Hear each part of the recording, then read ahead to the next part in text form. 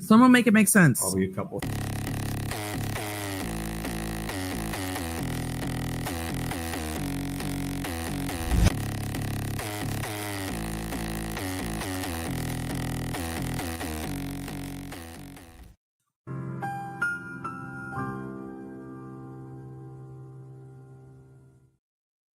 All right, guys, let's go. Day 12, Yuri Bukhenik. Good morning, Council. Good morning, Ms. Reed. Good morning, Judge. All day. Great, this may be the earliest we've got started, so I appreciate everybody being ready to go right away. I do have to ask you those questions. Was everyone able to research and investigate? Mr. Brennan, your next witness, please.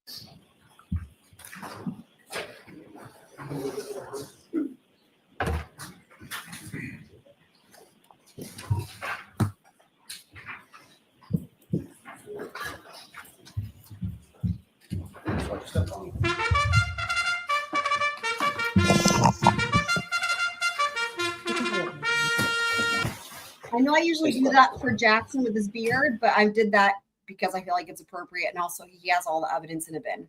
You solemnly swear the evidence in the court and jury of the case now hearing to the truth, the whole truth, and nothing but the truth, so help you God. I do. Good morning. Good morning, Your Honor. Good morning, ladies and gentlemen. All right, Mr. Brennan, whenever you're ready. Thank you, Your Honor. Good morning. Good morning, sir. All right, Could you guys. please introduce yourself to the jury and spell your last name for the record? My name is Yuri Bukhenik. My last name is spelled B-U-K-H-E-N-I-K. It was Mr. on Bukhenik, where do you work? I work for the Massachusetts State Police. What is your role with the Massachusetts State Police? I'm currently assigned as a sergeant with the Norfolk District Attorney's Office in the homicide section. I want you to take us back before you became a state police trooper with the Norfolk County District Attorney's Office. Where were you born? I was born in Lviv, Ukraine. Did you immigrate? Yes. How old were you when you immigrated? I was 9 years old when my family moved to the Boston area. Did you attend public schools? Yes. Through high school? Yes. Tell us what you did after high school. After high school, I enlisted in the United States Marine Corps. Why did you enlist in the Marine Corps? It was right after 9/11, and my friends and I. You can finish this next one. Go ahead. My friends and I decided to serve in the nation's armed forces. Did you serve in the Marine Corps? I did. Did you go through training? I did. Did you learn any skills? My specialty was military police, and I attended the military police school at Fort Leonard Wood, Missouri. Through your military service, did you receive top secret clearances? Yes, my first duty station was with Marine One Presidential Helicopter Squadron. The duty station requires a top secret Yankee White SCI clearance, and as a result, I attained that clearance and held it throughout my career. Did you engage in any special assignments? The Presidential Helicopter Squadron is a special assignment. We provide security for the presidential helicopters and presidential assets. With that clearance, we read into a SCI program, which is a need-to-know basis type situation. How long were you in the military for? 4 years. When you discharged from the Marines? What year? 2006. Honorably discharged? Yes. After you were honorably discharged from the Marines, what did you do next? I had a passion for law enforcement, and I wanted to serve my community here in Massachusetts. So I left California and came home and applied for various police departments, ultimately getting a job with the VA Hospital Police here in the Boston region. When did you transition from the VA to the Massachusetts State Police? What year? I actually transitioned to the Attleboro Police Department. I worked there as a patrol officer, SWAT team member, and then in 2011, I transitioned from Attleboro to Massachusetts State Police. When did you join the homicide unit? It was May of 2015. And have you been in that position since? I have. And you're now a sergeant in that? I am. I want to ask you about the structure of the homicide unit for the state police. How many different troopers work in the homicide unit at Norfolk County DA's office? We have a range from 2 to 6 troopers working in the homicide section over the years that I've been there. Currently, we have 6 homicide detective troopers in the section. What type of cases does your unit investigate? Our unit investigates primarily unattended deaths. Unattended deaths are those that are not attended by a physician. A variety of deaths, including natural deaths of old age, medical conditions, accidental industrial accidents, obviously homicides, overdoses, We have suicides as well. And those vary in age on the victims that pass, whether they're stillborn infant deaths, children that pass away of SIDS, or unfortunately teenage suicides. Have you been to a number of scenes, a number of cases? Yes, I have. Do you handle more than one case at a time? Yes, we do. When a case, an unintended death, is notified to your office, is that routine or is it by statute? The notification comes in due to the statute requirement in Massachusetts. Under Mass General Law, Chapter 38, Section 4, the authority is given to the district attorney in each county to investigate those deaths. They appoint designees, and within Norfolk County, those designees are law enforcement agents from the Massachusetts State Police. So in our county, the Massachusetts State Police, with the district attorney's authority, investigate all unattended deaths. You mentioned that it's called a homicide unit. Are many of the deaths that you investigate not homicides? Primarily, the death investigations are not homicides. When you walk into a call, do you have a preconceived notion whether it's a homicide or not a homicide? When we walk into a call, we take in all the evidence, so we do not know exactly what we're going to have as a finding. We follow the evidence, we follow the information that we're provided, that we learn throughout the investigation. At times, it's obvious there was a homicide when the local agency that's reporting the death says that there was a shooting reported and there's a deceased person at the scene. So yes, we will know that it's most likely a homicide, but we don't make a preconceived notion or determination before we get there. You said there are a number of cases that go through your office. Do you work investigations by yourself? Never, no. Are investigations assigned to the group as a whole, or is a particular trooper in the unit? We have case officers, and the assignment of the responsibility when you will most likely be a case officer is scheduled a month or so in advance. So each trooper has a responsibility of a 24-hour period that they are on call. They respond to the scenes, whether it be a train strike versus pedestrian, or a vehicle, or a suicide by hanging. They respond, and then if they need assistance or they think that there's something more, additional resources are called out, like crime scene services, which helps us document scenes, et cetera. Have you ever been assigned a homicide or a homicide investigation? Yes. In the cases where you're assigned, do you investigate the case alone? Never.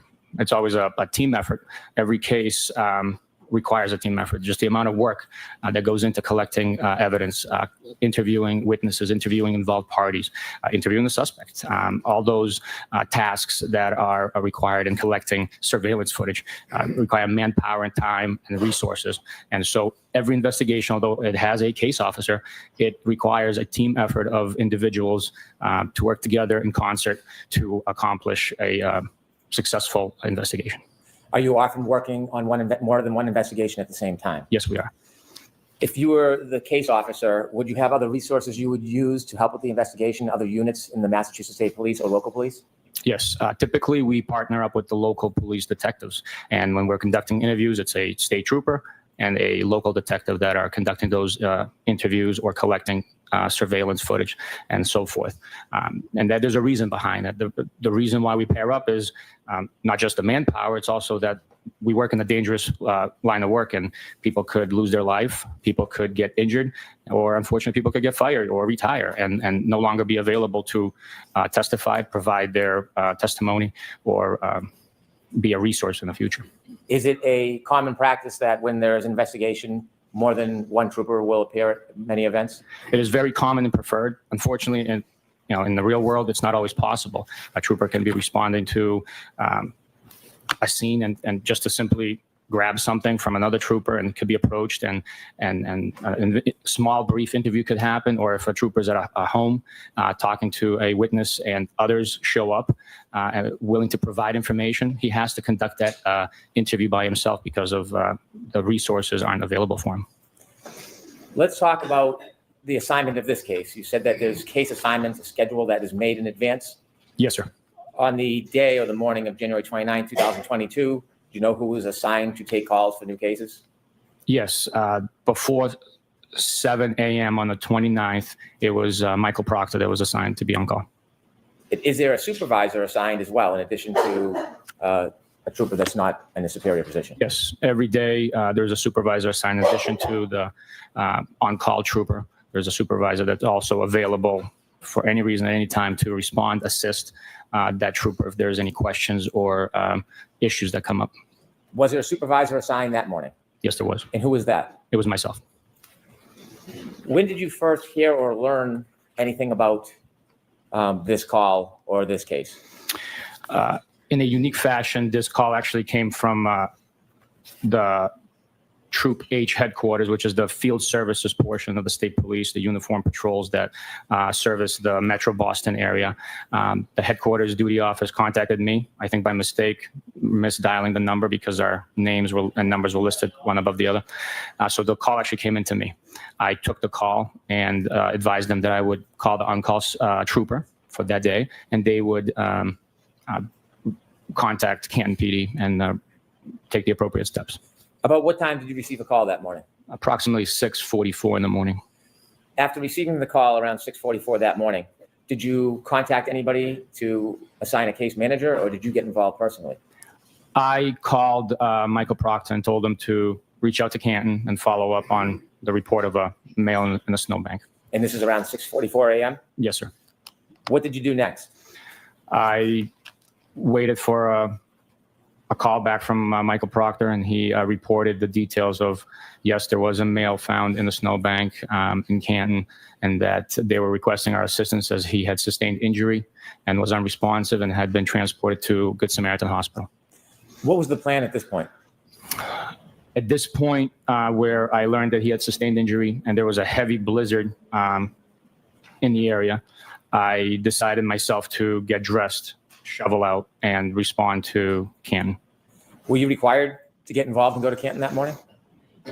At this point in time, I was not, but I thought that it would be prudent on me to, at the very least, shovel out, because another call could come in and I would have had to respond to that, and the driver would have been shoveled. Were you in touch with Mr. Proctor? I was. Did you have any plan to meet him? Yes. When and where? We decided to meet at the Canton Police Department. Okay. And about what time were you going to leave your home, or did you leave your home? I left my home probably around 8:50, and I know I arrived to the Canton Police Department approximately 9:15 in the morning. Did you know the address where the person was found in the snow? At that time, I learned the address once we got to the police department, but it had no significance for me. I did not know where it was. Why did you plan to go to the Canton Police Department instead of going to the scene first? The Canton Police Department, fire department personnel, and paramedics had already cleared the location. So we, again, given the conditions, we were in a controlled environment inside a police station to exchange information, collect any evidence if it was available, and the police department safety and security of that would have been the best location for it. You mentioned that you arrived at the Canton Police Department around 9:15 a.m. Yes, sir. Was Mr. Proctor there when you arrived? Mr. Proctor was there walking in with me. When you went in with Mr. Proctor that morning, who did you meet?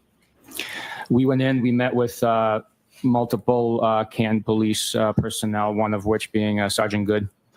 He was one of the first responders to the initial scene. Did you receive any items from Sergeant Good or any of the police officers while you were there? Yes, we didn't receive it, but we were shown a broken cocktail glass, bottom of a broken cocktail glass. We were provided Mr. John O'Keefe's cell phone, and I was also shown a brown paper bag with 6 plastic Solo cups in it, containing what was reported to be blood in the snow. When you were shown these items and had a discussion with the Canton Police Department, were any decisions made about the future of the investigation? You had shared with us earlier that typically the state police pair up with local detectives. Did you do that morning? That morning, we did not. We had learned that there was a loose familial connection through town channels with the address and possibility of a Canton police officer or detective. So Canton police, out of overwhelming precaution of impropriety, not that there was one, decided to step away from any interview investigation assistance with us. Has that happened in your career before? Yes, it has. Yes. Since there would be no local detective, did that change your role at this point in the case, your involvement? It did not change my involvement, but it did bring up a concern of manpower. We are obviously limited by staff. The weather conditions also further exacerbated that issue. So transportation was an issue. Timing is always an issue, and you can never have enough manpower. Did your role become more prominent given there was no local detective involved? I would have to pick up the slack. I'm a team player. I always want to assist in any which way I can to make others' life easier. And you were Mr. Proctor's supervisor? I was. After you received the broken glass, the cell phone, and you saw the plastic cups with the blood in them, where did the evidence next lead you? Based on the information we had learned and the evidence, we decided that we needed to speak to the individuals who were last in contact and present at the scene when Mr. O'Keefe was found. Did you have any specific other information that you were following at that point? Yes, we had statements made by the defendant that she was questioning whether she had hit him, and Did y'all hear that? to that extent. Did y'all hear that? That one's important right there. I know the loose Mullen connection, right? You were following at that point? Yes, we had statements made by the defendant that she was questioning whether she had. He was questioning. I found that interesting. Did any of you guys, one more time for those of y'all in the back of the room? Yes, we had statements made by the defendant that she was questioning whether she had hit him, and to that extent. Had you So focused here's in the on? That's appropriate, right? Because that's what it seems to be. However, what's interesting is like after all these other witnesses that came in one after another, you know, with it being affirmative, like no doubt, right? I know. I found that very interesting. You know, I don't know, dude. And for anyone too who missed it on the previous live stream, we confirmed that you know, the whole thing when what's his face, Trooper Keefe was on the stand, and they were talking he was handed like, you know, this well, a number of different things, but one of them being the interview with Sarah Levinson, and it seemed like he didn't remember doing it, and it was like his name was on it, you know, and it was like, did Trooper Proctor like forge that or whatever? Anyway, when we went back and double checked and with Sarah Levinson, and when they asked her, you know, did you have an interview? She said yes, and it was like, who was it with? And she said Trooper Proctor. Like, not even a doubt in her mind, it was with Trooper Proctor. There was no second person at all. So it confirmed. And again, the jury's taking notes. Hopefully they wrote that down because it did confirm that Trooper Proctor forged someone else being present for that interview. And also, not only that, but also it means that Trooper Keefe lied on the stand to cover for Proctor having forged his name or whatever. Also, side note, for anyone who hasn't heard, they've already started jury selection for P. Diddy, which I was shocked to hear because I feel like that's so quick. But yeah, jury selection is underway for that.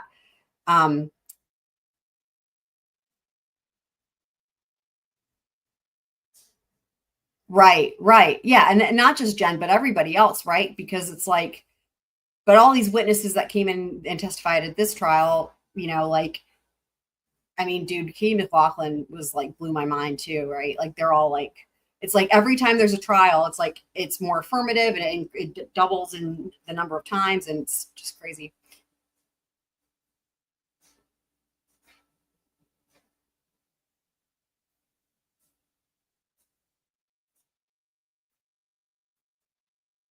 Yeah, it could be too. The other thing, that's a good thought. The other thing, it could be that that's what's in the report and he would just get impeached. Like if that's what's in the report that she was questioning whether she hit him, then if he were to try to make it more affirmative, remember the difference between him, right? And then the lay witnesses, and then also like first responders and stuff, and like the initial police, like remember there was no report for saying that at the time. So they could change their testimony, and then they're looking at being impeached from like previous testimony at the grand jury or previous testimony at the first trial, but they aren't looking at being impeached from like a report at that time because there is no report, right? Katie McLaughlin wrote things down on her glove, but didn't write that down and threw the glove out, and you know, all the rest. So being that there were no reports at the time and it wasn't caught on body cam and whatnot, I guess it could also just be that it would be more easily impeached with him if he were to say something other than that she questioned it, which is more accurate. So yeah. Okay. Target at this point or reach any conclusions about your investigation? No, we were still in the information and fact-finding portion of the investigation. We are not. Not to mention, he's going to get roasted enough as is, right? Maybe he doesn't want to give Jackson another reason to like rip him apart on the stand. You know what I mean? Ruling out people as much as we're not ruling people in as much as we're ruling people out. So we need to get as much information as possible that is in physical form, statement form, and circumstantial factors as well. So where did the evidence take you next? Following 3 interviews conducted in Canton with witnesses, we proceeded to the Good Samaritan Hospital because based on the information I learned, I needed to put eyes on Mr. O'Keefe and his injuries. I need to see what exactly the witnesses were describing. Do you remember who you spoke with that morning before you decided that you wanted to go to the hospital to see Mr. Because I remember from the first trial, there were some interesting circumstances surrounding them being at the hospital, and I remember now there were pictures that came in that gave me the heebie-jeebies. Do you guys remember that? It was like a picture that was taken, and you could see like they had their like binders and shit with them, and it was like something was really off about that. Like it was almost like they were wanting to see if he would be awake and able to answer questions. Do you guys remember that? Like there was some fishiness about that. So I wonder if they're trying to get ahead of that with this question. I haven't seen all this testimony yet, so I've only seen like tiny snippets. Mr. O'Keefe? Yes, we interviewed Miss Jen McCabe, Mr. Matt McCabe, and Mr. Brian Albert at the McCabe residence. How long or about what time did you get to see Mr. O'Keefe? We got to see Mr. O'Keefe, I would approximate probably like 12:30, maybe 1 o'clock-ish. Why did you want to see him specifically? I wanted to see the injuries for myself, the location of the injuries, the types of injuries, the extent of the injuries, and overall condition. That he doesn't listen to the answers that he's given from witnesses. I mean, this has just been bugging me, but he's done this time and time again where he asks a question and then like 30 seconds later asks the same question. His body was in would be very telling. The mechanism of injury, how it might have taken place, and also the correlation of any evidence at the scene with those injuries. Now, you don't have any medical degrees, do you? I do not. No. How about biomechanical engineering? No. Do you have life and job experience in these situations? Yes, 20 plus years of law enforcement investigating car crashes, pedestrian crashes, and 10 years in homicide. Your role is not to make a diagnosis, is it? No, it's not. Is this information and your interpretation based on your experience important in guiding what you're going to do in the investigation? Yes, it is very. Do you ultimately get to Good Samaritan Hospital? Yes, we do. Okay, take us through what happens when you get there. When we got to Good Samaritan Hospital, the driving conditions were treacherous. It took us 45 minutes from Canton Center, basically, to Good Sam, which should be a 15, 20-minute drive. At one point, I had to get off the highway because I couldn't tell if I was on the roadway, if I was off the roadway.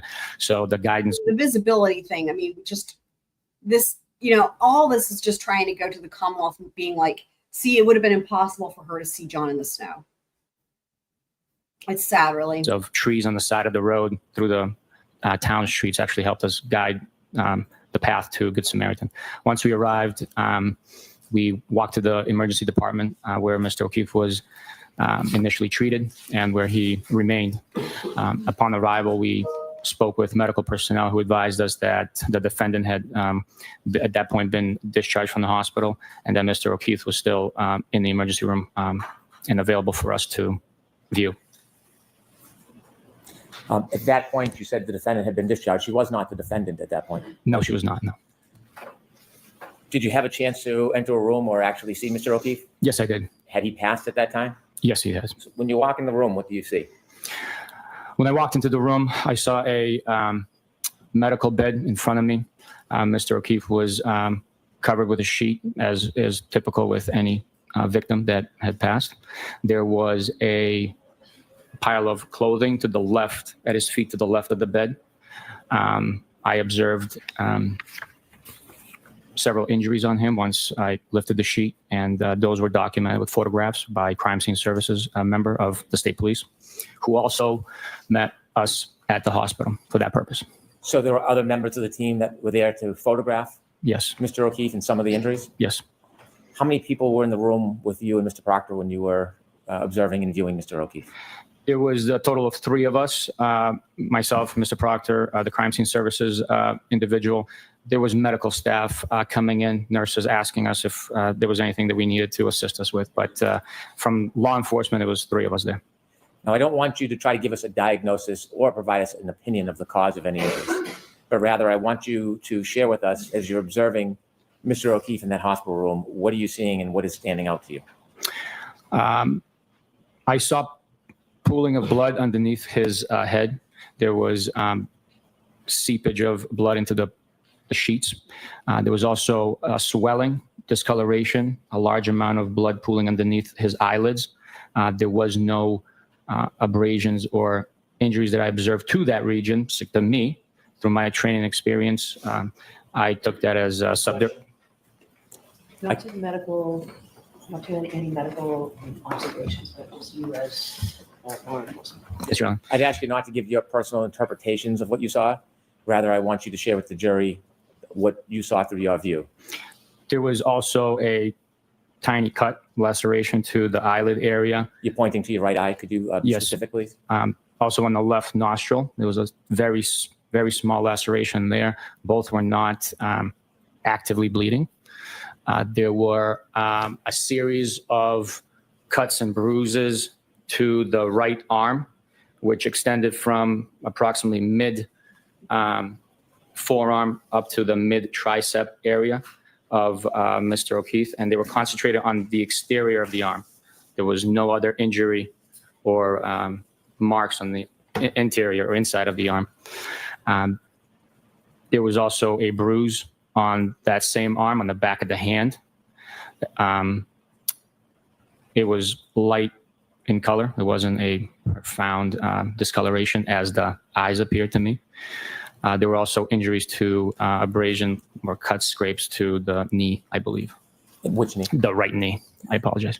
You had first described swelling in the right eye, and then you had just said the eyes. Could you be specific? Was the swelling in one or both eyes when you saw Mr. O'Keefe? When I saw Mr. O'Keefe, the swelling was in both eyes. It might not have been exactly symmetrical, but there was swelling, discoloration in both eyelids of Mr. O'Keefe. There was also blood pooling in the cavity of the eyeball, both sides of the eyeballs. Do you know about what time it was that you visited Mr. O'Keefe and made these observations? It was sometime between 12:30, 1 o'clock, and 2 o'clock, I would assume. You mentioned that there was pooling on the back of Mr. O'Keefe's head. Did you look for any injury? Yes, we looked for an injury. All I could tell, there was bleeding happening. I could not tell exactly what the extent of the injury was, not being a medical professional. You mentioned there were a pile of clothes in the floor. Is that uncommon? No, it's not uncommon at all. Did you have any opportunity, or did you decide to look at those clothes? Yes, what happens, the reason those clothes are on the floor is that for medical therapy, for medical treatment, the victim has their clothing removed for access to the body. There's obviously all sorts of equipment and medical procedure that's done. So that clothes is discarded. We knew that it was Mr. O'Keefe's clothing. We knew that it would be important to aid us in the investigation. So that clothing was picked up, identified item by item, and bagged. It was in a soaking wet state with moisture and other debris on it. When you are looking at Mr. O'Keefe, you have to touch him and move him. Yes, during our investigations, we're not simply looking at photographs. We are there in the scene. We are smelling it. We are touching it. We are, unfortunately, with certain pungent scenes, we were tasting it. That's the reality of us breathing in the scene when we're living it through the investigation. Do you wear any type of protection? Absolutely. We wear gloves. At times, we wear other PPE, personal protective equipment. When you looked at Mr. O'Keefe's clothes, you said that you bagged them. Did anything stand out in particular about his set of clothing? In particular, we were missing a sneaker of his. That was very significant to me. It caused me to have Michael Proctor contact the paramedics that transported Mr. O'Keefe to the hospital and confirm with them, conduct a secondary check, that that sneaker was not left behind in the ambulance. Why was the missing sneaker significant to you at that point? At that point, our theory had evolved to a vehicle strike based on the injuries. And Hey, now, wait. I was suspecting that he was hit out of his shoes. Based on the injuries? Hold on. Say what? Couldn't you also not opine? Okay. At that point, our theory had evolved to a vehicle strike based on the injuries. And I need help with that. I need help with that, guys. I need help with that because that's the opposite of common sense and logic in real life. And also, wasn't he just told not to say that? Suspecting that he was hit out of his shoes. Is there a phrase that's common in these type of situations? Oh, for fuck's Yes. objection! Knocked out of your shoes? Did you know where the other sneaker was? I did not, no. But I suspected, since it was missing, and once the reports came in that the paramedics, EMT personnel did not find the other sneaker, that it would be somewhere where Mr. O'Keefe was found or where he was initially struck by a vehicle. Did you and Mr. Proctor have an opportunity around that time, 12:30, 1 o'clock, to go back to that address to look for the sneaker? We did not know. Why not? Again, during the critical early hours of an investigation, timing is essential. We have to make sure we get to... I'm wondering if Twiz was working out. He didn't tell us he was having his twerk out, but he says he's done, and now he's not saying anything. I wonder if he's in the shower. Twiz, let us know. Any and every location that could possibly have evidence and prevent that evidence from being destroyed, altered, or concealed. So we are prioritizing missions. And with the resources available at that time, I conferenced with my boss and advised him of the... I feel like his interpretation of the injuries is even worse because his interpretation of the injuries that he's hit by a car makes no sense. If you were to just describe the injuries, the jury's already heard about that to a certain extent, and they wouldn't be consistent with being hit by a car. So I don't know. It's the opposite of what seems anyway. Whatever. Current status of the information that we had. And he stated that he would go out and marshal up resources to conduct a search. Is this an example of the team approach of the state police at the homicide unit? Bender, I think it's the arm scratches. After having this information, making these observations of Mr. Or the O'Keefe, bite. yourself, and bagging the clothes, where did the evidence lead you next? At this point, once we viewed the clothing and Mr. O'Keefe, we had to go talk to the last person that saw him. And that would have been, at the time, his girl. Who'd you go see? The defendant, Your Honor. The prior question wasn't answered, so prior Hey, questions. work out, Twiz. Did you know where Miss Reed was at that point? Yes, we had learned that she traveled to her parents' home in Dighton. Everyone cheer Twiz on. Did you learn about any, or did you have any interest in any physical evidence at that point? Yes, with the missing shoe, her stating that, did I hit him, and along that line of statement. Interesting, guys. Listen, there it is again. Did I hit him? If I was on this jury, I would be like, what is happening? For a lot of reasons. Yes, with the missing shoe, her stating that, did I hit him, I mean, it's just, that is so different than the lay witness testimony and also like the first responders and it's been very clear to the jury since opening statements that this is a huge issue in this case, right? This was brought up all the way from opening statements. Was it a question? Was it a statement? Was it, did I hit him? Could I have hit him? Or was it, I hit him? Like the jury is so primed to be like, this is like one of the huge things, right? And it's like, this flies in the face. I mean, really, correct me if I'm wrong, guys, but during this trial, I think this might be the first Commonwealth witness that is just very, without even batting an eye, without being weaselly about it, okay, I'm not saying he's not a weasel, just make sure that's clear. But he's like not even, there's no question in his mind that it was a question because he already said she questioned it earlier. And now he's saying, did I hit him? And he's saying it like without any confusion or whatever. He's not like it's just like, wow, man.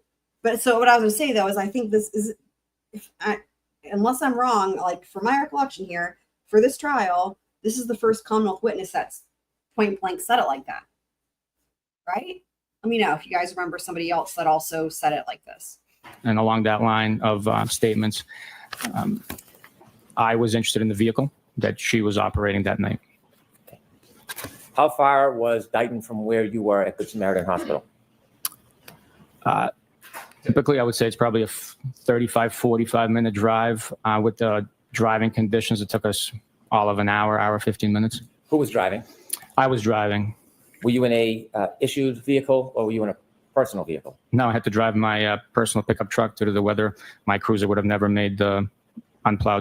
Streams credulity, big time, right? How, like, again, we heard this from another witness just, what was it, yesterday, day before? It's like, and we already knew this from the first trial, but just to reiterate, here they are in Canton, right? And they don't have, whether it's the state police or Canton, there's no vehicles that belong to law enforcement that can handle the snow. Like, what? I just don't know. I was driving. Were you in a issued vehicle or were you in a personal vehicle? No, I had to drive my personal pickup truck due to the weather. My cruiser would have never made the unplowed streets of the area. Was Mr. Proctor with you? He was. Were you by his side the entire time? Mr. Proctor and I were together the entire day. You decided to go or drive towards Dighton. Did you ultimately make it to Dighton? Yes, we did. Do you know what time you arrived in Dighton approximately? Approximately 3 p.m. On your way down to Dighton, did you learn any further information Feel free to use those. beyond what you had known when you had left Mr. O'Keefe at Good Samaritan? Yes, at one point, Michael Proctor took a call from Jen McCabe, and she further elaborated and provided information stating that she remembered. Sustain. Yep, you're safe. After receiving that information, is there something specifically you wanted to look at when you got to Dighton? Yes, we wanted to look at the rear right taillight. Based on the information provided, it was allegedly to Let me be. stop you there. I just wanted to know what you wanted to look at. Yes, sir. I don't want to relay conversations of somebody who's not here. And so you had an interest in looking at the right rear taillight? Yes, Do you know what type of vehicle you were looking for? we were looking for a large black Lexus SUV. When you made your way down to Dighton, you said you finally arrived. How did you know you were at the right address? The defendant provided her parents' address to us. Before you got to Dighton, after learning of new information and the information you already had, did you make any arrangements? Yes. Tell the jury what you did on the way down to Dighton. On the way down, we contacted Dighton Police Department and gave them a heads up that we would be coming down for an investigation, and we were looking to most likely seize a vehicle. And we were requesting their assistance in contacting a local tow truck company that they were contracted with, and or also to assist us at the scene being a uniform presence. And the other thing is this. It seems like, like they should be, they being the defense or the Commonwealth, should be able to obtain a list of the vehicles, like the inventory of vehicles at like Canton PD or Massachusetts State Police, of like what vehicles do they have, what are the crews? Because, you know, they're going to be for the most part all the same exact one. They might have like 2 different ones, right? But like, you know how those are, they're like all the same. And like those specs would be easy to obtain and be like, it's either 4-wheel drive or it's not, you know what I mean? But I suppose no one felt like that was worth doing. Instead, we're just going to hear all this testimony that they don't have the vehicles that work, so they have to use their own personal vehicles. But it is a great point about the lack of dash cam. When you pulled up to the address, did you make any immediate observations while you were still inside your truck? Yes, the road was not well plowed. There was only enough clearance for one vehicle. I think this came in So the it was trial. difficult to find a place to park, and maneuverability was also challenging. Did you make any observations of the home or the driveway before you got out of your truck?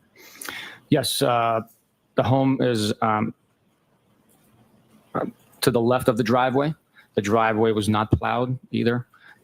There was a large black Lexus SUV parked in the driveway. Was the front of the SUV facing you or the back of the SUV? The back of the SUV was closest towards us. How far from the SUV were you when you first parked at that address? Probably it's the length of the driveway. Based on my memory now, it would probably estimate to be 60 feet or so. Did you make any observations of the SUV from that distance? It was covered with snow, like it's been either sitting outside or driven outside in the snow, so it was exposed to the elements. What was your next steps? We waited for Dighton PD to arrive to assist us. Once they arrived, Michael Proctor and I exited and proceeded up the driveway. I told Michael. Let me stop you with what you said. I want to just know what you observed. Okay. As you're walking up the driveway, how close to that SUV did you get at its closest? At its closest, I got as close as me and the defense table, which is probably 10 to 12 feet. From the 10 to 12 feet, did you notice anything remarkable about the SUV? Yes, there was a large piece of red taillight cover missing from the vehicle. After you made an observation of a large piece of the red taillight cover missing, did you do anything else relative to the SUV at that time? Yes, I told Michael to get close. I'm not interested in what he did. What did you do? What did Not you see? hearsay. I just saw the damaged missing taillight cover. I Oh, did not touch actually, that's interesting. You know what he was going to say? Dude, hold on. Michael to get close. Oh, I told Michael to get close. You know what he was going to say? No wonder he cut him off. Oh my I'm God. not interested in Wow. what did you do? What did you see? So Breenan is like, I'm not interested in hearing about Michael Proctor getting close to the taillight. Fuck. I just saw the damaged missing taillight cover. I did not touch it. We did not approach it with physical contact. So, Did you see where Michael Proctor went? yes, How close to the car or the vehicle did he get? within 3 feet. Did he ever touch it? No. Where did you and Michael Proctor go next? We proceeded to the front door of the home to make contact with the residents. And how clearly did you see that missing piece? What's your level of certainty? 100%. Did you knock on the door? Yes, I did. And were you invited in? We were, but not through the front door due to the weather and the piled up snow. We couldn't open the storm door. Mr. Reed invited us into the home through the garage. He opened the garage door for us and welcomed us inside. When you went inside, what did you see? When I went inside, I saw Mr. Reed, Mrs. Reed, and the defendant sitting on the couch. You've referred to the defendant a number of times as Miss Reed. Do you see the defendant here in the courtroom today? I do. And the person you spoke to that morning, can you point that person out, describe an article of clothing they're wearing? She's sitting in the middle right there in front of me wearing a black suit with yellow colored metal buttons on it. When you walked in, did you say that the defendant was sitting on a couch? She was. How close were you when you were speaking to her? Within 12, 15 feet. We were in the same So not close enough to bop her on the nose. room in the living room area. Was Mr. Proctor there? He was. Was Mr. Proctor speaking to her? He was. Were you speaking to her at the same time or interchanging? We were both communicating with her, a team approach. I want to ask you about that conversation you had with Miss Reed. Before I do, Your Honor, may I approach briefly? Okay. By the way, I saw a thing like Court TV did a post or whatever, like a YouTube post. It was like after court ended for the day today, I believe, but it said like breaking, and it was like Commonwealth is not calling Trooper Proctor. I don't know if you guys saw that, and I don't know where. I didn't click on it because I was busy doing stuff, so I don't know where that came from because, you know, I don't know. But anyway, that's what that said. Yeah, Kit Smiths, they really want to go with the team approach like this. Y'all that were here for Ezra will memory lane, guys. Sorry, team approach, I guess.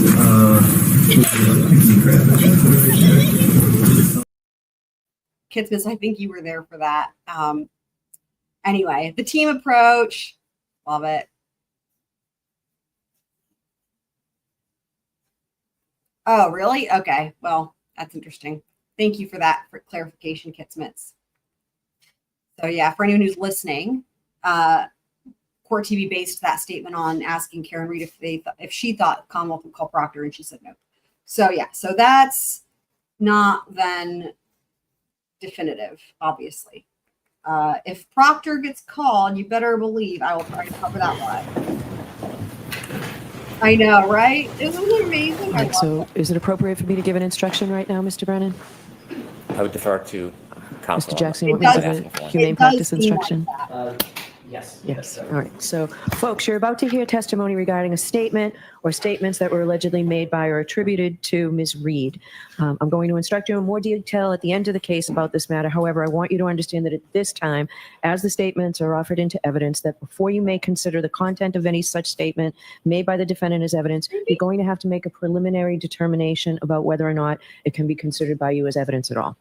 In your determination at the end of the case, you're not to consider any such statement by the defendant as evidence, even though it's presented to you through a witness at trial, unless from all the evidence in the case, you first determine that the Commonwealth has proved beyond a reasonable doubt that Ms. Reed made the statements she's alleged to have made, and that she made it voluntarily, freely, and rationally.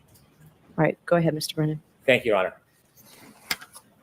Sir, I want you to begin from when you were in the living room, your beginning conversation with the defendant, the presence of both her father and mother. You're with Mr. Proctor.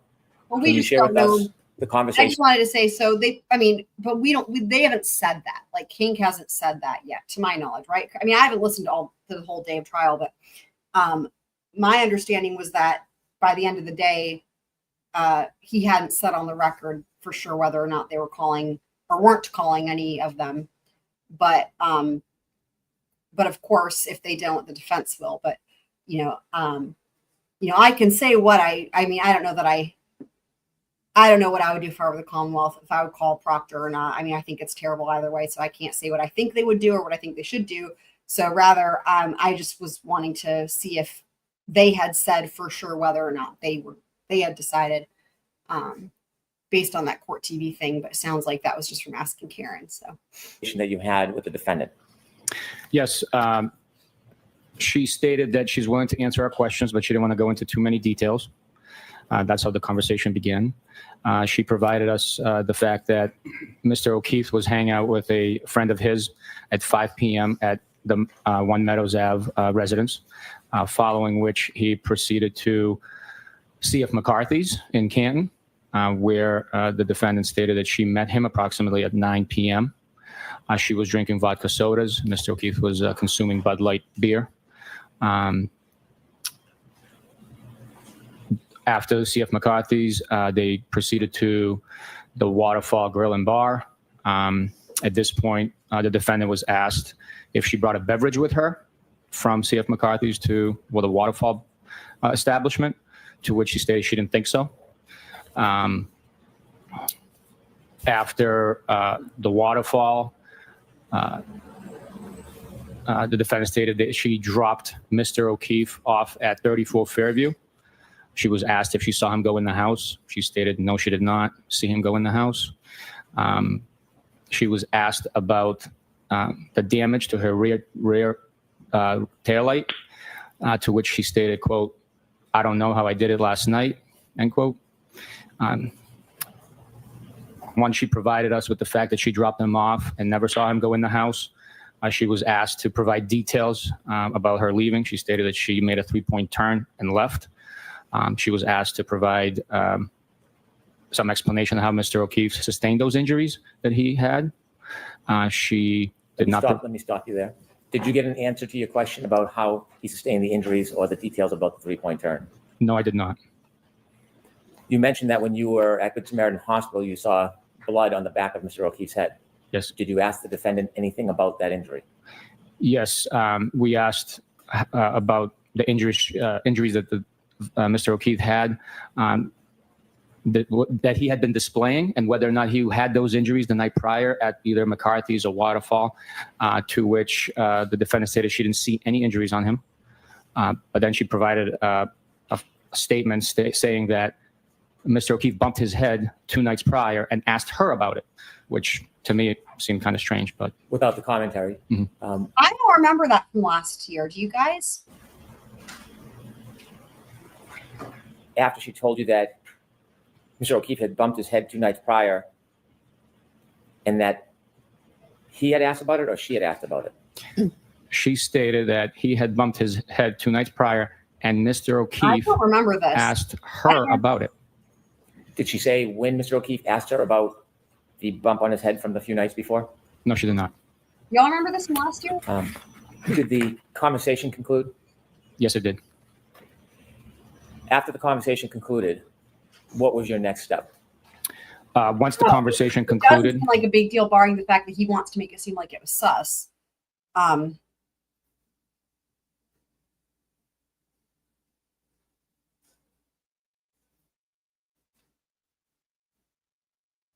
Happy Annie, are you weighing in on the Commonwealth? Right. Yeah, I mean, just sometimes it's like, you know, outside of court or outside the presence of the jury, you know what I mean? Like for scheduling purposes, I guess they've been going to sidebar, right? But like, for example, with the Emmy that came up and he was like, no, we're not calling her, you know?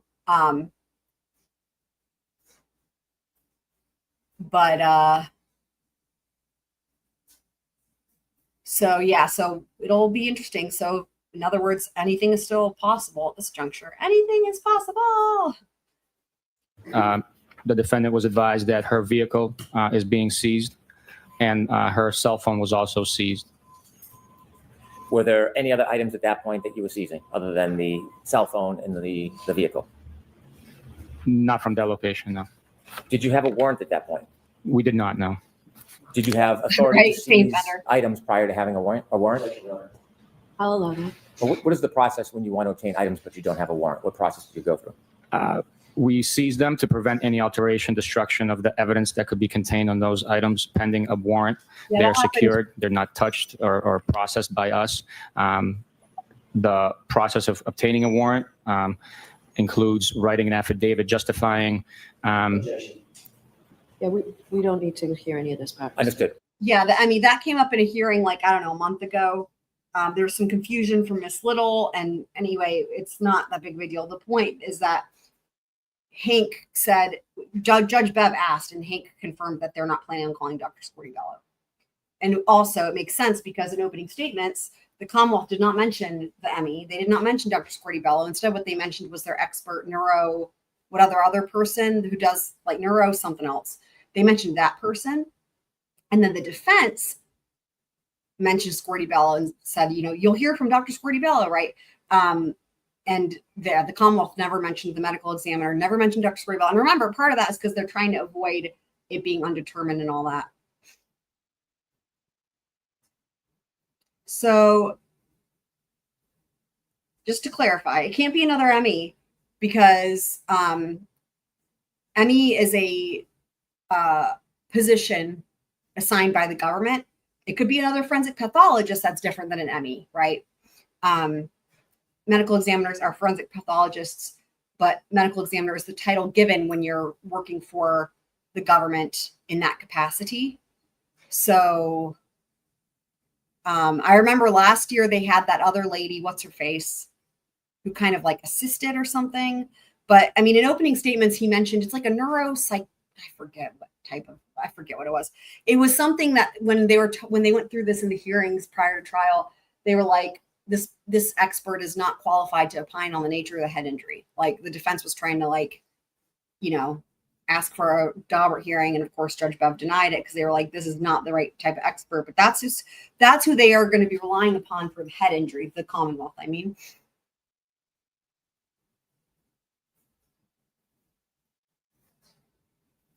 No, Hank said they aren't calling her.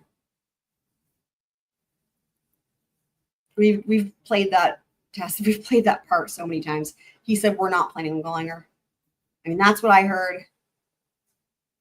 For some reason, a lot of people seem to be confused about that. But we covered, I think we watched that hearing live, and then we went back and we pulled that part up later on when people were confused. He said she thought they were. The thing is that Dr. Scordi-Bello was listed on their witness list, right? And so she thought that they were calling him, and then she said, or calling her, and then Hank said they weren't, or something like that, because the whole thing was like she was on the witness list, but it's not, they're not going to call her. So. Understood. And the reason he apologized is because he put her on the witness list, even though they're not calling her. Did you ultimately obtain both the phone and the vehicle? Yes, we did. Describe how the vehicle was seized. What happened? And then The defendant Bev said, regardless, she was like, the medical examiner will testify in this trial, as in like she's going to be called, but like, yeah. her key card. It's like a credit card size key fob for the vehicle to allow the ignition to start. It was driven onto a flatbed tow truck, secured, and then we followed it from Dighton to the Canton Police Department. Was video ever provided that showed part of that vehicle being loaded onto the tow truck? Yes, it was. Have you ever reviewed that video? Yes, I did. When you were at Dighton and the defendant's Lexus was being put on the tow truck, about what time was that? It was approximately 4:16, 4:15 in the afternoon on the 29th of January, 2022. Now, you mentioned that you took a cell phone. Are there parts or participants on the team that handle that specific type of evidence?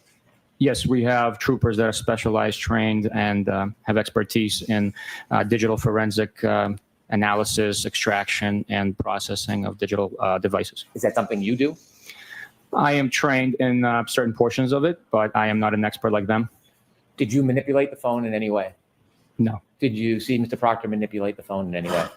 I don't recall seeing that, no. Before the vehicle was moved or during the loading of the tow, did either you or Mr. Proctor go back anywhere near that vehicle? We were near the vehicle once it was unloaded, but we never touched it. Okay.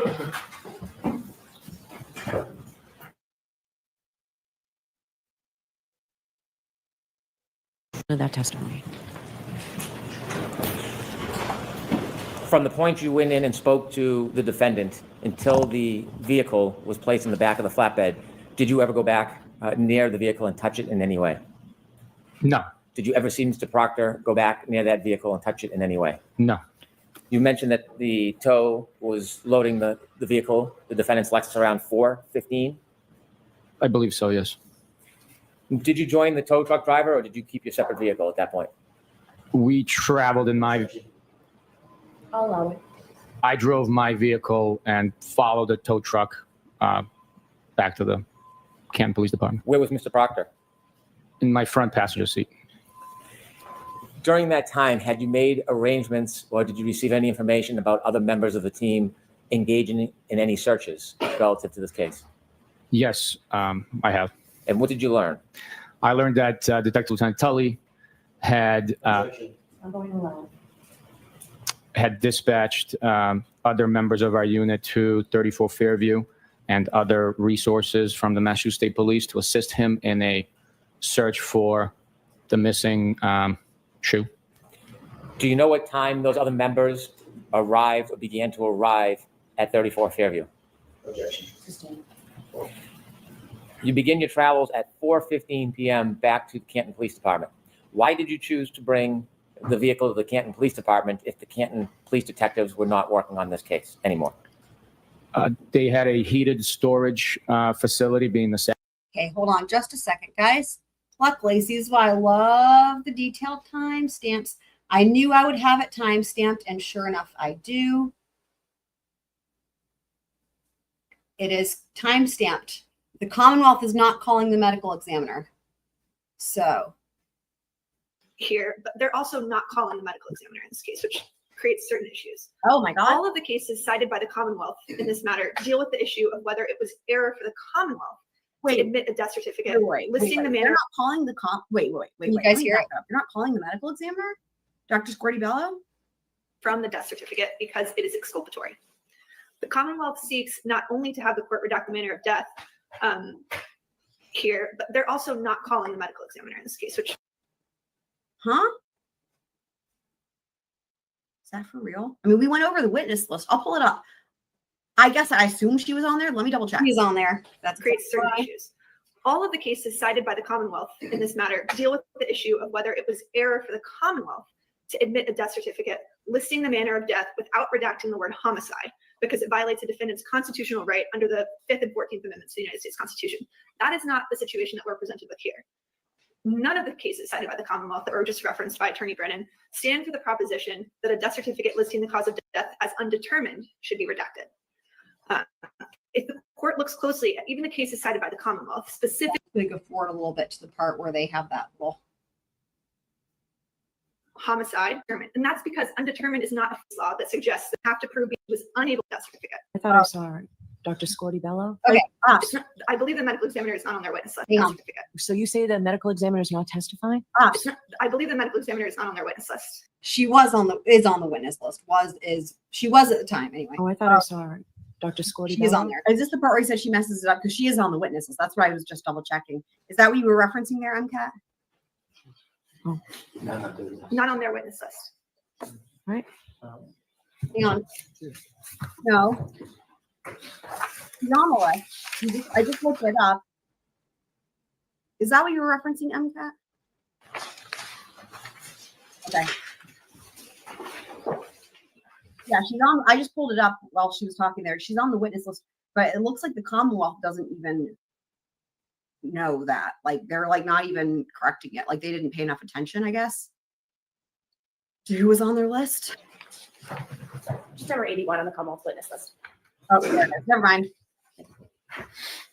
Hang on. All right. I'll take this under advisement. I'll take a quick look at Ellis again. I would just note, I apologize. I know Attorney Breenan did represent at one point. They are not likely to call the medical examiner. So that was my impression. Okay. They're not likely. I know Attorney Breenan did represent at one point. They are not likely to call the medical examiner. So that was my impression. Okay. Perhaps I'm incorrect. That's fine. Thank you. All right. One last, hopefully quick one. Commonwealth's motion to eliminate to introduce certified records from the registry of motor vehicles. Is there Well, Brennan doesn't say anything, but Brennan told her that they are not likely to call her. And so it seems like what it is like she's on the witness list, but what she was going off of is the fact that Brennan told her they're not likely to call her. And then that's why there was confusion. My impression. Okay. Perhaps I'm incorrect. I would just note, I apologize. I know Attorney Breenan did represent at one point. They are not likely to call the medical examiner. So that was my impression. Okay. There you go. But also, again, going back to opening statements, Breenan never references the medical examiner, Dr. Scordi-Bello, and the defense does too. So, right, Dr. Stonebridge, thank you, happy. And I can't remember what her specific specialty was, but right, Fender, exactly. The Mandela effect is insane. I know, right? Does that make sense, you guys? Like, I keep hearing this, and that's why I'm like, oh, wow, like it really is the Mandela effect. It really is. It's kind of wild. It sounds like he told her directly. That's what represented means, because you're not saying that it's an official statement. Like it's not in writing. You know what I mean? That's neuropathologist. Okay. So, but there was somebody else that they referenced though in the opening statements, they being the Commonwealth. And it wasn't Dr. Stonebridge, because it was a new person. It was a new person. I can't remember the name, but anyway, I think he did mention Dr. Stonebridge, but there's another person who I'm talking about who's new that they hired. So I might be able to find that out. But anyway, yeah. So you guys see what I mean? So he represented that he wasn't going to call her. So she assumed that because of that, she wouldn't be on the witness list. She being Miss Little, right? And then she was on the witness list. So.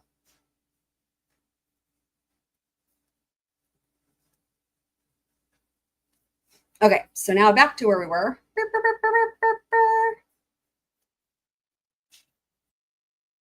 We needed to. Okay. Back to the Canton Police Department. Why did you choose to bring the vehicle to the Canton Police Department if the Canton Police detectives were not working on this case anymore? They had a heated storage facility, being the Sallyport.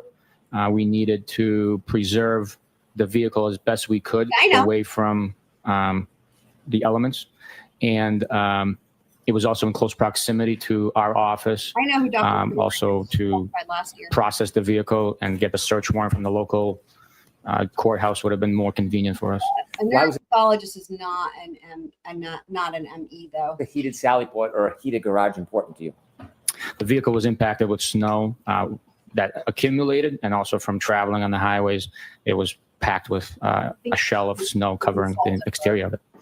So it would melt away in the heated Sallyport. Were you intending on having other resources or other team members or other units available to look at the vehicle at some point? Yes, we were. Who were you intending? Who did you expect would have to look at the vehicle in the future? For one, we'd have to document the exterior of it with photographs. That would be crime scene services section. We would process it for fingerprints, which would be also serve as the crime scene services section provides. We would, if needed, take swabs for DNA or other latent evidence. So that would be the chemist, as well as if the authority was there to process the internal workings, the computer chips, and the infotainment system of the vehicle. And that would be a digital forensics expert that's trained in that field. Would an unheated garage or Sallyport impede that? Yes. Given that Canton Police Department was not now part of the active investigation, did you have any concerns bringing it to the Canton Police Department? No. You said you left Dighton at 4:15. What time approximately did you and Mr. Proctor and that Lexus arrive at the Canton heated Sallyport garage area? We arrived at the Canton Police Department at 5:30, and the vehicle was unloaded and placed into the garage at 5:35 p.m. Did you and Mr. Proctor go into the garage? Yes, we did. And in the garage, what were you doing? We helped facilitate putting yellow. I'm going to ask you what you were doing and then what you saw Mr. Proctor doing rather than use we. I want to be very specific about what you did and saw. What were you doing? I helped put up yellow caution tape around the vehicle to prevent anyone from coming near it and touching it. Were there any other persons in that area other than you and Mr. Proctor? There were members of the Canton Police Department. Did you make observations of the vehicle once you had it in that Sallyport area? Yes, I did. You mentioned that it was packed with snow. Was the snow still on it when you brought it into the Sallyport?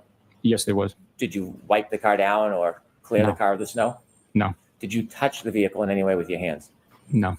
Did you ever see Mr. Proctor touch that vehicle? No, he did not. Objection. I'll sustain it. Move to strike. I'll strike that. Ask you differently, Mr. Did you ever see Michael Proctor touch that vehicle while you were in the Sallyport area? I did not. How long did you remain in the Sallyport area for, do you know? We remained in the Sallyport area approximately until 5:51 and change, based on Okay, the that's best of enough. my memory. After you left the Sallyport area, where did you go? We left the Sally. Welcome, Jennifer. I apologize. Go ahead. If you can say first what you did and then wait for the next question, please. Sergeant.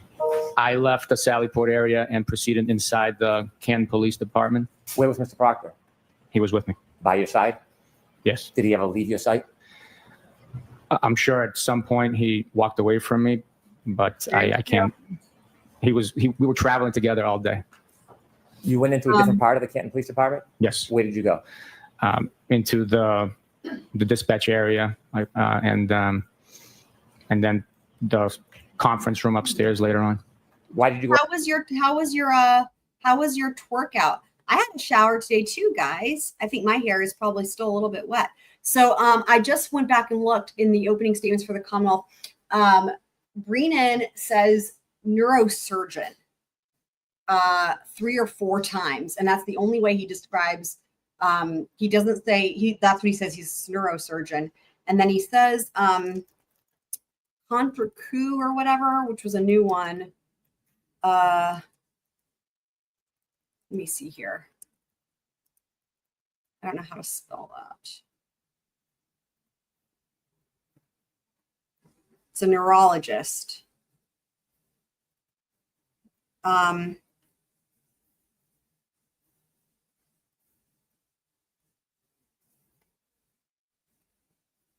Let me just see here.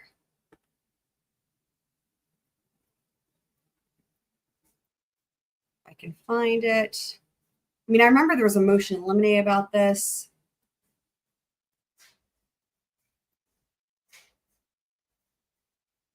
Okay, I think I'm thinking of Dr. Wolf. Do you guys remember Dr. Wolf? I know there's a lot of Wolfs in this case. This is Aizik Wolf. That's the one. That's the neurosurgeon. Okay, that's who it is. That's the neurosurgeon. Okay, let me just make this clear. Do you guys remember Dr. Aizik Wolf? All right, let me just make sure this is very clear. So as far as who Breenan is going to be relying upon for John O'Keefe's head injuries, it sounds like it's not even Dr. Renee Stonebridge. It's not Dr. Scordi-Bello. It's Dr. Aizik Wolf. Do you remember? Does that name ring a bell now that I mention it? I know there was like so much going on with those filings back and forth, and it was like crunch time, right? Aizik Wolf is a neurosurgeon. So he is a neurosurgeon. So that was accurate. It's just, you can see why the defense was like, what? How is this the right person to opine to this injury? And that's where the contra coup thing came in. It's Dr. Aizik Wolf. That is going to be their expert for the head injuries. There it is. Yep. There it is. There it is. There it is. Twiz's hair is wet too. Very good.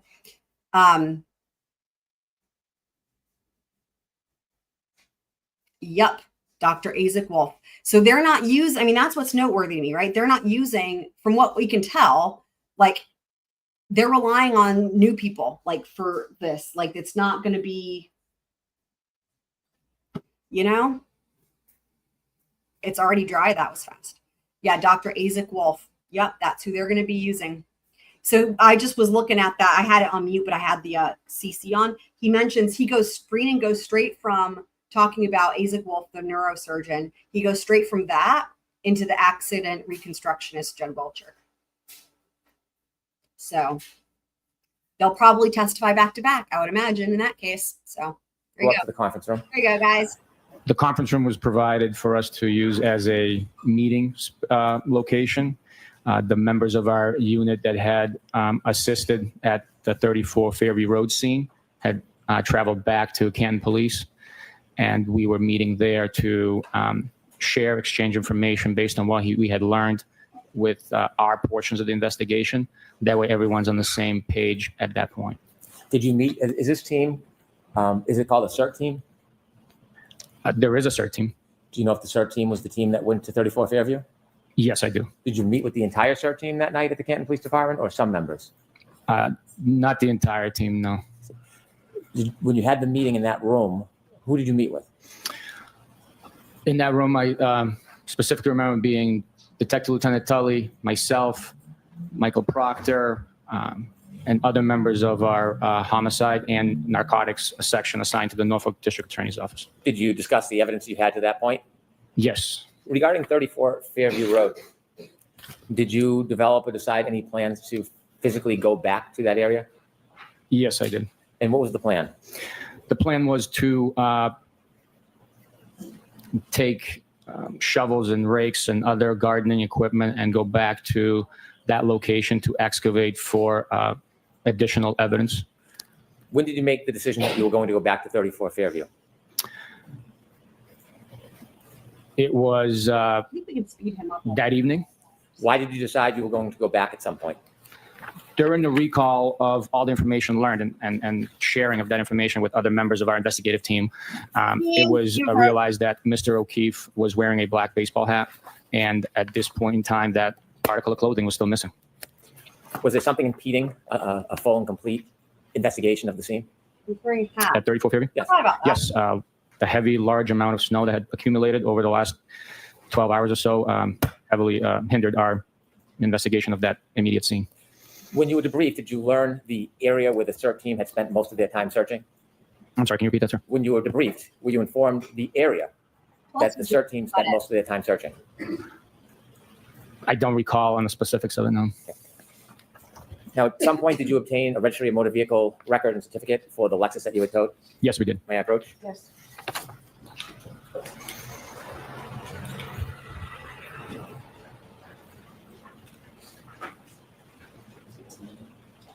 I like the other Kleenex box better.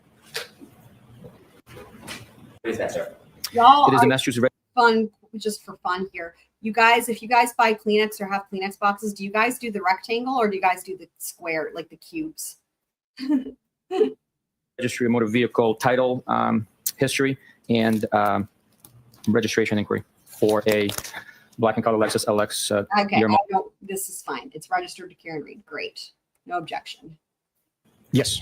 Did you listen to Hi, audio Jen. recordings Welcome. that were included statements of the defendant? Yes, I did. Did you listen to audio recordings from different sources? Yes, I did. What do you think? What do some of those sources include? Dateline 2020, Gretchen Voss, Fox 25, various media platforms. I want to walk through some of the evidence in chronological order of date. Wait, I'm going to back this up because this is something we've talked about a lot. Was like, when did these interviews happen? Okay, hold on. Sources include that were included statements of the defendant. Yes, I did. Oh, he listened to them. Okay, so listened to them for like, as in for this trial, not like. Okay. Listen to audio recordings from different sources. Yes, I did. What are some of those Why the sources? fuck would they play those for him? Am I missing something? Hold on. Am I missing something? Why the fuck would they play those for law enforcement? Okay. As part of your continued investigation, did you have an opportunity to obtain documents and items? Yes. Did you listen to audio recordings that were included statements of And I the guess, defendant? I mean, I know. Yes, I did. legally, you know, Did you listen to audio recordings from different sources? Yes, I did. What do some of those sources include? Dateline 2020, Gretchen Voss, Fox 25, various media platforms. I want to walk through some of the evidence in chronological order of date. Okay, good. So going back to June 29th, 2022, at the hospital, you obtained some items. Yes, sir. Did you Okay. bring those items with you today? Yes, I did. Wait, why did we? Okay, he's jumping around. Because one of the things we've been wondering is like, you know, in terms of what would have been available for the interviews and whatnot for Lolly to have used at the first trial. I mean, I know that there was at least the Gretchen Voss would have been available that he didn't use, but what if any other interviews were completed that he hadn't used yet? But anyway, maybe we'll learn more about those dates here. I want to talk about the progress of those items from when you first obtained them until today. You mentioned that they were clothes that you obtained at the hospital of Mr. O'Keefe. Yes, sir. And you shared with us that they were wet. You put them in bags. Yes, sir. That night, where did those clothes go when you left the hospital? Those clothes, while bagged up, they remained in the back cab portion behind my driver's seat of my pickup truck on the floorboard. This is insane.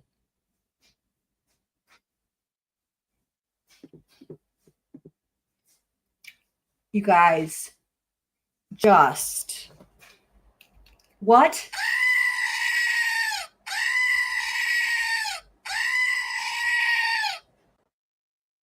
And now it's all, I had forgotten about this, right? But now I'm remembering from last year that it was like, it ends up being for a long period of time. And it's like anybody could have fucked with it. And it's like, fucking hell, man. Where did you bring them? I forgot about this. That bag containing all those clothing traveled with me around the area as we investigated. And then after the debrief at Canton PD, we brought them directly here to the Canton office of the district attorney. After they traveled all around town. You have those items with you at the Canton Police Department? Why? They were in my truck. I didn't bring them into the Did they remain in your truck while you were in the Canton Police Department? Once I Oh my God. Oh my God. His personal vehicle. placed that bag in the back of my truck, I did not touch until I removed it from the truck at the Canton District Attorney's office to bring it in. When did you remove it from your truck and bring it into the District Attorney's office? Probably around 8 p.m. on the 29th of January 2022. When you brought the clothes inside, where did you bring them? We brought them to the temporary evidence processing area within the District Attorney's office in the State Police section of the office where we have our desks and workspaces. There's a designated area at the time for evidence processing. What did you do with the clothes once you got them into the secure area in the District Attorney's office? Once the clothing was in that secure area, we had to lay them out to dry. What you did. I had to lay them out to dry them. So I took a butcher paper, laid it out on the floor, and each item I removed and laid out onto that butcher paper to dry. Was anybody with you helping you? Yes. And who's that? Michael Proctor. Why did you lay out the clothing items one by one separately? Why did he smile when he said that? He should not be smiling when talking about Michael Proctor. Butcher paper to dry. Was anybody with you helping you? Yes. And who's that? Michael Proctor. Why Are did you laughing at something? What is going on? Is something happening in the courtroom that's funny? you lay out the Weird. clothing items one by one separately? Weird. Each clothing item needs to dry naturally and prevent moisture from being trapped. That moisture, if trapped, could develop mold and damage any DNA evidence that we could retrieve. Scientists could retrieve from the item. To prevent that, we dried each item individually separating each item for better airflow. Something weird. How long did it take for those Why items? is he so amused talking about this? What is happening? Right. Oh, maybe. Could be right. Several days. And were they in that secure area on the butcher paper for several days? Yes, sir. Are there times when that separate area was left alone, nobody watching? Yes, sir. Were those clothes ultimately moved from that area? Ultimately, they were moved, yes. Did you personally remove them from that area? No, I did not. Did you know if they were bagged and put into evidence? I do know they were bagged and put into evidence. Is there an evidence locker at that office? Yes, there is. Is it a secure area? Yes, it is. Does every officer or trooper have access to that evidence room? No, they did not. Did you again see those items at a later date? Yes, I did. And have you seen those items since? Yes, I have. The items, the clothing items you took from the hospital, do you remember what items they were? Yes, I do. Can you share with us your memory of what items they are? It was a two-tone gray sweatshirt, light material sweatshirt. It was an orange t-shirt. It was a pair of blue jeans, a belt, and a pair of underwear boxers. And did you bring those clothing items with you today? Yes, I did. Beginning with the pants, do you have them with you up at the stand? The Syracuse pants?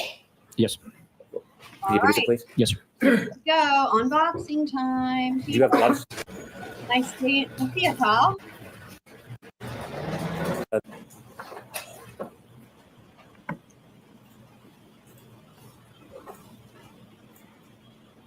Thank you. Yeah, the pocket being ripped.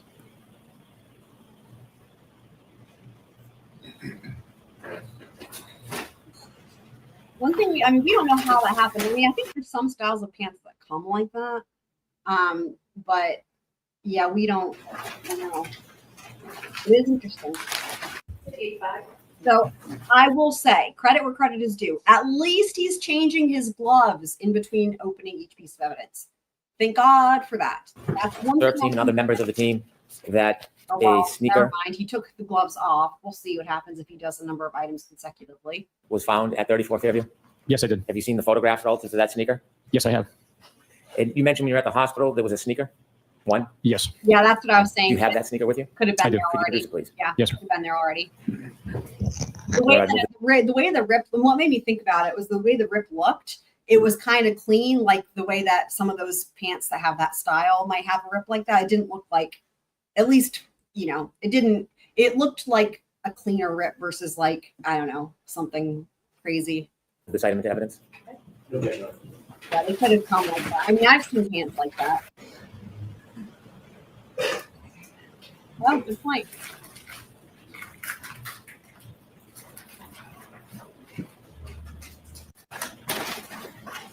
Aha! True. So now that's the right shoe. And now we're going to get to the thing where there's going to be, I think, clarification here. So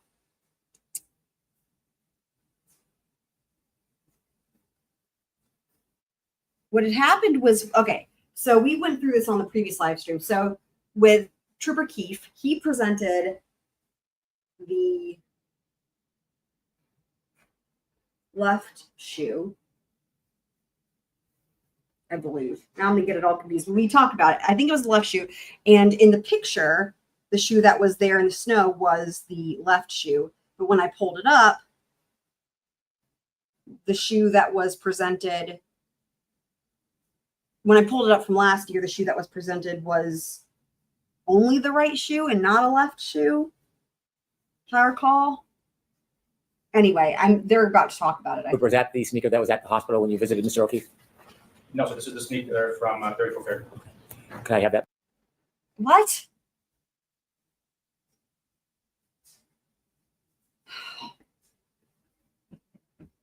Is this where he gets it wrong and then killer? Because we looked at the picture, and in the picture, it's a left sneaker.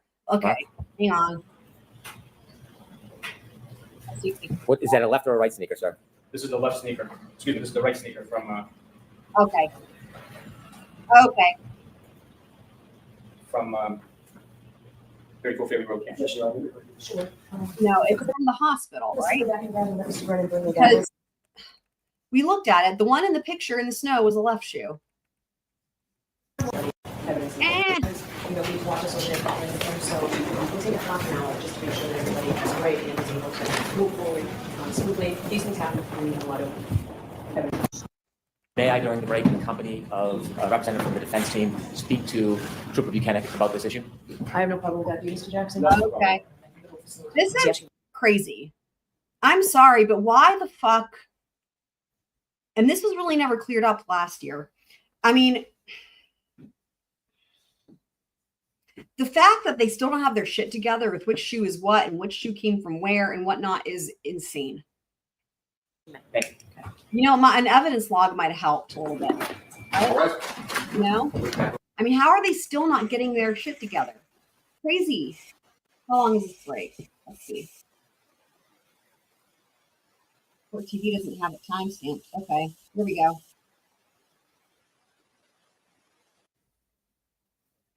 The only fan. It's all Kitsmits. It's insane. It's absolutely unexcusable. I don't even understand. The jury's coming over, but did you want to give me those text messages or no? Let me see the court text. I don't need to have them. No, I had Oh, the text messages. There's, Woo! Was that? Oh, did that fall out?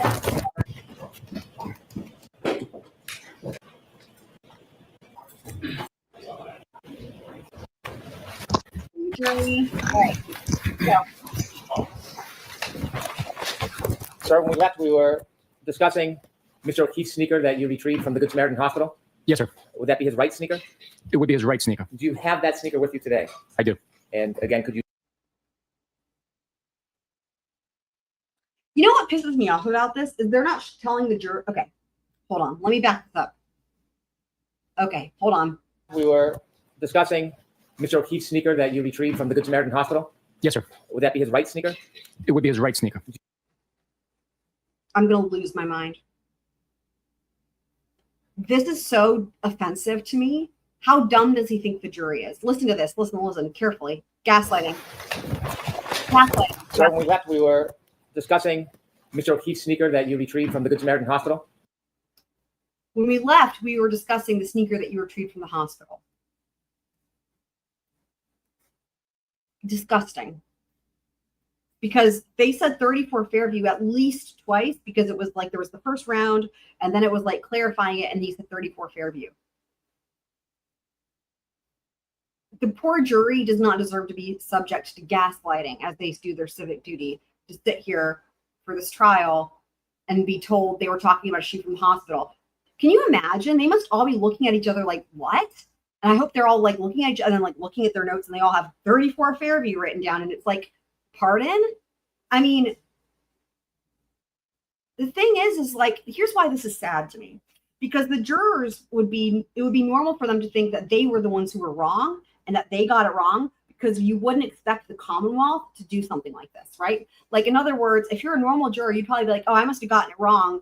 It must be my bad, right? I must have just not been listening well enough. I probably wasn't paying enough attention. Sad, right?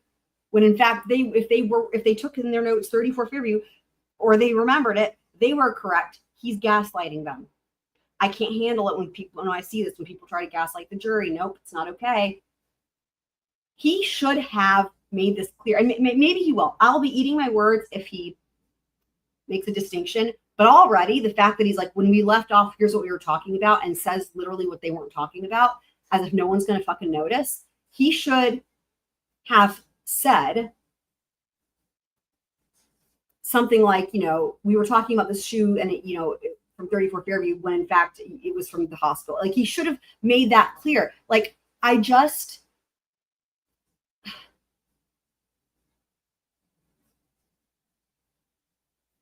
and the shoe does look brand new. Now, one thing I will say, again, we pulled this up last stream. I'll pull it up again just for anyone who wasn't here. Hang on, just give me 1 second. Because it was interesting to look at the shoe from last trial. And we'll just take a quick look here. I've got it saved, so it shouldn't take but a moment to do.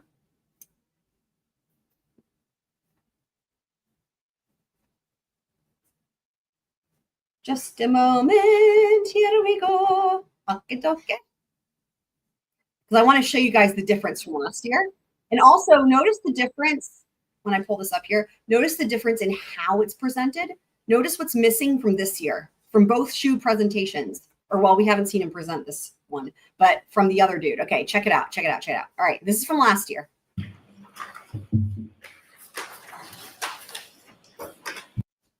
Look at the bottom. So one thing, first of all, you can see the bottom of the shoe. With Trooper Keefe, he held up the shoe so you couldn't see the bottom. But second of all, you can at least see that as a shoe that's been worn. Now, I don't just mean because it's dirty. You can see a wear pattern on the tread. And anyone that wears shoes, especially if you're a runner, and also I happen to have a pair of Nikes right now, that's a shoe that's been worn. That's a shoe that's been worn. But let's look at it when he did it again. Now, I will say, when you look at it from the side, it does look brand new. That does look fresh out the box. I would not have known had he not shown the sole. I would have been like, yep, that's fresh out the box. But when you look at the sole of it, that's the shoe that's been worn. I don't know how he kept the shoes so clean. Like, I mean, really, it looks brand new, but when you see the sole, that's clearly been worn. Let's notice, I'm going to back it up one more time. Let's pay attention to how it's tied.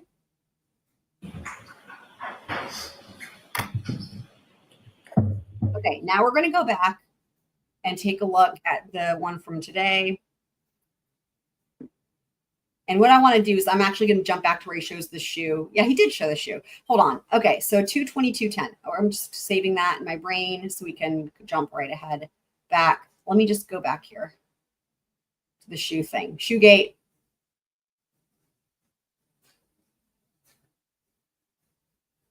Okay. It's untied. You guys, look, it's untied. It's untied. Oh my God. Oh my God. Did anyone else notice this? Look at this, guys. It's, hang on. Okay. Hang on. And we're going to do back to back. Look at this, guys. Look. Oh my God. This is from last year. Hang on. Tied. The shoe's tied. It's not like tied super fully, but it's not untied. You can see the bow. You can see the bow. Look.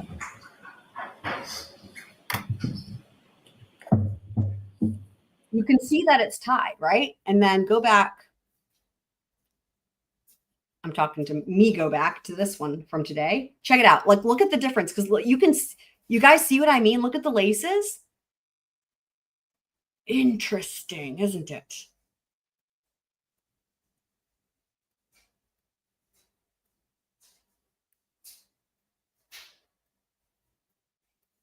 There's definitely plenty to be insulted about, you guys in the chat. I feel your pain, all of your pains. Look at the shoe.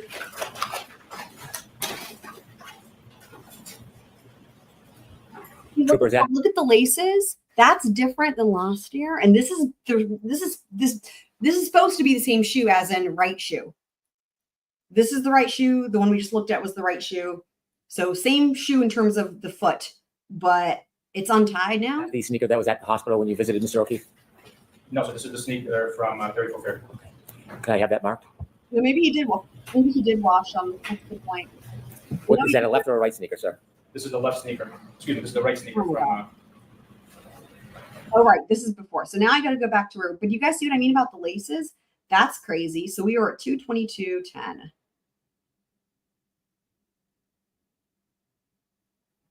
Okay, we'll just back it up from here. Okay, here we go.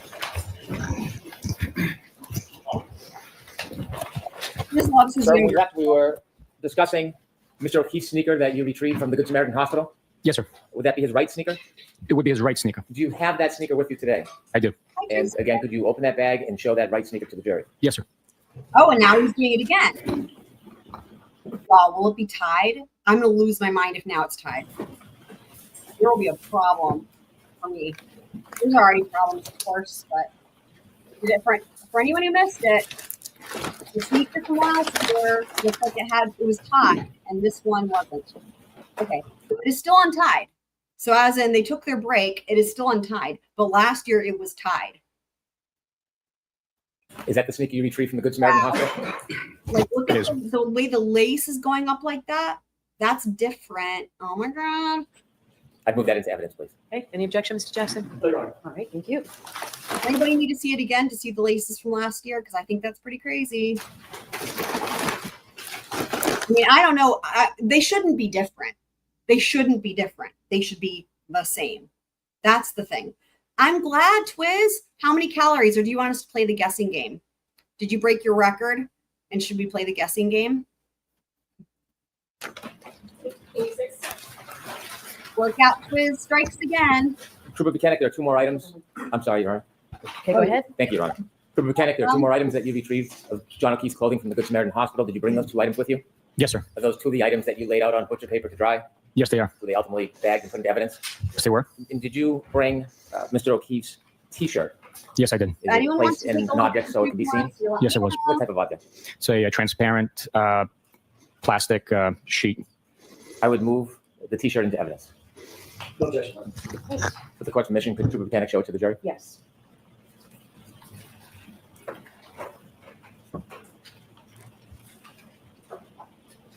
Okay, at least he's wait, what?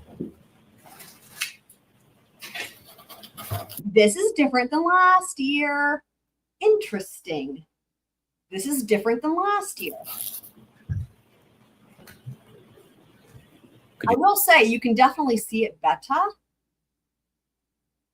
Better, like I got better. You can definitely see it better this way versus the way it was last year. Which again, I went back today in preparation for this live stream. I went back and watched all the unboxing of the evidence from last year looking for the shoe, but I saw the shirt and it was just crumpled up. And anyway, yeah, this is definitely better for viewing purposes. Did you show the back as well, Trooper? Thank you. Mr. Brennan, could you help assist the court reporter with that, please? Of course.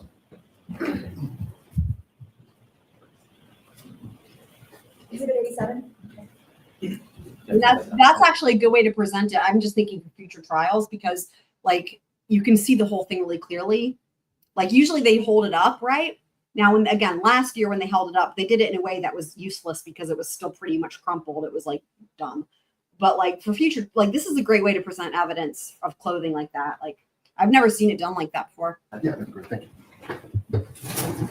It's on fire. Yeah, that does mango. I love mango. I love mango. Woo.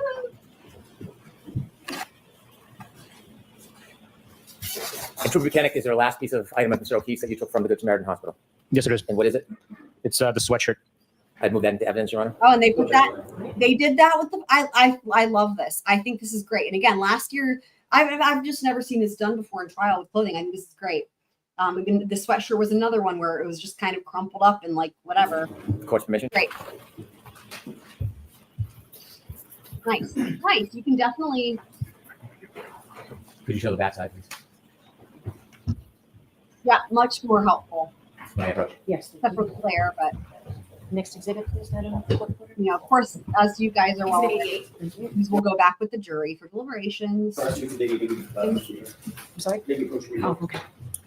Now, the only thing I will say is this, is that usually in deliberations, you know, the jury, it'll be interesting to see because, you know, the only, like, okay, for presenting it in court, this is really helpful, but the jury should be able to handle the evidence, you know, maybe, you know, sometimes they're allowed to actually handle it themselves with gloves. Other times they might have a bailiff do it, but there's some times where you need to be able to really touch the evidence, right? Like, for example, with the clothing, to where having it laid out flat could actually be like less helpful in certain cases. So I wonder if when they go back to deliberate, if those items of clothing will be taken out of the glass or plastic, whatever. I think that would be appropriate. Or it might just be if the jury asks. Right, exactly. Right, exactly. Yeah, that's what I'm saying, right? I do think, again, like the way it's presented when they hold it up in court, I don't know that you can really tell. But for going back to the jury, I would hope it's not in the things, you know, in the plastic. Like the way it was done last year, you know, like the arms are all crumpled over. In other words, I think it's even worse in terms of seeing where the holes are and stuff. But yeah, when it goes back to the jury, they should be able to manipulate, if you will, or touch the items, you know?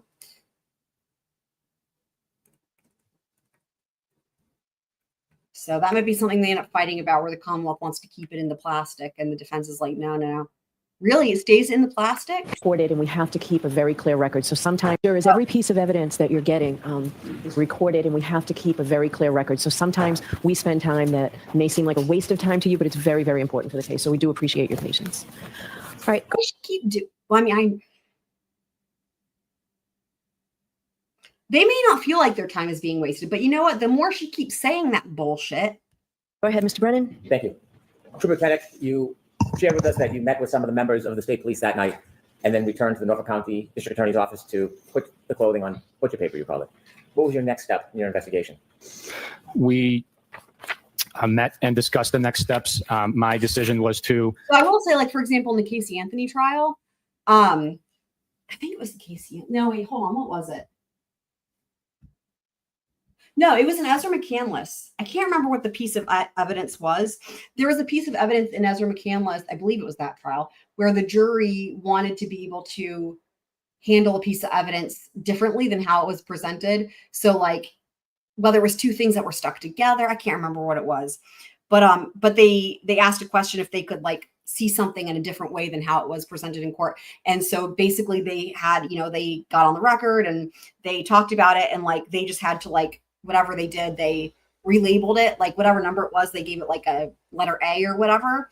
And then they, like, put it on the record and made it, that they're doing this and that and the other thing. And then have the bailiff come in with the gloves and basically, so that even if it is marked, right, they can still, it doesn't mean it's forever like that, right? Like, it's entirely possible. I've seen it done.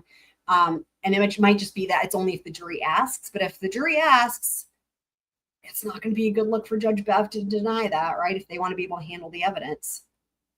Go back to 34 Fairview and excavate for the missing clothing item, being Mr. O'Keefe's hat. There was also plans to start writing search warrants. Did the weather get better over the next couple of days? The weather did take a turn for the warmer temperatures, yes. Did you return to Fairview a few days later on February 3rd? Yes, I did. Was that the first time you personally had visited 34 Fairview? Yes, it was. When you went to 34 Fairview on February 3rd, 2022, do you remember about what time in the morning you went?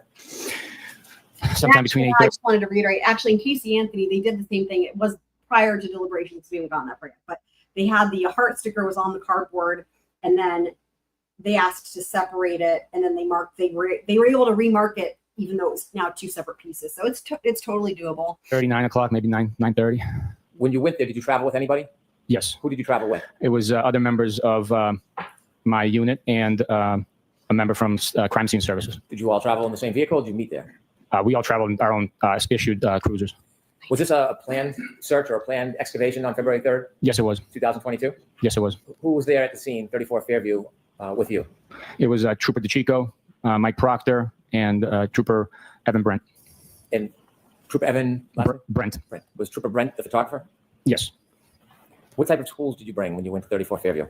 We brought snow shovels, garden shovels. I brought like an E-tool, military-style E-tool. Was there still some snow on the ground? There was, yes. Did you and the members of the group begin to look for any evidence? Yes, we did. Were you looking on the street, or did you move to more on the grass? Objection, Your Honor. Ask you typically. What area were you focused on? We were focused on the lawn portion of the property by in the vicinity of the flagpole, the fire hydrant, and along the edge of the asphalt. Did you see a berm, an asphalt berm separating God, the the berm. concrete street and the yard? Again, I haven't heard all this yet. I literally was just thinking how much you want. I was thinking to myself, oh, how much you want about? He's going to ask about the stupid berm. Sure enough, literally as I was thinking that, there it is. Oh, Did you see a berm, an asphalt berm separating the concrete street and the yard? yes, Were you looking anywhere near the area of the berm? we did, yes. Were you looking anywhere on the street? The street was plowed, but portions of the street still had remnants of snow. So we did check that area, but it was much easier to identify anything because it was clear of snow. Where was most of your focus? On the lawn. As you worked your way through the lawn, did you or members of your team come across any items that you believe to be evidence? Yes. I'm going to ask you to produce some of that evidence to us. Beginning with 535, did you find a number of pieces of plastic? Yes. Could you produce 535 Yes. Can you remind me when your back surgery is, my friend? before you open that?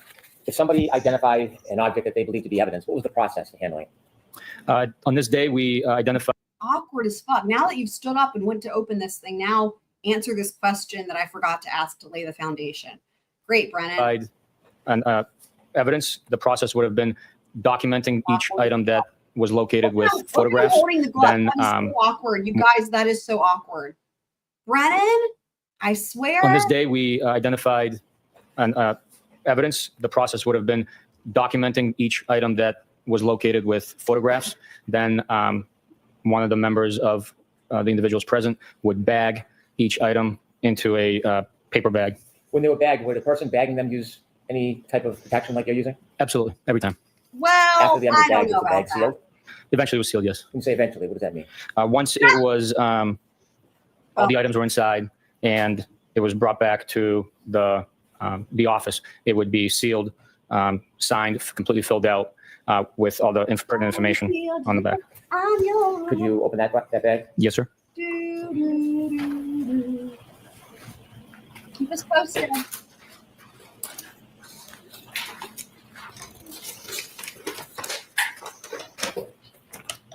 Before you take the pieces out, I'm asking you to look in. Do you recognize those pieces? Yes, I do. What do you recognize them to be? I recognize them to be the items that we recovered from the lawn area on the left side of 34 Fairview Road on February 3rd, 2022, during the planned excavation of the property. And were they photographed before they were put in that bag? They were. Excavation. So I may approach before Trooper Bukhenik Yes. opens that bag. to go I feel through it? like when I hear excavation, I think of like, you know, an excavation.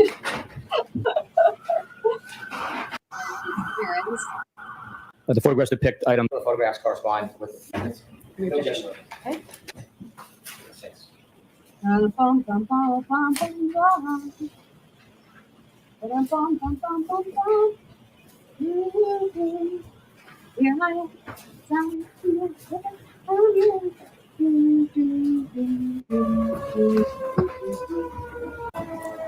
Those items, were they eventually sent for analysis to a Massachusetts State Police lab?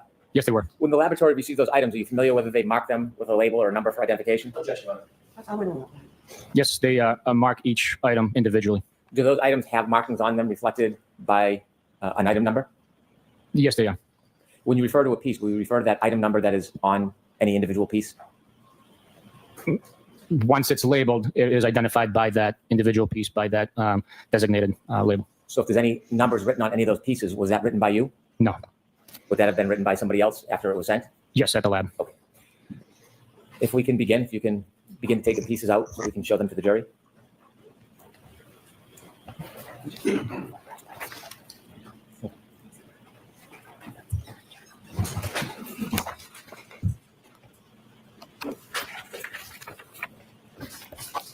And does that have a number on it or a tag?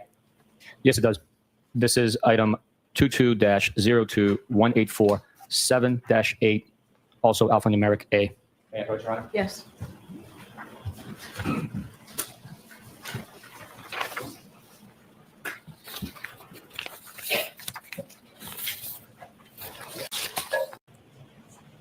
Thank you.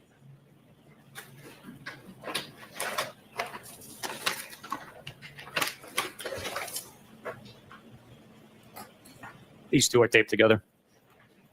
When you found them, were they taped together? No, they're taped together by the lab. By the way, everyone, Fender just put an amazing picture in the Discord of her view. Love it. You saw the notification. There's also a canister labeled debris collection. That number is 22-02184-7-8.1.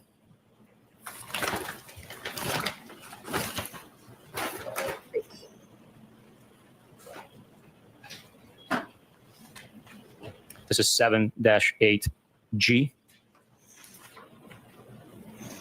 This is 7-8N as in November.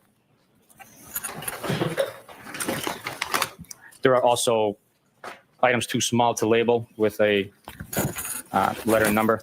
Those were put into a bag like this. Almost looks like a stamp bag, wax stamp bag.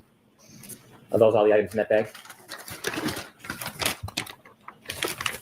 Altogether, there are, It does look like those are all the items. Some of them are inside the canister that I pulled up. Understood. You want to move those items into evidence, please?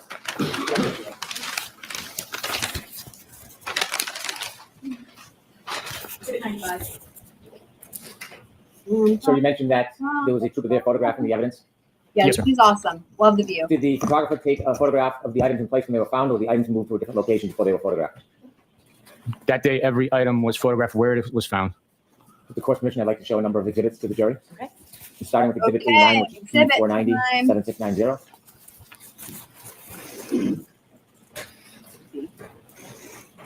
Trooper, is that one of the items you found that morning?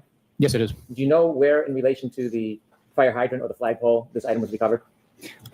It was in the general vicinity between the flagpole and the fire hydrant. The area we were excavating was approximately 40 to 50 square feet in area. Why are they saying excavating? I just feel like that's just so weird. Can that be expanded, please, so that the jurors can see the Make it bigger. And they also didn't call that last year. Is the item that you recovered on top of that leaf? Yes, it is. I'm surprised that the leaf blower didn't blow it away. I roll. Okay. If I can next show exhibit 90, which is P492 7692. Before we close up, sir, is that the fire hydrant that is Fire hydrant. Every time I see that thing, I'm like, that's so sus. the corner of 34 Fairview Road? Yes, it is. Could we close up, please, on that? Why is there a ruler on the ground? The ruler is utilized to Because somebody was being careless in the Massachusetts State Police and just dropped it on accident. Possible. help put the item to scale by the photographer from Crime Scene Services. They utilize these measuring rulers for scale of the item that you're looking at. Sometimes it's hard to depict how large an item is if there's no reference point. Yeah, it's hard Can we to do a tell little how bit big it further is. view to show the fire hydrant? sometimes. Thank you. Is that where this piece of evidence was found, in that exact location? Yes, sir. Thank you. I'd like next to show to the jury exhibit 91, which is P515 7721. Do you recognize that piece of evidence? Yes, sir. Could we zoom in, please? When was the last time you didn't have a beard? Is that the same piece of evidence that is depicted in exhibit 89, P490 7690, different angle with the ruler? Yes, sir. Like when you were Thank like, you. If we could have exhibit 92, please, which is P493 7694. Could you zoom in, please? I know. Is that piece of evidence in the bag that you've provided as evidence, physical evidence? Yes, sir. Was that? Sorry, I have to pause for quick for something really important. Did any of you guys, was anyone not here when we looked at the different Disney Princess Twiz pictures and voted on our favorite? Because if anyone missed that, we need to fix that right. Was this found near the area of the other pieces? Yes, it was. If we could show exhibit 93, P507 Left behind. 7711, please. Could you zoom in, please? Okay, well, there we How go. long did you That's spend enough. that day looking, you and the team, All for right. pieces of evidence? We're gonna do it. Probably 45 to an hour. And finally, if I could show exhibit 94, P503 7707. And could you zoom in, please? Yeah. And this piece of evidence, where in relation to the other pieces was this found? In the same vicinity. We're gonna do it. Thank you. If you could take that down, please.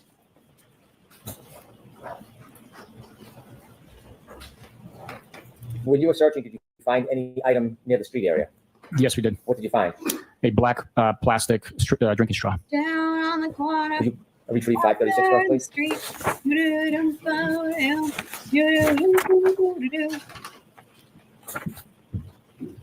Down in the And move corner. this piece of evidence into evidence. May I approach, Your Honor? Yes, let's get it posted. I'm sorry, Your Honor? Wait till it's on.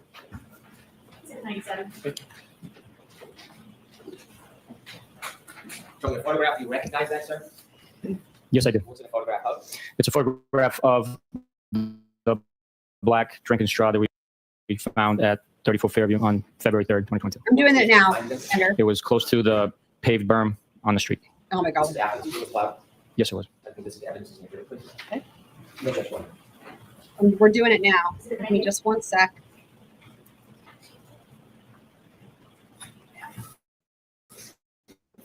Yes.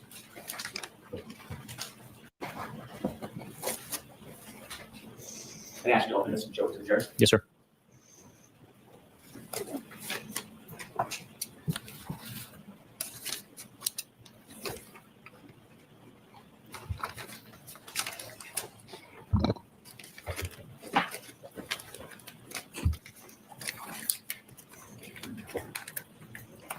Why is it like that?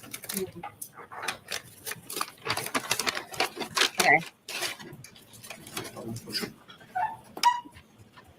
Okay. Let me share this to you guys. All right. So these are the shout out to Meg P, by the way, for making this. So this is if Twiz was a Disney princess. And there's 3 options here. So you guys get to vote on your favorite. Okay. So we have the first Twiz. This is if Twiz was what is it like? If Twiz was Rapunzel, I think I was calling this one Twiz Punzel. Now, one of my favorite things is the little tiny boys on the beard. So this is Twiz Punzel.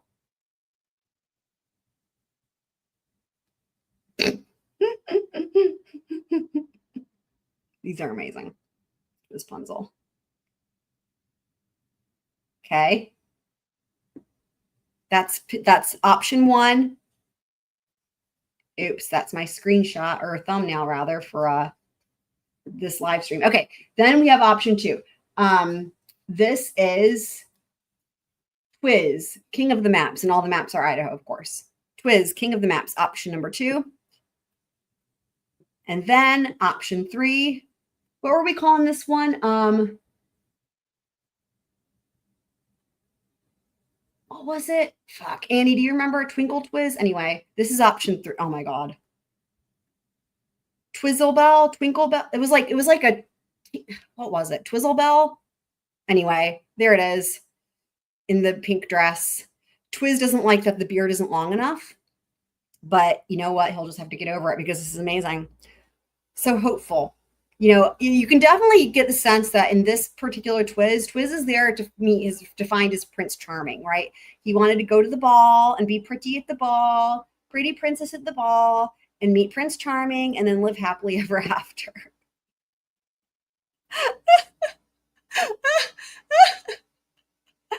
I mean, the twinkle in the eyes is just so special. Like, shout out to Meg P. Well done on this. Like, let's just take a little close look. I think it's a taffeta gown, if I had to guess. Flesh toned. Look at this. Twizzarella. That's a good one. Yep, Twizzarella. Mm-hmm. And the dress is very reminiscent of Belle from Beauty and the Beast. If it was yellow, it would be, I mean, this is like the same style of dress, you know? I mean, could maybe do a little bit more like of a lower neckline, but Twiz.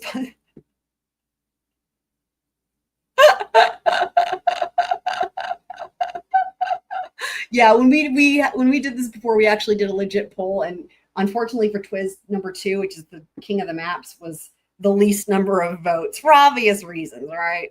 For obvious reasons. I mean, it's great, well done, Meg, but like, I mean, come on though. Like, how do you know?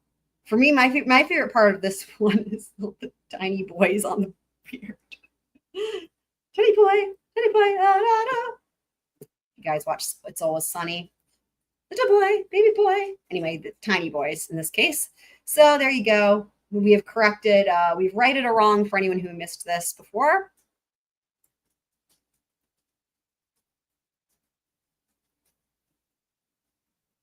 Oh my God, isn't it amazing? I should put these in the Discord. Anyway, all right, now we'll go back to the trial. That was so super, that was the most important thing. So, all right. And now we're back to the straw. Just have to unshare, reshare. Okay, okay.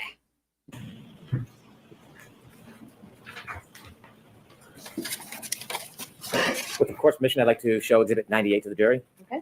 And that is P4887688. So could you look at that photograph? Look at this photo. And Ms. Gilman, could you close? Do you recognize it from that photograph? I do. And what is that? That is a photograph of the straw we picked up from the street in front of 34 Fairview Road. Could we zoom out a little bit, please, Ms. Gilman? Is that the area where you or your team found, recovered that straw? Is your flight That down? is exactly where it was found and recovered from. That photograph doesn't show much of the grass area. How far is that area from the fire hydrant? It's probably, with my estimate, 15 feet, maybe 20 from the fire hydrant. It's probably 15 to 20 feet, if I had to estimate. Thank you. You mentioned that one of the items that you went back to Fairview to try to find was a hat. Why were you specifically looking for a hat? I had learned that Mr. O'Keefe was wearing a black baseball hat the night prior to the incident. So That's with us really recovering the clothing from the all you need. hospital and the You hat really was have- not part of Yeah. that pile of clothing, we needed to see what the hat was. That could have been a lead. That could be a clue of where Mr. O'Keefe was last prior to being discovered. Did you or the team ultimately find a hat that morning? Yes. Could I have you produce 537? Yes, sir.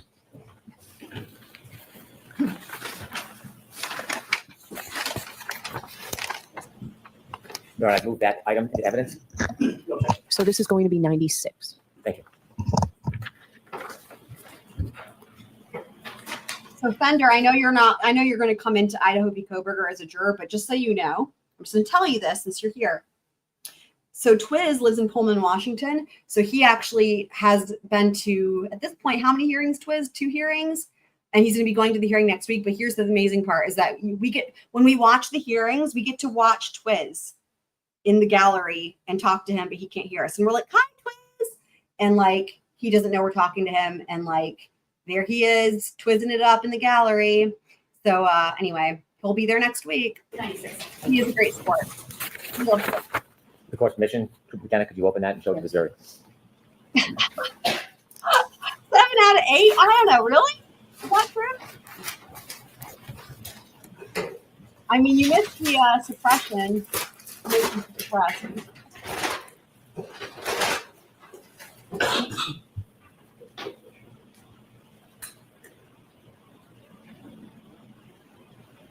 You love this.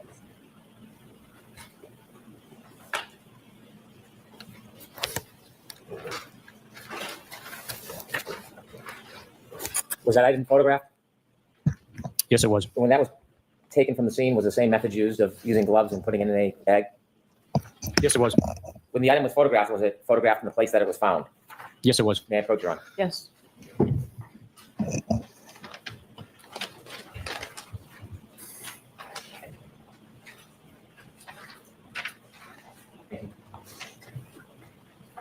So I'm showing you a series of photographs. You can take a look at it. The first one, do you recognize that photograph?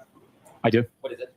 It's the accumulated snow that was being excavated at the scene where we located Mr. O'Keefe's hat. And the second photo? The second photo is a close-up of Mr. O'Keefe's hat, flattened and frozen to the ground with portions of it exposed from underneath the piled-up snow. Third photo?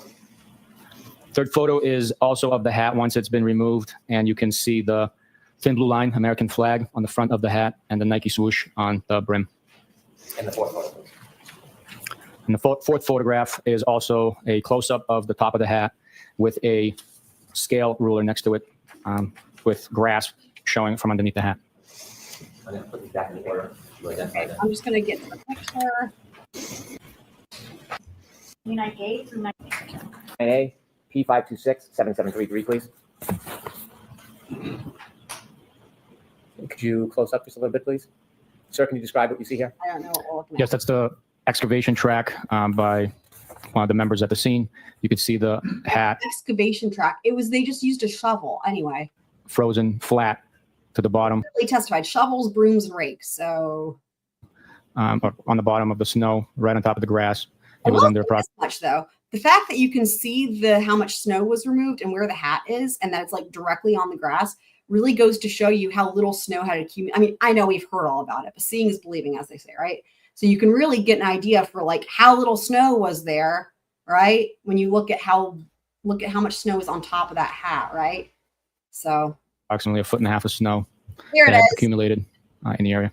Yep. For connection 99B P527-7735. Yeah.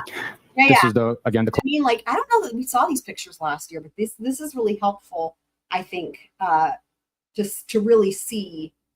I mean, if anything, this really hammers the point home, right? That like the body, and the other thing too, right, is like the vast majority of this snow had happened after John O'Keefe. Like, in other words, when people were walking by and whatnot, right, it was still like very little snow. So, anyway. close up of the frozen flat hat to the grass at 34 Fairview Road. Next is 99C, P5297739, please. Once pulled out and flipped over, again, this is the same hat belonging to Mr. O'Keefe that was discovered frozen flat to the grass at the scene. Frozen. Thank you. You can take that down, please. Take it down. Front lawn at that time? No, we did not. And we can see from those photographs, is there still snow in that yard? Yes. There was snow. Yes, thank you. As you continued your investigation, did you continue to go back to Fairview over time? Yes, based on the amount of snow still present and the fact that I mean, it is weird though, right? Because like what we just saw was an example that they took a shovel, they shoveled that shit out, and they excavated it, quote unquote, right? As he's saying. And it's like, so you mean you don't have to wait for the snow to melt over time? Right? Like it doesn't, it's like either you have to wait for the snow to melt or you don't, right? that we were finding pieces of broken taillight and glass at the scene, and items that we did not expect to find, like a cocktail glass, straw. I directed my members to go by the scene every day as the temperatures rose. Did y'all hear that? He switched it. That's funny. Even the CC picked it up. Watch the CC. And items that we did not expect to find, like a cocktail glass, straw. I directed my members to go by the scene every day as the temperatures rose. Snow would expose more evidence on the lawn, and with the hopes of finding each and every item that was present. On February 4th, the next day, 2022, did you receive a call? Yes, I did. Not what was said, but who was that call from? I believe it was. I don't want you to guess if you don't know. Shout out Was to the person a Bender's member of any lawyer, by the group? way. Yes, From what group? it was Canton Police. As a result of receiving a call from the Canton Police, or someone from the Canton Police on February 4th, 2022, did you go anywhere?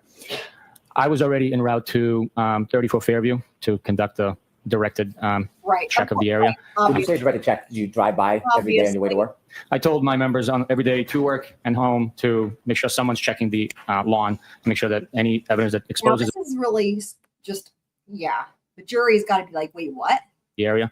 When you say directed check, do you drive by every day on your way to Yeah, work? Annie, I think sometimes I don't say things I assume that we already all know. I figured that we all know that when he says we, he means him and Proctor. Like, I think that goes without saying, but I shouldn't make that assumption, I suppose.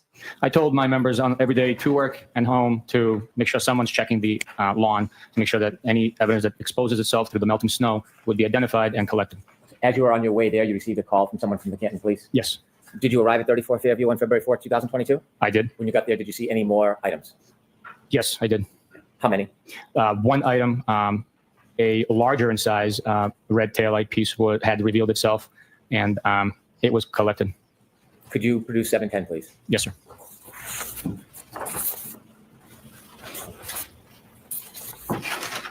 The only thing that sucks is like if Twiz is at the trial, then he can't hang out with us. But again, I don't know if he'll be at the trial. Oh my God. Dude, I'm sorry, hold on. The camera with his butt. Did anyone else notice that earlier today? Like that's awkward as fuck. Oh my God. Wow. Could they not have done that a different way? Oh God. Wow. Bending over. That's just. 7. Wow. Wow. Glove up, glove up. Glove on. Glove on. Get. I think better than that. Get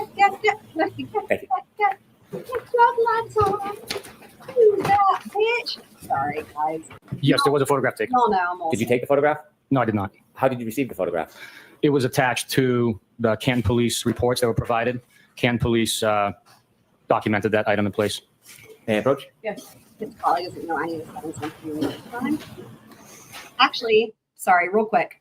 Kitsmits, somebody did actually it was James was requesting a Name That Tune the other day, and you weren't here, but I'm going to do it one more time because you know what? You're going to get this in a second. So he said, name a tune or hum a tune with 7 notes, and he would get it. And I was like, probably not going to get this one, but anyway, here we go. So this one's for you, Kitsmits. So here's what I did. I did da-da-da-da-da-dum. Go for it. Show you 2 photographs. The first page. It was the first thing that came to Yes, I mind. did. That was the item I collected on February 4th at 34 Fairview Road, which I was just showing to the jury. The second photograph. I think I actually am singing it in the right key. Da, da, da. Sorry. Da, da, da, da, da, da. If it's still cutting out, I might just need to let me make sure my audio is normal. Da, da, da, da, da, da, da. There we go. The second photograph is a zoomed out general vicinity photograph of the same item from 34 Fairview Road, the lawn area, approximately Yeah, that's 7 right. Uh, feet from the roadway. I'd like to move these evidence. Any support permission? Any objection, Mr. No Johnson? objection. Yep. It's my favorite one. It's my favorite one. A and B. It's my favorite one. You're gonna laugh at me, Kitmas, but I actually practiced that on piano. Support permission. I'd like to show those photographs to the jury. Favorite. P46, please. Oh, was it interesting? Is that a photograph of the item you just showed the jury, sir? Yes, it is. And where was it in relation to the other pieces that you had found on February 3rd? It was further to the right. If you're looking at the property, if you have the fire hydrant on your left, it was further to the right, on the right bank of the snow that was melting on the lawn. Is that on the lawn or on the pavement? That's on the lawn. And could we show the close-up, please, P47? Thank you. You can take it down, please.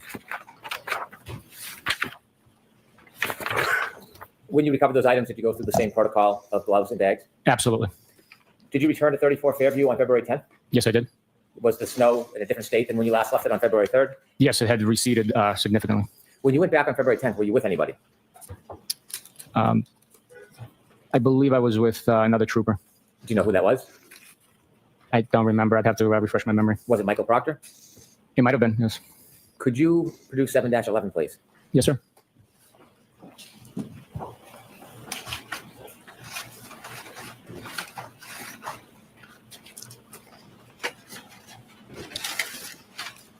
I guess I could just Google it. Oh my God, is he bending over again? Look at Judge Bev. On February 10th at Fairview Road? Yes, it does. I move that into evidence, please. Okay. Is it 102? Can you describe generally the size of the items in that bag, Just 9 numbers. Can I open it? please?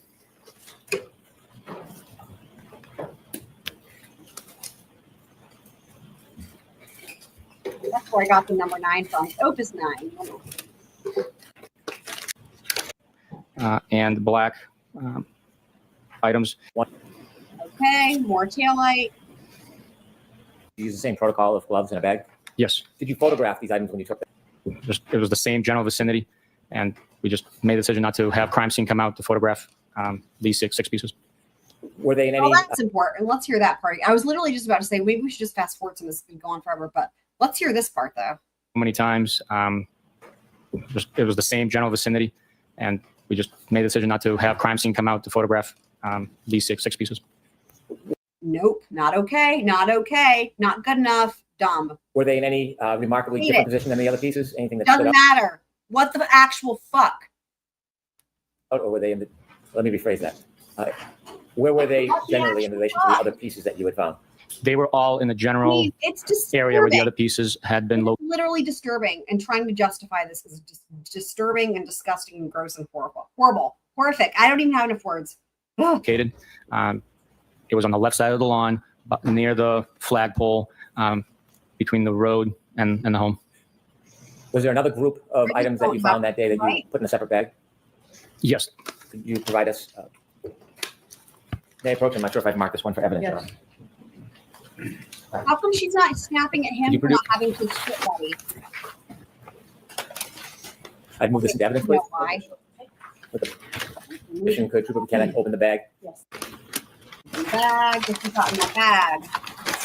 Couple of pieces of taillight. Yes, these items are packaged in wax paper. There's 14 pieces in total, and these items contain glass and plastic fragments, some of which are also within like a cylindrical tin container that you saw earlier. Could you show us some of the glass pieces, please? Yes, sir.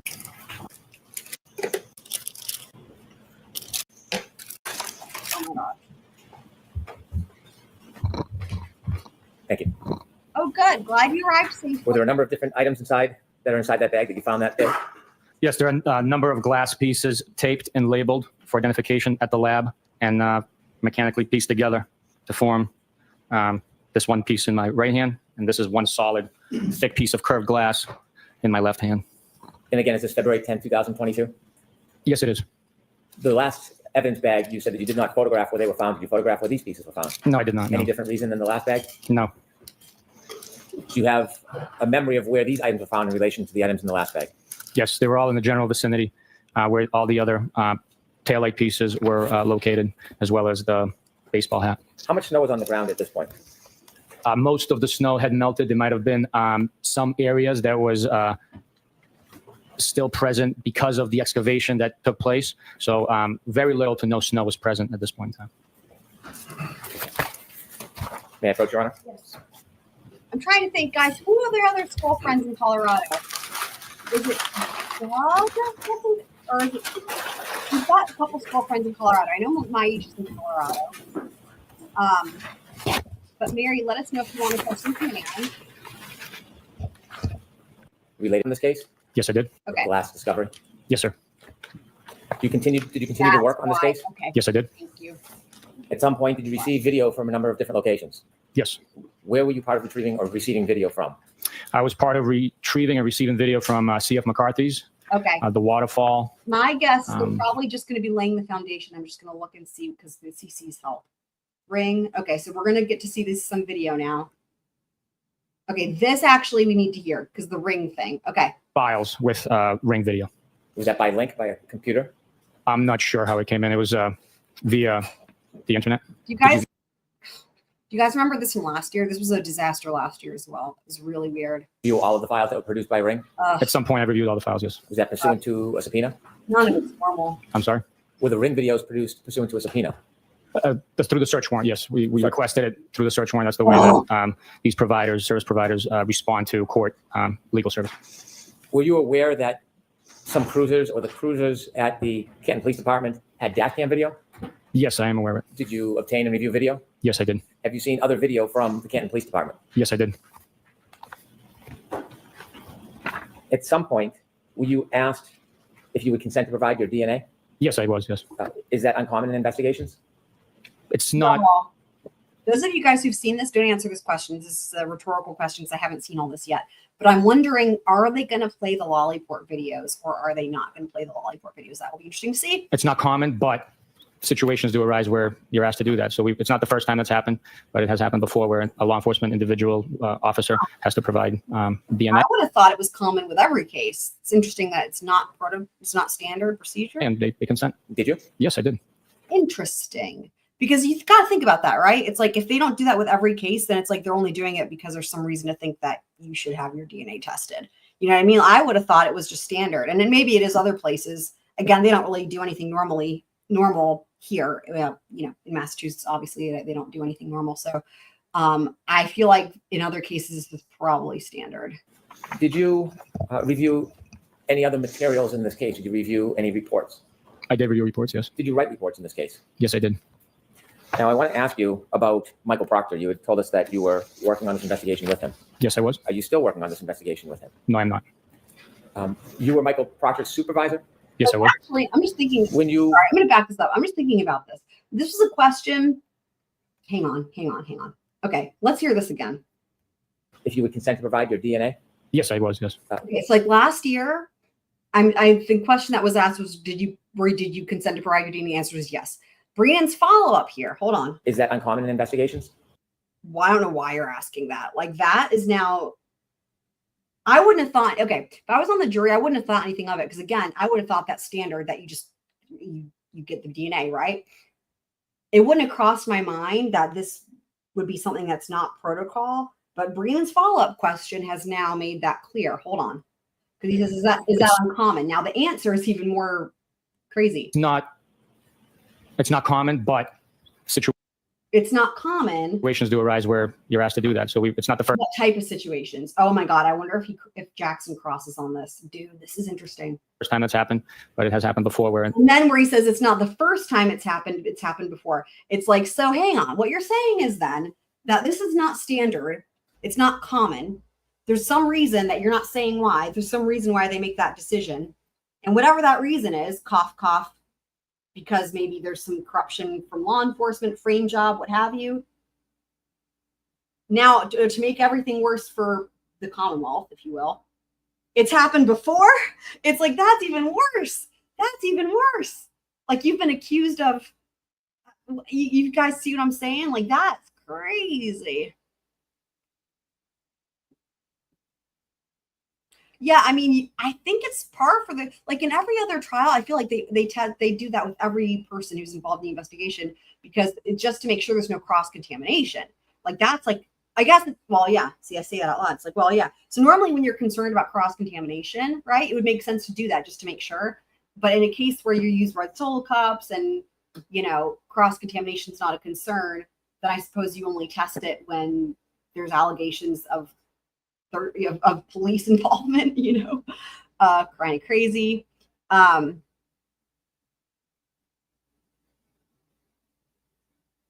Jackson answered a question earlier. What do you mean, Twiz? I may have missed that, especially if I was typing in the chat. I don't know. I may have missed that. Did that just happen? Or was that from way earlier? That might have been way earlier. I might have missed that if I was doing other things. Okay. If you want to just let me know what he said, because yeah, I'm always there's always a lot going on, right? Whether I'm laughing at something you guys are saying or like finding that, and it might have actually, you know what it might have been when I was trying to find that specific moment from the hearing about the calling Dr. Scordi-Bello. I probably missed quite a bit at that moment. Oh, keep playing? Okay. Are you saying it's coming up? All right, let's go. The Canton Police Department. Yes, I did. At some point, were you asked if you would consent to provide your DNA? Yes, I was, yes. Is that uncommon in investigations? It's not. This is crazy to me. It's not common, but situations do arise where you're asked to do that. So it's not the first time it's happened, but it has happened before where a law enforcement individual officer has to provide DNA and they consent. Did you? Yes, I did. Did you review any other materials in this case? Did you review any reports? I did review reports, yes. Did you write reports in this case? Yes, I did. Now, I want to ask you about Michael Proctor. You had told us that you were working on this investigation with him. Yes, I was. Are you still working on it? Oh, I didn't miss it then, because I hadn't heard all this before, right? I didn't miss it. Yeah, I feel better. Didn't miss it. Reports. I did review reports, yes. Did you write reports in this case? Yes, I did. Now, I want to ask you about Michael Proctor. You had told us that you were working on this investigation with him. Yes, I was. Are you still working on this investigation with him? No, I'm not. You were Michael Proctor's supervisor? Yes, I was. When you worked for the state police, you had a personal phone? Interesting. No, I am not, but not because, so I guess it's just a reframing it, right? Like, anyway. And a phone that is provided to you by Oh, the it's state. interesting. So like neither of them are working on it, right? I mean, the investigation's not ongoing, so I don't really, hold on. Are you still working on this investigation with him? I mean, but no one's still working on the investigation, right? We're on the second trial. I don't know. You were Michael Proctor's supervisor? Yes, I was. When you work for the state police, you have a personal phone and a phone that is provided to you by the state police? Yes. The state police phone, is that a work phone? Yes, it is. What type of information do you receive on that phone? You can receive communications via email, text message, cell phone tower, voice communications. Do officers communicate with each other at times on those work phones? Yes, they do. Okay. Oh boy. Oh boy. And during that time, did you have a work phone that you were using for communications? Yes, I did. At some point, did you receive or were you placed on an email chain that included Michael Proctor and others? Oh boy. I believe it was a text chain. I'm sorry, a text chain. Yes. Were you included on a text chain involving Michael Proctor and others? Yes, I was. Did you receive a text or a text chain from Michael Proctor and other people? Yes, I did. And when you received a text, do you remember where you were when you received the text chain? The specific one you're referring to, I was at the Logan Airport working a traffic detail. When you received that text-to-text chain, did you respond? I acknowledged the text. I did not respond with verbiage. And then during that text chain, did you look at the entire text chain? No, the text message came through on my Apple Watch as I was controlling traffic. I glanced at it, took part of the information that came through and acknowledged it with a thumbs up emoji. indicating that I read it. What? Wait. Controlling traffic, I glanced at it, took part of the information that came through and acknowledged it with a thumbs up emoji, indicating that I read it. No. Again, offensive. The people on the jury, they all know what a thumbs up emoji means. They all know what a thumbs up emoji means. This is dumb. This is bullshit. Bullshit. At some point, did you learn everything that was on that text chain? Yes, And as a result of that text chain, was there an investigation? there was. And during that investigation, you were Michael Proctor's Dumb. supervisor? Dumb. I was. After the investigation was done, did the state police make any finding against you for that text chain? Oh. Yes, there were two Oh. sustained findings as a result of that investigation. Did you initiate that text chain? No, I don't believe so. You did react with the thumbs up? I acknowledged the text message that he sent, or portion of the information that came through on my watch. Interesting. So Breenan's trying to make it seem like Proctor's the bad guy here, which is interesting, right? Proctor's, did you initiate it? No, because Proctor initiated it, right? So I can see where people think that maybe the way Breenan's asking these questions could make it seem like he's not going to call Trooper Proctor. It doesn't mean that's the case, but I can see where people were getting that from, because it definitely seems like trying to make Proctor into the bad guy to make, by comparison, it's a low bar, right? But to make Trooper Bukhenik seem like the better guy, or at least less bad, right? By comparison. You know what I mean? Like the way he's phrasing this is interesting. As a result of that investigation. Did you initiate that text chain? No, I don't believe so. You did react with the thumbs up? I acknowledged the text message that he sent, or portion of the information that came through on my watch. And the two sustained findings against you, were one of them for failure to adequately supervise? Yes, And the other, was it regarding a routine or regular review that it didn't consider that text chain? I'll rephrase. Okay. That second sustained finding, was it regarding a review of the performance level of Mr. Proctor? that's correct. Right. Sustained is to Definitely. Was there a second sustained finding? Yes, there was. Did it relate to the review process of a subordinate? Sustained is to What was that second sustained finding about? The accuracy of the review of the quarterly performance evaluation. You said quarterly. How often would you write reviews for subordinates? Every 90 days. Was there any other sustained finding against you? No, Was there punishment in light of those two sustained findings against you? there was. And what was that punishment? I lost 5 vacation days. Do you presently work in the homicide division of the Norfolk County District Attorney's Office? I do. Are you currently a sergeant? I am. Oh my God. Wow.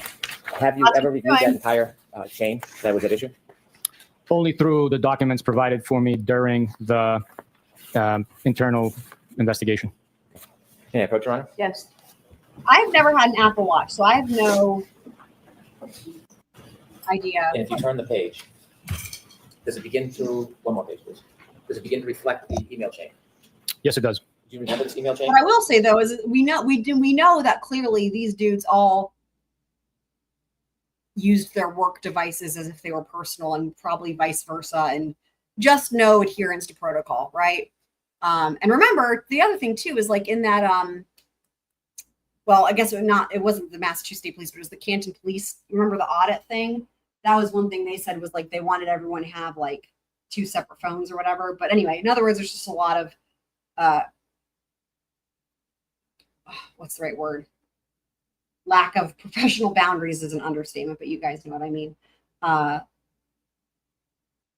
So it wouldn't surprise me, like the work phone to the Apple Watch, but I can't say I've never had an Apple Watch, so I don't know how that works and what would be weird. I mean, I get, if you're like, in other words, if you're using your work phone to do personal shit, it would not be weird to sync it to a personal device. You know what I mean? If that's what you're already doing. So I remember seeing it when I reviewed it. I don't remember the intricate details of these messages. Do you remember that photograph? I don't. Okay, could you turn the page? Is there text? Yes, there is. Without citing the phone numbers, I'd like you to cite the author of the text, and I'd like you to read the text to the jury. okay. So they're gonna have him do this instead of Proctor? Oh boy. Oh boy. Do you want me to date it in time or no? Sure. Like he just said that, dude. Wow. August 17th, 2022, 9:44 p.m., 25 seconds. Funny, I am going through his retarded client's phone. I'd like you to read all of them, please. Next one, no nudes so far. I hate that man. I truly hate him. Hey, can you give the author for each comment? And can you start again because I want us to understand? I'm sorry. Can you repeat that? Oh my The author, whoever makes the comment, I'd like to have the name of the author. What's not what we think it'll be, Chris? I'm sorry. This document does not identify who the author is, sir. Oh, Lord. Yeah. Yes. It identifies this as your phone, That is yes. but each comment doesn't identify who sent it. No, it does not. I assume it's an extraction from one device, but I see. If you've made any of the comments yourself, would you tell us? if I made those comments, So if you make any of them in here as you read them, will you point out if you? absolutely, absolutely, yes. Oh, boy. Okay. And if you don't know who made the comment, can you just identify that for us as you read it so we know? Okay, do you want me to continue the next page? Why don't we start over because I should have been more clear in my direction. Could you begin again? So in the beginning, it says, funny, I'm going through his retarded client's phone. Oh, my Is God. that your comment? No, it is not. Okay, next. It appears to be the same person because of the way that the extraction happens, and it says no nudes so far. Again, I believe it's the same person because all of these are identified as sent. It says, I hate that man. I truly hate him. We are. Do you have any belief that's Michael Proctor who's writing these? We love you, Blackwater. Yes, I believe that is. Wow. Next, please.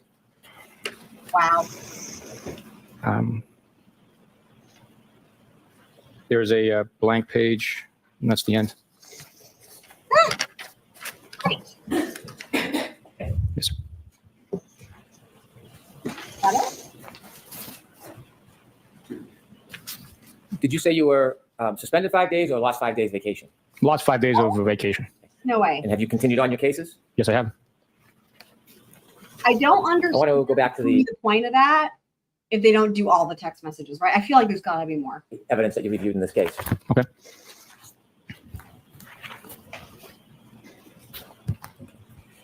Did you get to look at the ring video for John O'Keefe's home at Meadows?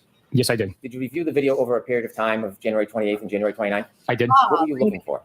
We were looking for activity to get a timeline.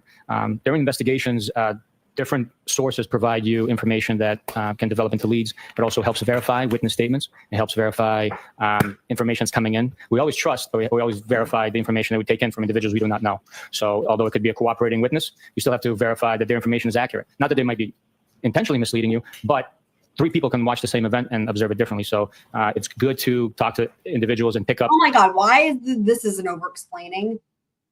Hang on. Let me, okay. In January 29th? I did. What were you looking for? We were looking for activity to get a timeline. During investigations, different sources provide you information that. That's the end of the answer. Hold on. Did you review a video? Hold on, watch. January 28th and January 29th? I did. What were you looking for? We were looking for activity to get a timeline. That's the end of that answer. That answers the question. So the rest of this is going to be interesting. Is he weaseling? What's he doing? During investigations, different sources provide you information that can develop into leads. It also helps verify witness statements. This is interesting. This is interesting. It helps verify information that's coming in. We always trust, we always verify the information that we take in from individuals we do not know. So although it could be a cooperating witness, you still have to verify that their information is accurate. Not that they might be intentionally misleading you, What is but going on? 3 people can watch the same event and observe it differently. So it's good to talk to individuals Wow. and pick up on different facts that they remember, giving you a whole picture of what took place. Did you review ring video for January 28th, 2022 and January 29th, That was a 2022? lot of I did. explaining. With the court's permission, I'd like to show a number of segments of the video from January 28th, 2022. I have to say I love it. Blackwater is continuing our tradition from last year, which is complimenting every witness, no matter who they are. And although I think we made an exception for Trooper Proctor, but I think that last year what we said about him was we said he was well dressed, and I will say again, well dressed. Also, he did change gloves with each opening of the different evidence. That was the other thing. I think that was about. Oh, and he, I do appreciate that, again, at the beginning of his testimony, he said that Karen questioned if she hit him. And then later on, he said, maybe I hit him, did I hit him, or whatever, right? We talked about that earlier. So yes, always good to find positives in things. Kit Smith's chiming in. Yes, he's got a nice suit. Yeah. Yep. Okay, the one that's already in evidence? It is, it's Exhibit 6. Okay. Liz, did you let us know? I may have missed it. How long you've had a beard for? Like, since you were a baby? What? Flash. We love Flash. Hey, Flash. Shout out to all the school parents. Love you guys so much. Y'all are so awesome. Maybe someday we can all meet in real life. When you reviewed the video from the ring, that Ring provided for Mr. O'Keefe's home on Meadows for January 28, 2022, did you review it from the morning time at about 7:18:55 throughout the evening? On the 28th? Yes. Yes. I could have video 119. I figured was, and I figured.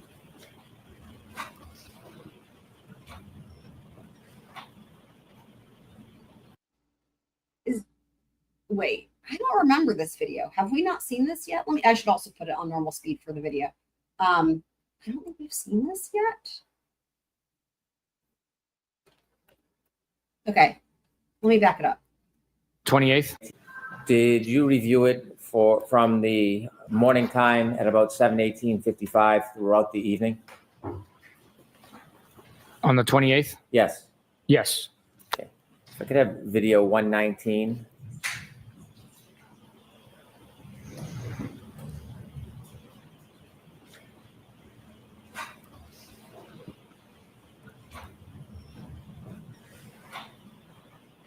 Is that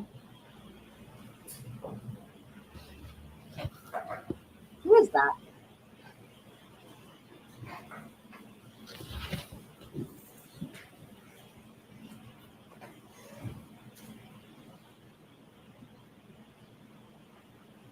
Is that the yeah, child? That's right. That's why I'm like buffering, because I'm like, wait, what? They're gonna show that? You know what I mean? When the names have been, anyway, I'm just surprised if that's what it is. I mean, it looked like they had a backpack, like going to school. Huh. Yeah.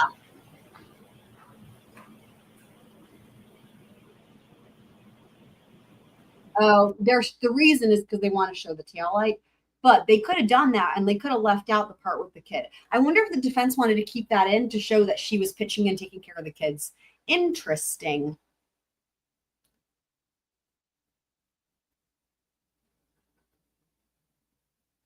How big the SUV is. Well, remember, the jury saw the SUV in person at the jury view. So I think it's for the taillights to establish what they looked like really close up before the actual night in question, because this is from the 28th. This is from the day of the whole thing, but like in the morning, right? So yeah, I think they wanted, because it's a clear view of the taillights. And the other thing is there's no snow obscuring it. And I wonder if the defense wanted to keep the part in. Let's watch it one more time with the kid to show that she's like, you know, a great, like, not a mom, obviously, but like she was, you know, you can see where this is important. And they've elicited testimony from people about how she, you know, pitched in and this and that with the kids, and people trusted her with the kids. And, right. Yeah, that it wasn't broken. So that's why. Yeah, because remember, yeah, the jury has seen the SUV in person for the size. So,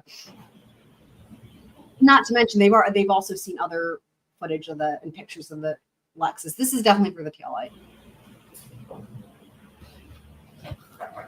Yeah, to establish that this didn't come in last trial. But see what I mean, though? The Commonwealth easily could have played it from here. I bet you the defense wanted to keep that other part in. Yep, that's what I think. Because there's no reason the Commonwealth would want to keep that in, right?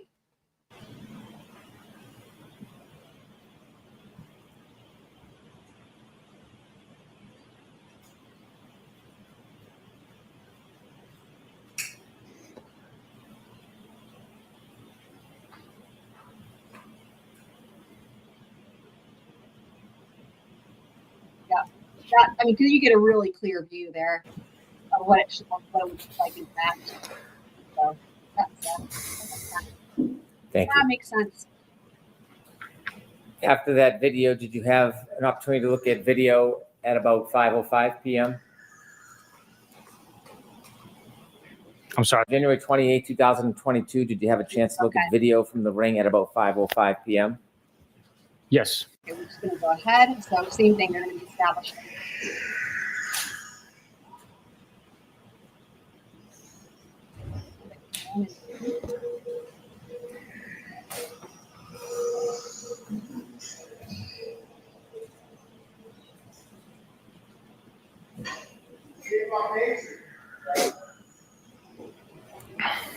Thank you, Ms. Gilman.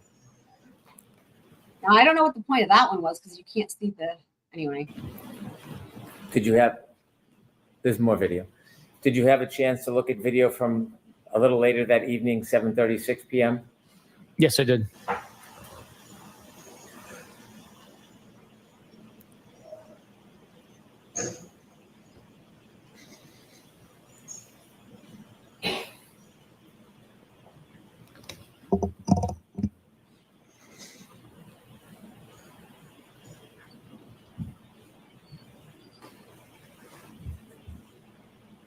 Somebody's car is leaking oil, I think.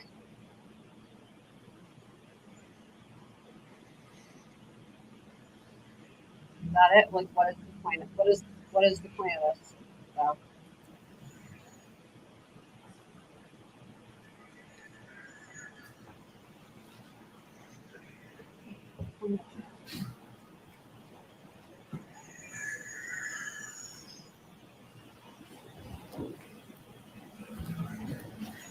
Your investigation. What the fuck is the point of this? Thank you.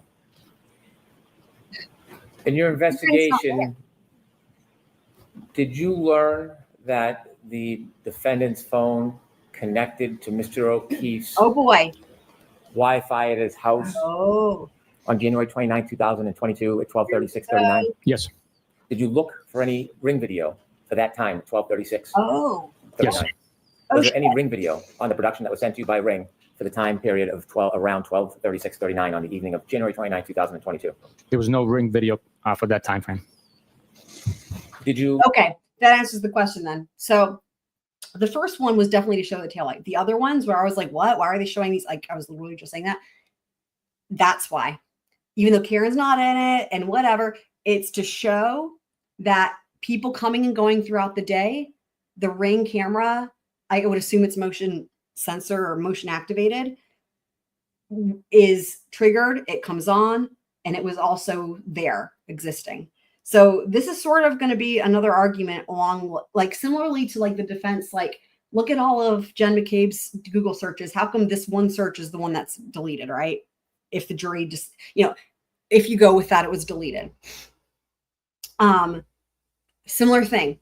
What they're doing is they're saying, we can do this too. Look at all these Ring videos from that same day showing that the Ring video camera was working.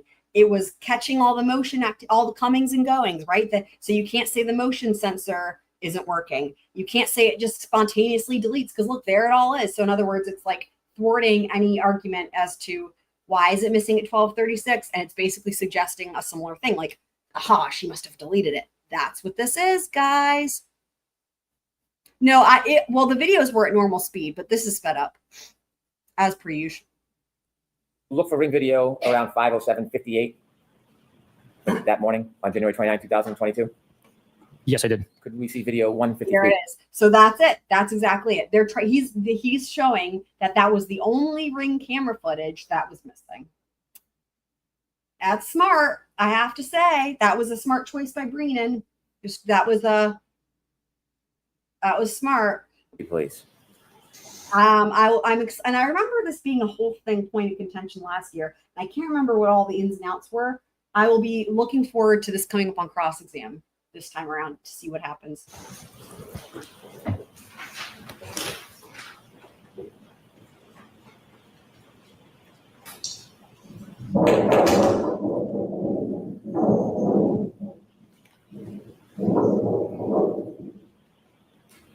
Flash you go to sleep. Demons hitting up the car.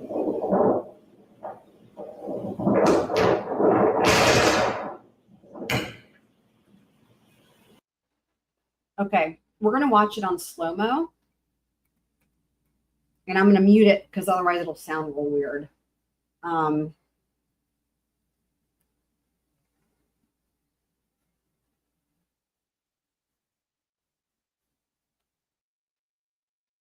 Okay. Okay.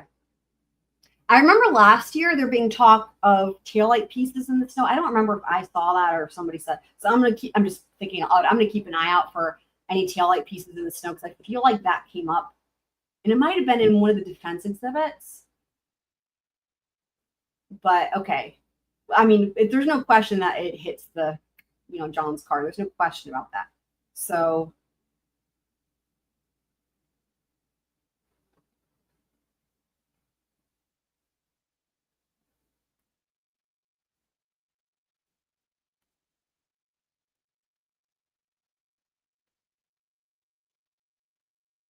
what do you guys think?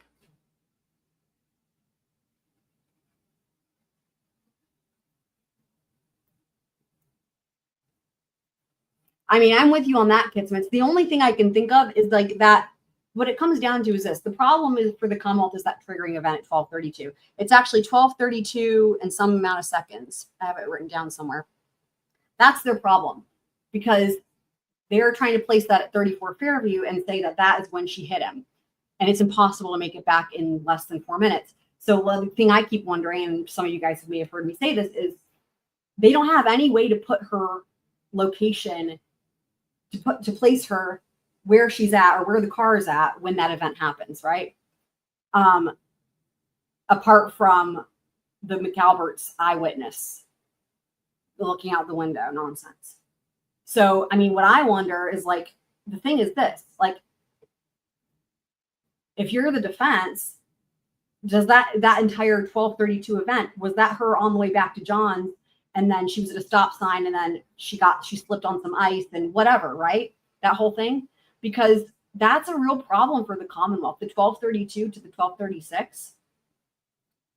Mind you, the 12:32, it's like 12:32 and then some seconds. That triggering event is several things that would have taken time. I mean, it probably would put you up to like 12:33 or maybe later when you would have actually completed that and then left. And I'm sure they'll get into all that. But that means you're even working with a less, like, what, 3-minute time frame to get back to John's? So that is a huge problem. But what they're trying to do, I think, is cut, just never mind that, right? If you're Hank Brennan, never mind the Wi-Fi time. But like the fact that if she really made it back in time, like, why is the video gone? Now, having said that, it's funny, right? Because like the Wi-Fi is the Wi-Fi. So it's really a red herring, right? It's like, it shows that she connected to the Wi-Fi. So whether there's ring camera footage or not, I mean, I guess the insinuation would be she deleted it because you can see her vehicle in the ring camera and it shows that, oh, wait. I think I got it. I think what he's suggesting is this. He's not suggesting she didn't make it back and connect to the Wi-Fi at 12:36, although, again, he still has to deal with the 12:32 thing. And so that could have been, but no. Because what it is, here's what it is. He's suggesting that she deleted it because she didn't want anyone to see her taillight already cracked. Oh my God. And that she did this on purpose to try to make it seem like this is how it got cracked. I think that's what he's suggesting. Let me repeat that. I think he's suggesting that she killed John O'Keefe, right? And then she got back connected to the Wi-Fi, but deleted the ring camera video because she knew it would show her taillight. And she didn't want to, and then she did this on purpose to try to stage. Again, it's so funny, right? The whole thing about the staging and the framing, and he's literally throwing the exact same thing at Karen, that she staged all this. And then she's trying to blame Jen. Oh my God. Wow.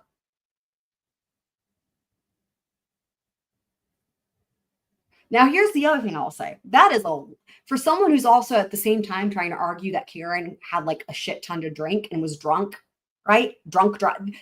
She's being charged for that. That is a lot of credit to give someone that they could plan all that out and manipulate. Like, that's a lot, right? That she could have thought that much ahead of like, I'm going to stage an event with my taillight later. And then like, you guys see what I'm saying? Like, that's like a mastermind type of plan. And they're not charging with first-degree murder. So there's that as well. Wow.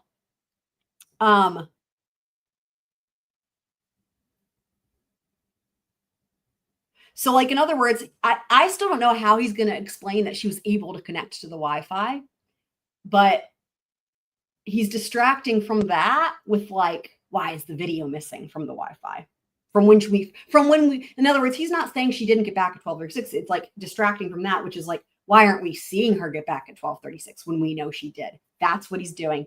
It's very much a defense strategy, right? It's like taking something that's an undeniable fact and then finding another way to frame it and distract. I mean, you know, I'm not saying that that's what's, you know what I mean? That's what is normally a good strategy. That's what he's doing. He's like, I'm not going to dispute she got back at 12:30. He's like, again, he's still got a problem with the 12:32, but whatever. But it's like, but haha, why is the video missing? And then we have this, and this one's there. It's like, oh, how convenient. This video exists, and she's bumping. Dude, that's wild.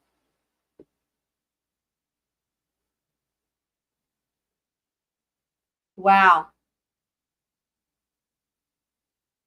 Yeah, I do remember the suggestion of trying to delete it, but like it was very clunky. And I don't think Lolly, I don't know, it didn't. Breenan's more crafty than Lolly. Yeah, I know, 100%.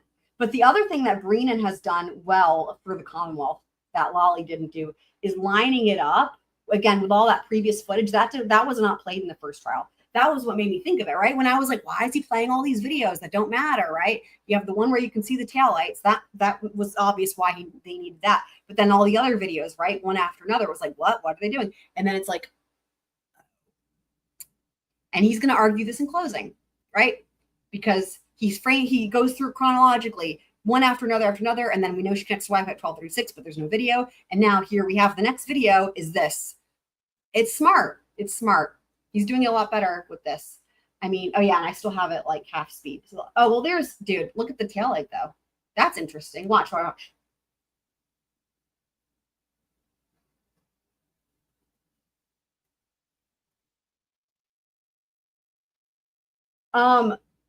I mean, if there's anything missing, I mean, there you get a really clear view. It doesn't look like, I mean, that's what's so funny, right? It doesn't really look like anything is missing. If there is, it's a small amount. It's hard to tell if that's from the camera. But again, this is supposed to be after both events, right? Like, what happened to the taillight when this is what it looks like at 5-something a.m.? Hang on. What? I'm confused.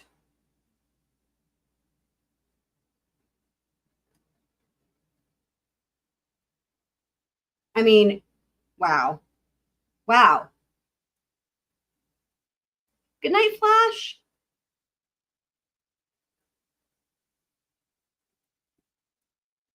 I mean, 100% Kit Smiths. Yeah. Oh, I need to put this on. I need to do this back. Hold on. Okay. From 507:58? Yes. Did you later review video of 546:29? Yes. Could we play number 154, please?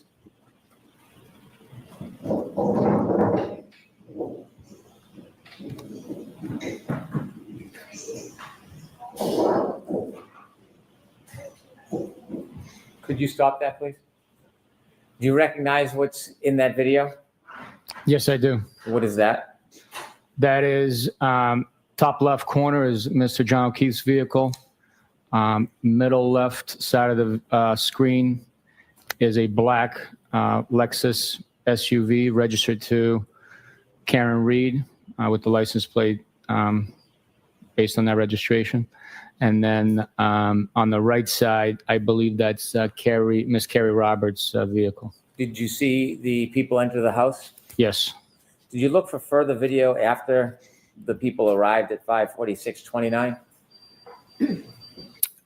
Yes. Was there any video of those three people leaving? No, there was not.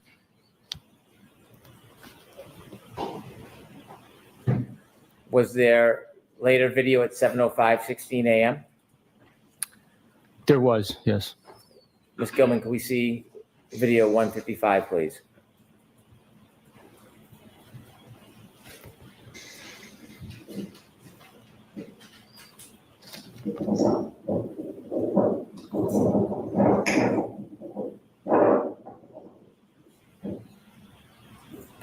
Thank you.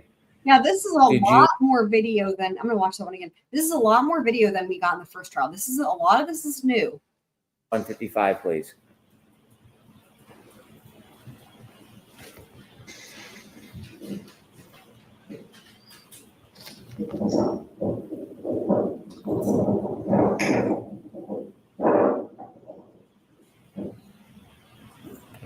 Thank you. Did you later see video at 8:23 a.m.? Yes. Could we have exhibit or video 159, please?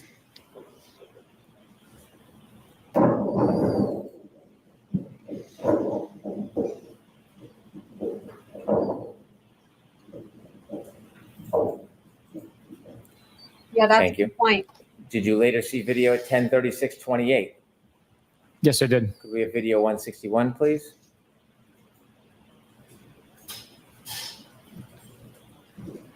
That's where it's going to be interesting, right? It's going to be a matter of, is this, and I'm sure this will come up on cross, right? Is this the complete, whatever, pile of, what is the word I'm looking for? Is this complete? Is this complete, right? Rule, is this the complete videos, right? Or did they pick and choose? Because that's going to be important, again, for exactly what Kit Smith said in determining, is it not triggering every time, or did they just not enter it in? Could you stop that, please? Do you know who's in that video? I believe it's Mr. Paul O'Keefe and Mrs. O'Keefe. Could you please play? I want to get cross.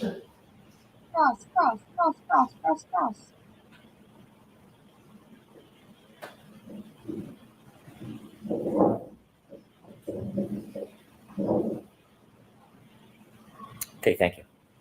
Notice Did was you- that deep given the way he was walking there. Do you later look at video of 12:04? Yes. And could we please play the 1-minute segment of video 165?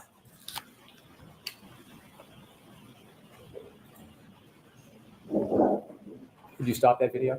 Do you know who that is? I believe that's the defendant. Continue, please.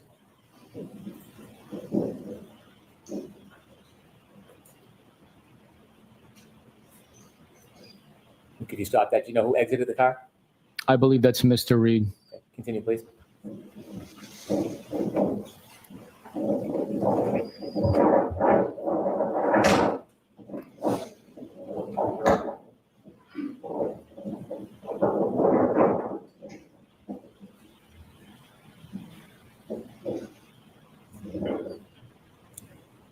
Thank you. Did you continue to watch the video from the driveway Yes. during that time period? Yes. Did you see anybody else get out of that car that was in the back? Yes. And who did you believe you saw getting out of that car? I believe it was the defendant's brother and possibly his companion. I don't know who that is. Did you have a chance to watch the video? Yes, I did. At 12:35 Was it his p.m., could you play mate? video 174, please?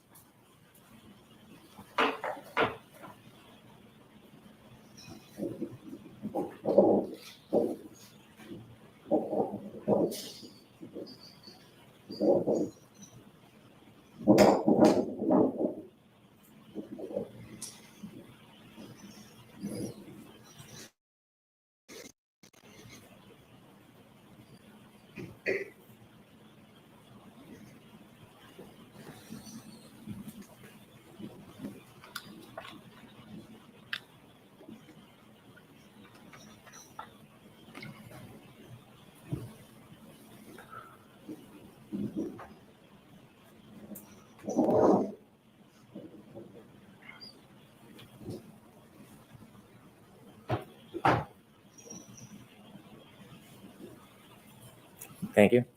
Did you look at video from 1240? Yes, I did. We have video 171.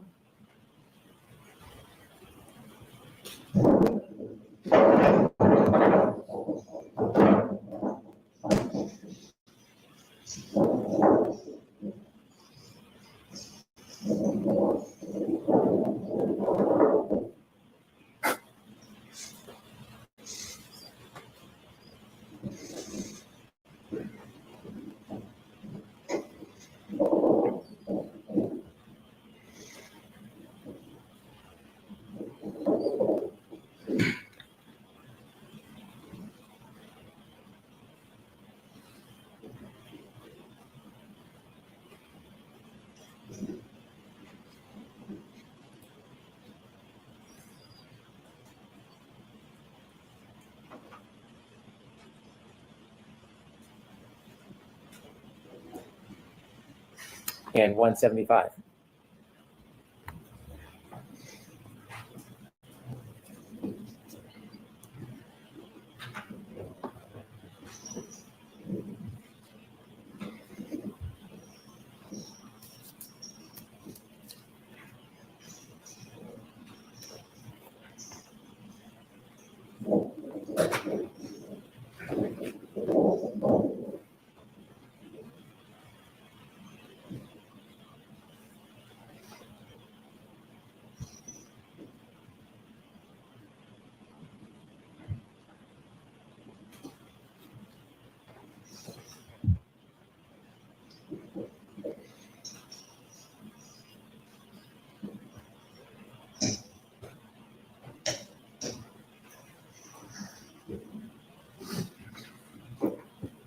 Thank you. Did you look for further video to see if there was any video for the time around when the Lexus was taken from Meadows that morning?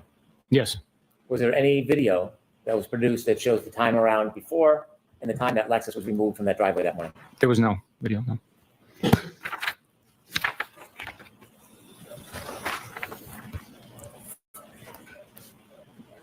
When you were at the Sallyport, did you get an opportunity to look at the Lexus's rear taillight area?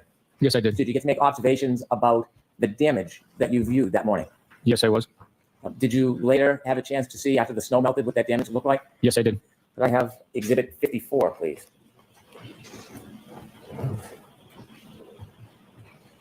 Do you recognize what's in that photo?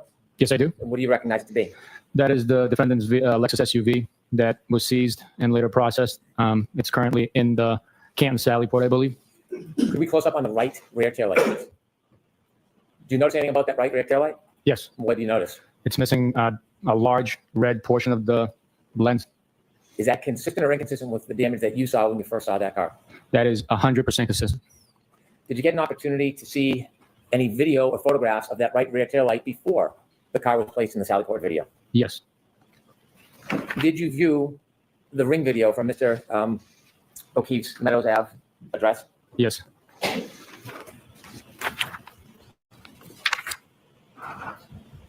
If we could go back to video 153 from Exhibit 6.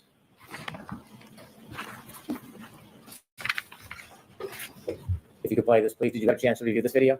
yes, Is this at 5:07:58 a.m. on January 29, 2000? yes, it is.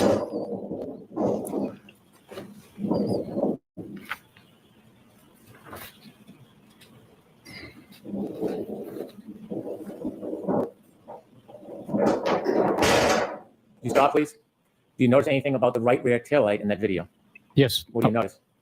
it's showing white and is missing the red taillight cover lens. Could you zoom back out for a second, please? Could you continue? And I'm going to ask you to stop in a second. Stop, please. Do you notice anything about that still of that video?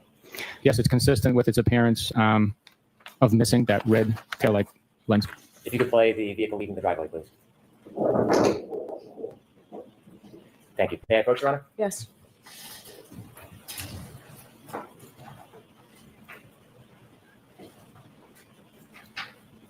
Hand you a document, sir? Do you recognize what's in that? Yes, I do. What is it? It's a still frame from the ring footage taken of the video we just watched of the Lexus SUV leaving, and the large red portion of the rear taillight is missing. I'd like to look at some evidence. Okay. Any objections to Jackson?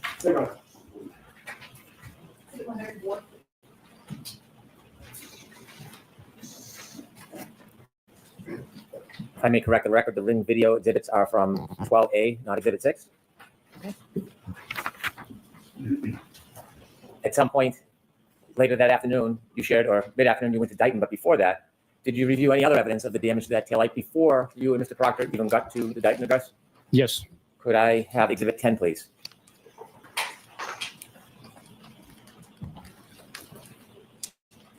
Did you have a chance to view still photos from the wellness check that was conducted by the Canton Police Department and videos on the dash cam?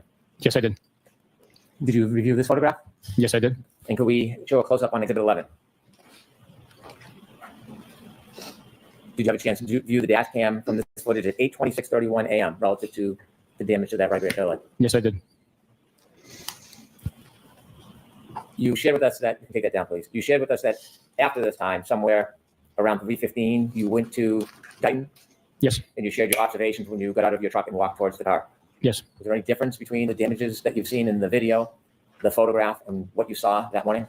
The only difference is the amount of snow that's impacted on the vehicle. The damage is consistent. The large red lens is missing in every single piece of every single image that I saw. You mentioned that there was a tow of that car in Dighton that you were there for. Yes, Were you aware that video footage was provided to us from that tow? I was made aware. Yes. I'd like to enter into evidence a video from alarm.com. Okay. No objection. Exhibit 105.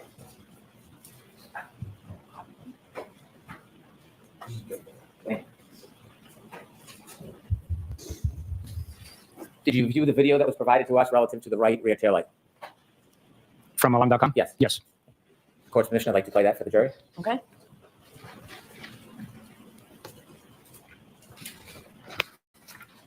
May I have a moment, Your Honor? Yes.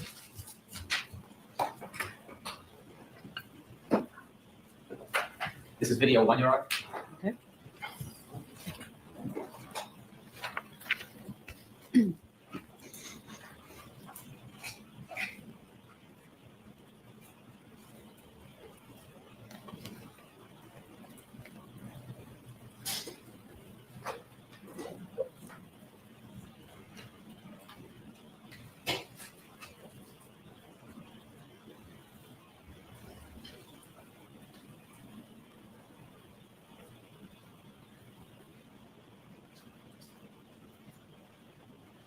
Could you play video 2, please?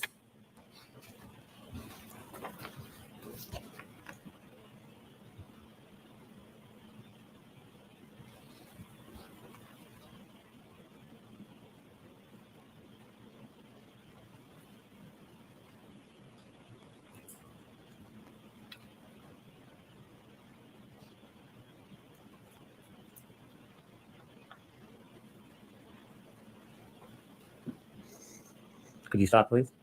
Do you notice anything about the color of the right rear tail light? Yes, it was white. Could you continue, please?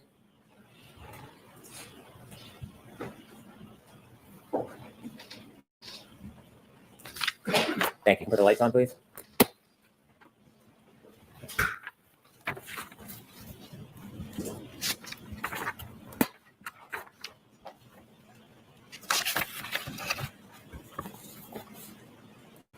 So did you have an opportunity to review video from CF McCarthy's on the evening of January 28th, 2022? Yes, I did. Did you have an opportunity to review videos from the Waterfall bar on January 28th, 2002?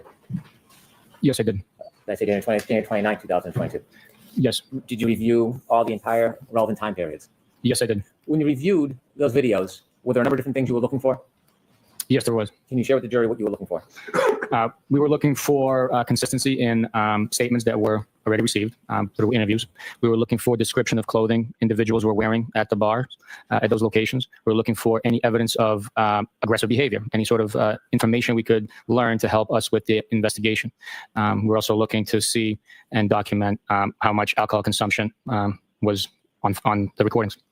When you went through the videos, did you happen to have an opportunity to copy and clip portions of relevant time frames regarding alcohol ingestion? Yes.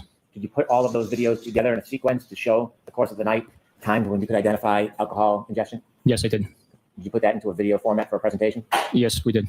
I think the presentation may take a few minutes. All right, where is the counsel side office? Just a second, please. Jurors, feel free to stand.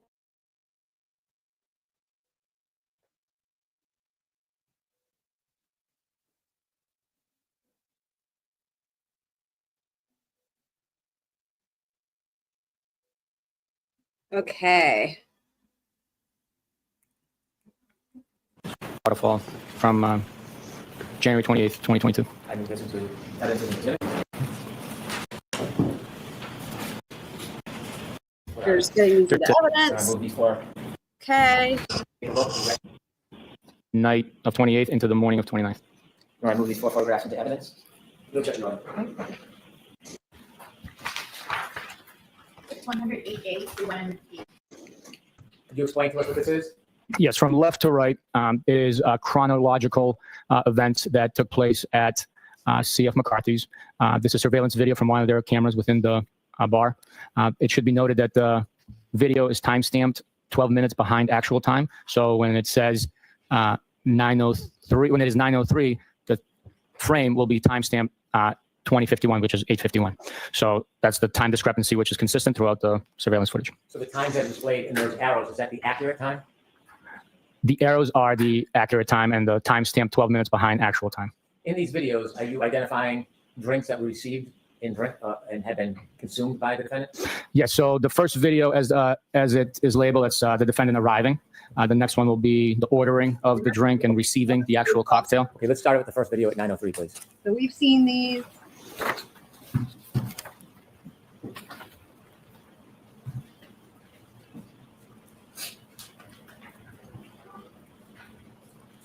Can you stop it there?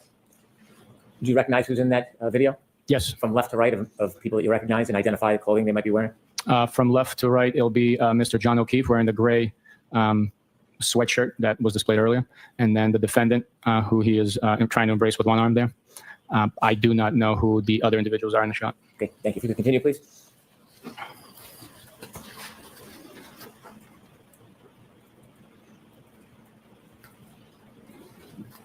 If we could proceed to 9:10.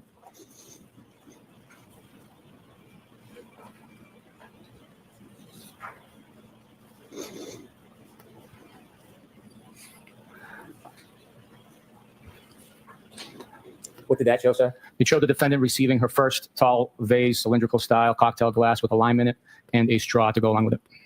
9:27, please. Draw.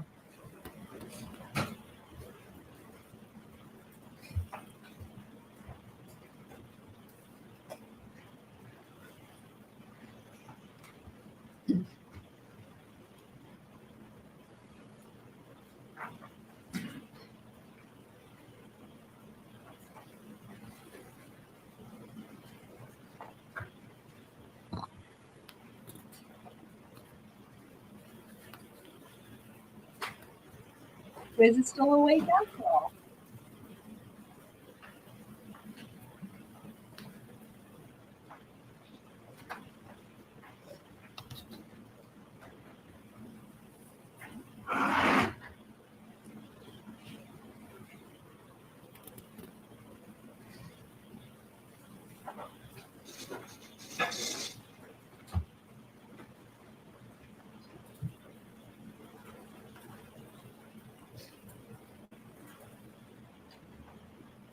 And what was depicted in that video that you saw?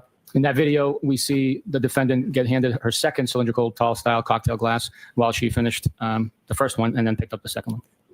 When you've made a relevant observation in the video, please interject and stop so you can point out for us what you've seen. Absolutely, sir. Okay. Next, please, 9:32.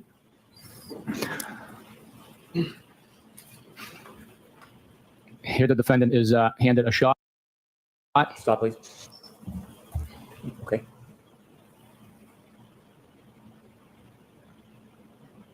Right there. I think we'll just have to play it and you'll have to speak as you're watching it. It doesn't look like it can be stopped. Sorry, Ms. Gilman. She's handed a shot by the bartender on the left side of the screen. She picks it up and puts it into her second cocktail glass, making it a third beverage of alcohol content that she's consuming.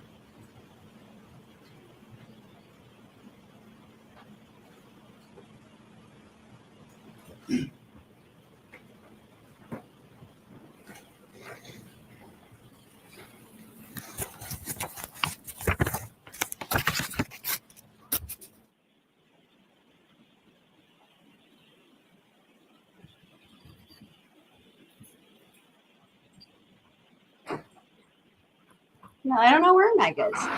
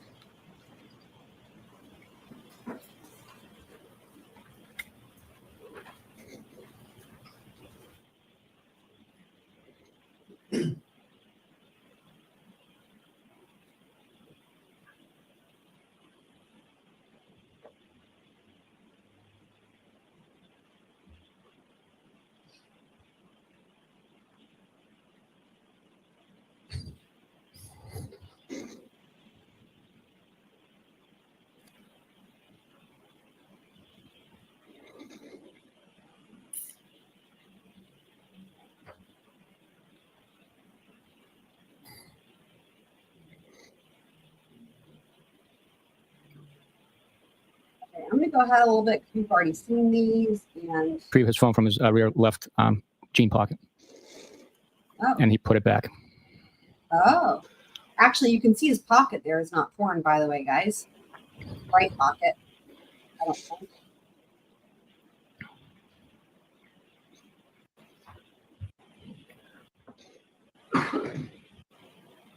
Got in it. It's now 9:45.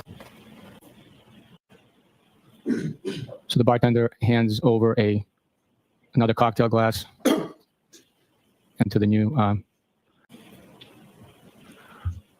Does it also depict Mr. O'Keefe putting his cell phone in his back pocket again? Yes. 4 drinks Could we? and gestures that she wants a shot. Objection. The objection's sustained. Move strike. I'll strike that. Then in his back pocket. Oh, hold on. Watch that one. Puts it in the right pocket.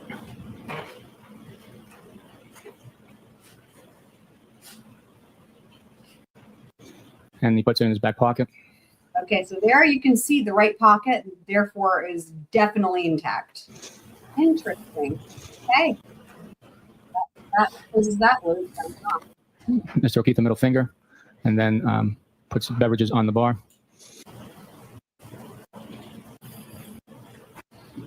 Yes. Hands over a couple of beverages. The patrons, and the defendant retrieves it from him and places it back on the bar.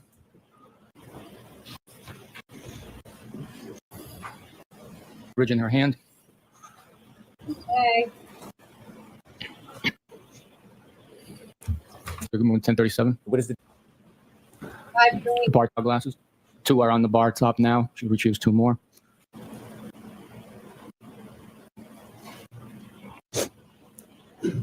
$10.41, please. This is already redistributed. She does not consume it from the shot glass.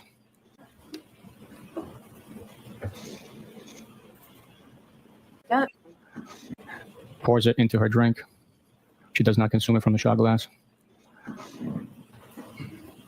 You're under object last one. Okay, I'll strike that.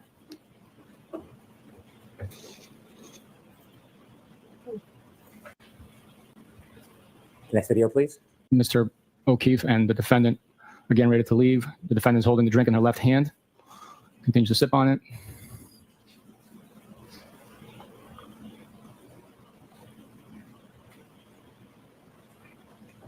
To walk out of the bar without the beverage in her hand being deposited anyway. 3, how many drinks have been served to the defendant at this point? 7. Objection, Your Honor. I'm going to sustain the objection. Move strike. I'll strike that. Next slide. And is So this, I'm going to actually see counsel's on this. In the luncheon break, it's 1:10. Okay, so we're going to go right ahead. And we're back. Ms. Gilman, if you can take us to 10:54. And before we begin, Trooper Bukhenik, is this a different location than all the video we've seen before? Yes, this is the Waterfall Bar Grill surveillance footage from inside the lounge area. And for reference purposes, this is at this location, the timestamp is accurate to the real time. Ms. Gilman, could you begin at 10:54, please? Here we see the defendant, Mr. O'Keefe, walk into the bar and see their friends and engage in hugs and greetings. We'll let the Waterfall Bar videos play. I'm sorry, sir? We'll let the Waterfall video bars play. We'll just let them play. Okay.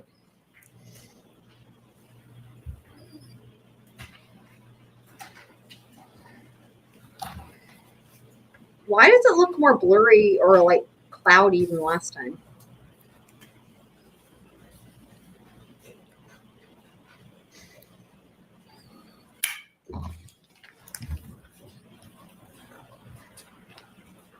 I wonder if that's just because of like, 11:46, please. no, the thumbnails look like that too. Weird.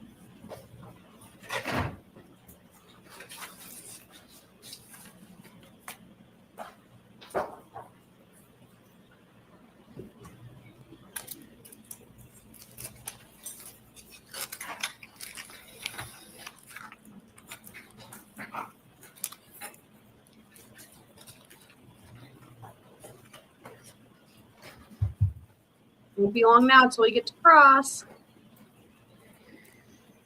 1206, please.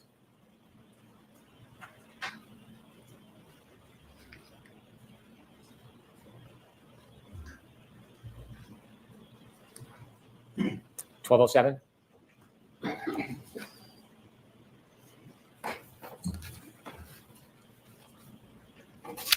1210, please.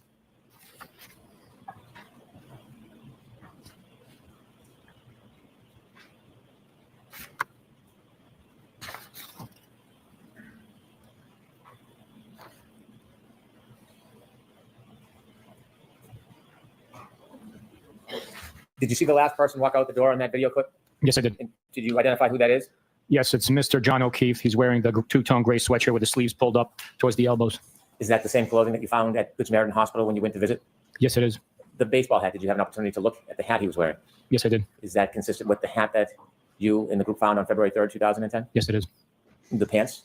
Yes, it is. May I approach, Your Honor? Yes. Showing you Exhibit 108C. This is already introduced the evidence. You studied that photo. Do you notice anything in Mr. O'Keefe's hand? Yes, in his right hand, he's holding a short style cocktail glass with black drinking straw protruding from it as it is backdrop on the snow on the hood of the car that's parked outside. Could we show 108C, please? Ms. Goodman, could you focus the best you can on the drink? Is that the photo you looked at? Yes, it is. Can you point out or explain where you see the drinking straw? Absolutely. Right there to the right of the red indicator, you could see the straw protruding out of the glass. Mr. O'Keefe is holding in his right hand.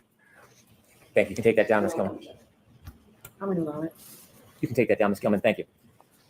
Looks like it's One last left matter. me. Bukhenik. In 2024, did you obtain ring video for that time period in 2024 from Mr. O'Keefe's home? Yes, I did. Did you provide that ring video to a person who works for a company by the name of Aperture? Yes, we did. And just very basically, do you know what Aperture does? Yes, I do. What do they do?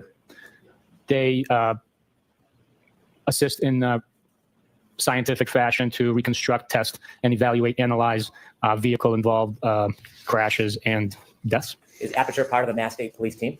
They are not. Are they a private company? Yes, they are. May I approach? Yes. Handing in the item, do you recognize it? Yes, I do. What is it?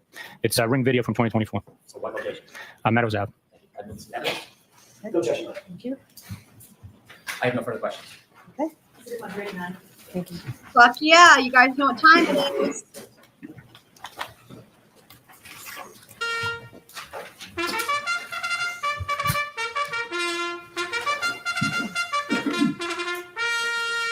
Whenever you're ready, Mr. Jackson. Thank you, Your Honor. Good afternoon. timing. Senator Bukhenik. Good afternoon, sir. I want to talk to you for a second about roles in this case, in this investigation. Would you agree with me that Michael Proctor was the lead investigator as well as the case agent in charge of this case? He was assigned as the case officer for the case.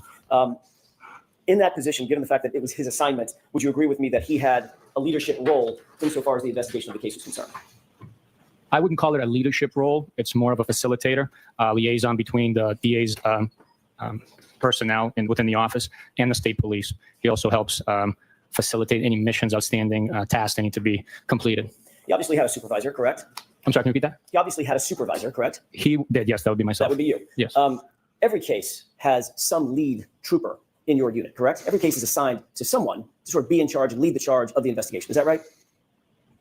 Every case The has charge, like, a case officer that vehicle? manages the investigation. Right. And managing the investigation doesn't mean just, typing up schedules. It means actually managing the investigation, like deciding what search warrants are going to be written in certain circumstances. That's one example, correct? They're responsible for writing and authoring those search warrants. Sometimes the recommendation, suggestion, or leadership comes from the supervisors or the DA staff, where their experience might dictate otherwise. And sometimes it comes from the lead case agent himself or herself, correct? At times, yes. Every team, even back when you were in the military, you were on many, many teams in the Marine Corps, correct? I'm sorry, you were speaking, facing away from me. I couldn't hear you. Every team, including back in the time you were in the military, back in the time you were in the Marine Corps, every team has multiple individuals involved in that team, correct? That's the whole point of the team, multiple people, correct?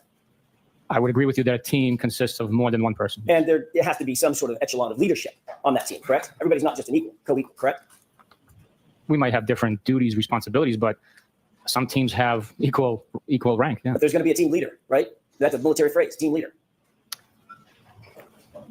Yes, there is a team leader in the Marine Corps, in the rifle platoon, but not every team has a leader. Did the team in this case, in this investigation, have a leader? Someone who was assigned as the lead case agent? Not just another officer, not just another detective, but the lead case agent. The case officer for the investigation was Michael Proctor. But you don't want to say lead case agent or case officer, correct? I refer to that billet as case officer. Your responsibility as the supervisor over this particular case officer or any other case officer that you might have, or any other trooper that you might have under your supervision. Your responsibility in no small part is to supervise the individuals under your command to ensure that the case is adequately investigated, it's properly investigated. That's part of your role as a supervisor, correct? That is one of my many responsibilities, yes. It's partly because you have more experience, I'm guessing, than the people under your charge. Is that right? Certainly in my position, but there are many instances where a sergeant might have less experience than a well-seasoned trooper that's been in the office for 15 to 20 years. So Fair enough. Fair enough. That may be the case, but under ordinary circumstances, you earn your way into a supervisory role in the Massachusetts State Police through both not just time, but time and experience, correct? we take an exam and then get promoted based on the exam. Part of the responsibility that you have as a supervisor is to make sure that the case is properly investigated, and that may include making sure you have the right suspects, right? The array of suspects that may exist, you want to make sure, and you supervise to make sure that that array of suspects is appropriate and proper, correct? In every investigation, we follow the evidence, we follow the statements made provided by eyewitnesses, witnesses in the case. Sometimes the defendants or suspects provide statements to us. At many instances, those could be contradictory statements. We follow the evidence in every investigation, and that evidence determines who the suspect, person of interest, or ultimately the defendant is. And you want to make sure that you gather, or that your subordinates gather that evidence in an appropriate and objective way. It's obviously the foundation of a good investigation, correct? I'm sorry, can you repeat that? Maybe. You obviously, as a supervisor, want to make sure, you talked about following the evidence, you want to make sure that that evidence is gathered in a way that is adequate, in a way that is objective, in a way that is unbiased, so that you can gather the evidence that will lead you to the right folks, right, to the right suspects. We always want to gather as much evidence as possible. We conduct that gathering in the most appropriate ways possible. Sometimes there are tough decisions that have to be made where we have to either decide whether we're collecting evidence A or evidence B, and those decisions have to be made on the spot. At times it's a time-sensitive matter. At times it's a decision made by a group putting their heads together and deciding on that. So I don't know if that answers your question, but that's the most Let's try it again. accurate explanation. Okay, you done? I am. Okay, let's try that again. You want to make sure that the evidence, as a supervisor, supervising your subordinates, you want to make sure that the evidence is gathered in an appropriate way, in an objective way, correct? Yes or no? Yes. Okay. You're also doing everything you can as a supervisor and someone with the experience to make sure that the highest levels of integrity and those demands are met in any investigation that you work on. If there was a question of integrity, those individuals would not be part of an investigation. That includes knowing, obviously, what your subordinates are doing. During the conduct of the investigation, during the process of us investigating a crime, yes, we know what is going on, because every bit of information that comes in needs to be shared, and we need to make sure the whole team is aware of all the evidence and information that is available to us at the time. You want to make sure that, I'm going to use a colloquial phrase, you keep tabs on those who are reporting to you, correct? What are they doing? What are they engaged in? When are they coming and going? Who are they interviewing? Things of that nature. Basic investigative things, correct? For the most part, you can't track every single person all the time, but this is a very serious line of work. A lot depends on it. We speak for those that can no longer speak for themselves. So we do our best to conduct every investigation with integrity, honor, and get to the truth. If you don't properly supervise, and I'm talking about your role now as a supervisor, if you don't properly engage in that supervision, it obviously increases chances for mistakes. It increases chances for bias to seep in. It increases chances that something could affect the adequacy of the investigation, correct? That's a lot there. Can you repeat that, please? Maybe one section at a time? Sure. If you don't properly supervise your subordinates in an investigation, failing to properly supervise them could increase the chances that mistakes are made. Is that right? Yes, that is one possibility. Okay, let's break it down. It also increases chances that there could be inherent biases that are seeping into the case that you want to make sure doesn't happen, correct? I believe that human beings all have biases, but during the investigation, those biases do not affect, especially in this case, they did not affect any outcome of the investigation. So I wasn't even talking about this case. I was talking about... Especially in this case, he would have been better off leaving that out. All have biases, but during the investigation... Why especially in this case? If it's especially in this case, then it almost makes it seem like there's more bias allowed in other cases. Those biases do not affect, especially in this case, they did not affect any outcome of the investigation. So I wasn't even talking about this case. I was talking about cases in general and your supervisory role in general. Your job as a supervisor is to seek out and make sure that there are no biases in an investigation, correct? Absolutely. You want to make sure that any investigation, as a supervisor, any investigation that is under your charge, under your supervision, is done adequately and professionally. Is that right? Yes, that is right. And there's a chain of command for that, right? Meaning someone under your charge needs to report up the chain of command to you, and you have supervisors to whom you report, correct? Yes, it's a paramilitary structure, and it is in order for the colonel to keep command and control over the entire agency of 2,000 plus people, it is absolutely necessary for there be a reporting up and down within the ranks of the Massachusetts State Police. And you have That was smart of AJ, of Alan Jackson, to appeal to his military background there. And now he's getting better answers. Look at that. In order for the colonel to keep command and control over the entire agency of 2,000 plus people, it is absolutely necessary for there be a reporting up and down within the ranks of the Massachusetts State Police. And you have, by the way, what's your chain of command? Who did you report to back in 2022? I directly reported to Detective Lieutenant Tully.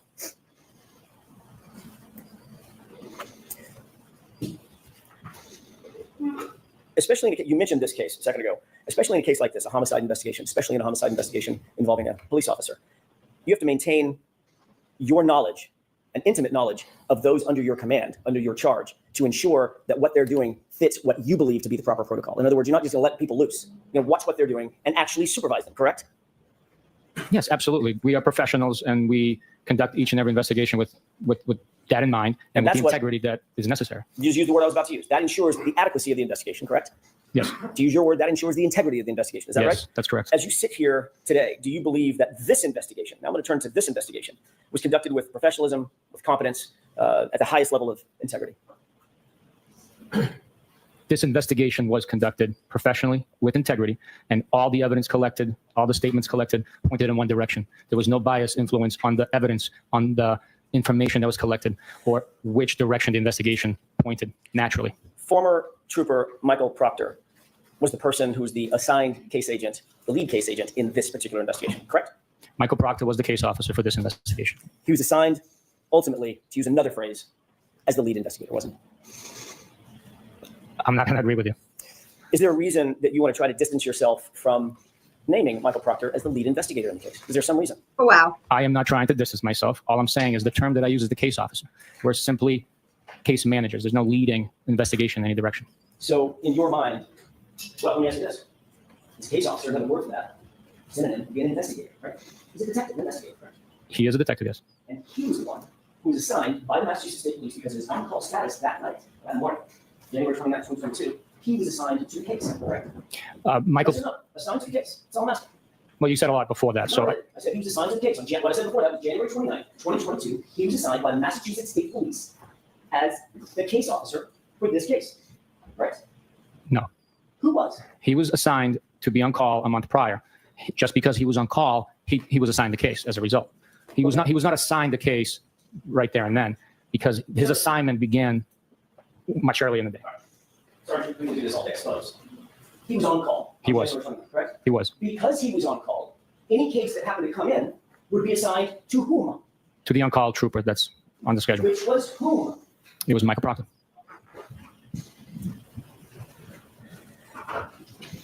Let me just ask you this. Do you believe that Michael Proctor, his involvement in this case, taints the investigation?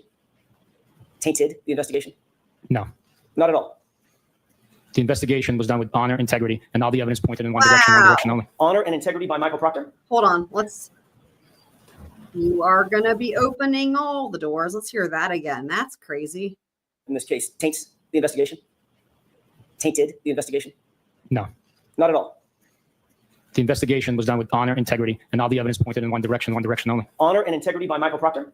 Do you think he had to practice that a bazillion times in front of the mirror? Probably.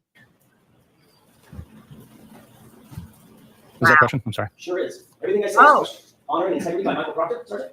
Okay. Sustain to the comment. Go ahead and ask it again, Mr. I'll ask it again. You said honor and integrity. Honor and integrity by Michael Proctor? Okay. I'll allow it.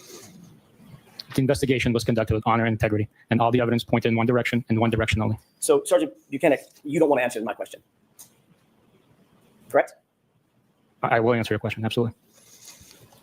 Do you think this case was handled with honor and integrity by Michael Proctor, Sergeant? The investigation was handled with integrity by Michael Proctor. You do know that he left out honor, touched or had input in nearly every part of this case, obviously, as the case officer, correct? He managed the case. So he had some input or had some connection to nearly every part of the case, be it physical evidence, the search warrants, the interviews, things of that nature. He was one of the involved with collecting evidence, conducting interviews, and signing affidavits for the search warrants. He didn't take a minor role in this case. He had a major role in this case. Would you at least agree with that? He had a role that was more significant than others. A major role would, to me, suggest that he had 51% or more. And with a team of the size that we had working on this case, he did not have a major role. So you believe, as you sit here today, your testimony is Michael Proctor did not have a major role in this investigation of Commonwealth versus Karen Reed because he didn't have 51% of something? That's your testimony? That's the way I understand it, yes. Okay. You're aware of the search warrants that were drafted, affidavits that were attended to those search warrants in this case, correct? Am I aware of affidavits drafted? Search warrants and affidavits. In support of the search warrants? Correct. Yes, I am. You're also aware that there was a good amount of physical evidence that was handled in this case? Recovered, touched, booked, assigned or booked into the lab, things of that nature? I am aware of the evidence involved in this case, yes. May I approach the witness? No? Yes.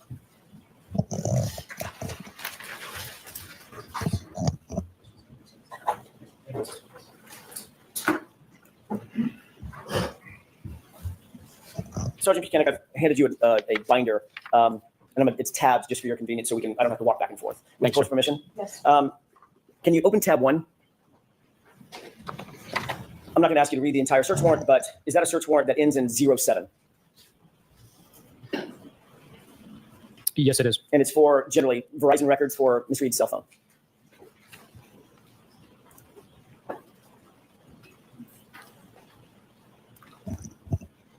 No, I would not agree with you, sir. What is that search warrant for? It's for Verizon records for a VIN number, which looks like a vehicle. Is that the vehicle, the SUV, the Lexus SUV in this case? I do not know for sure because it doesn't have that identifier here, and I don't know the VIN number off the top of my head. Okay, fair enough. Who's the affiant?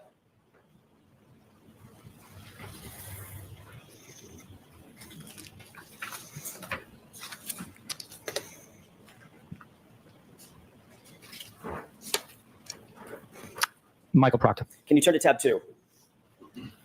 Is that a search warrant ending in the number 14? Give me 1 second. I'm sorry, I don't want to ruin your presentation here. Search warrant ending in 13. I misspoke. Okay. Is that a search warrant for, generally speaking, Karen Reed's cell phone? The quality of this photocopy is so poor, I cannot make out exactly what it's for, but there is an overlay of print. I can read what is presented to me. If that's what you want me to do, I do not know if this is an authentic copy of a search warrant. Let's just look at the affidavit. Can you tell me who the affiant is?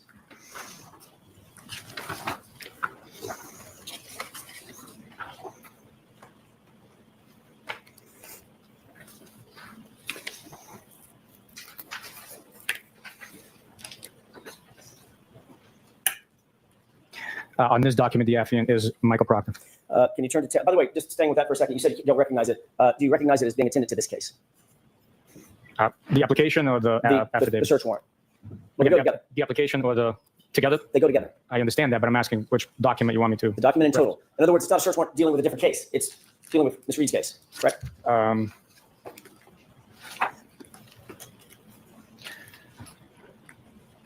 Again, I cannot say from the search warrant because of the quality of it. The addendum A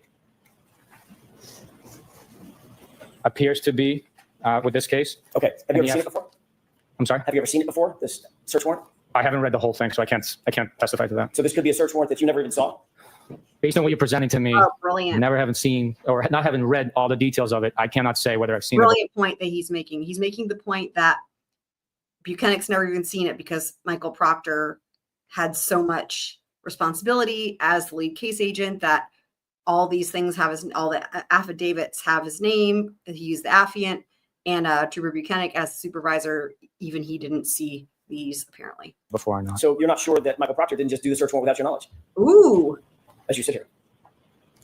I don't know if this is truly Michael Proctor's product. Think that might be a forgery? I'm sorry? You think that might be a forgery at the end of that? affidavit? wow. Well, for one, it's not signed. So I don't know who produced this. What I'm saying to you is I don't know who produced this. The quality of the first document, the narrative, I don't know who produced it. If you show me a search warrant application with an affidavit from court with a stamp, the timestamp and the stamp water seal from court, I will tell you that that's what it appears to be. What you've shown me here, I don't know what this is. Otherwise, looking at that document, seeing the affidavit, seeing the addendum, seeing Michael Proctor's name on it, no clue whether or not that's a warrant that's attendant to this case that Michael Proctor drafted and submitted. You have no clue. I can't take you at your word. I'm not asking you to take me at my word, sir. I'm not testifying. I'm asking you to take the document at his word. Do you recognize it or not? If you don't, you don't. I do not know. Okay, let's turn to tab 3. Does that appear to be a search warrant ending in the number 14? It's brilliant because even when he's like, I don't recognize it, that just goes to show how much involvement. Yes, it is. And does that appear to generally be associated with ring camera footage at One Meadows? Or can you not tell that? It has an email address, an associated MAC address. So yes, that's what it appears to be. Okay, can you tell me who the Affiant is?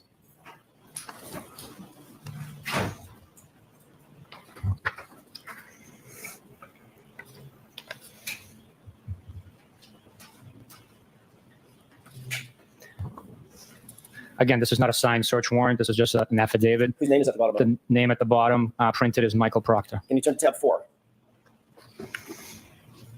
Does that appear to be a search warrant ending in the number 04?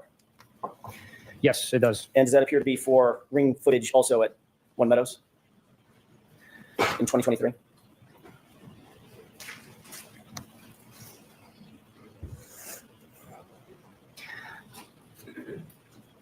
Based on the application addendum A, it's the same email address associated with the previous location of Meadows. Yes. Who's the Affiant or Affiant?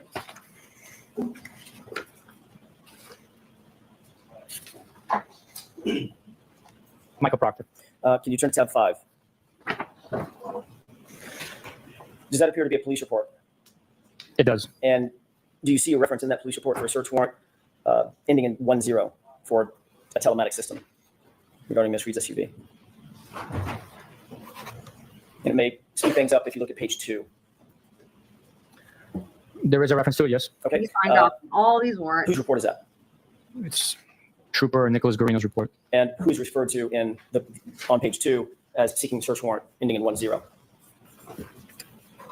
That search warrant was issued at Stone District Court and presented by Trooper Proctor.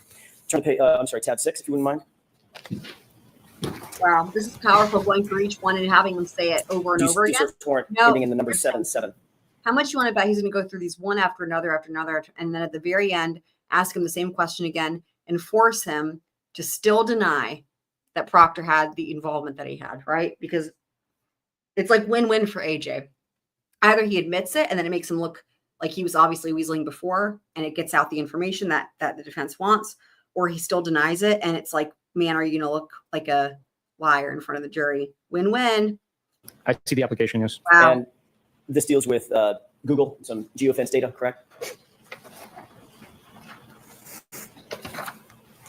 I forgot there was a geofence. Yes, it is. Who's the Affiant?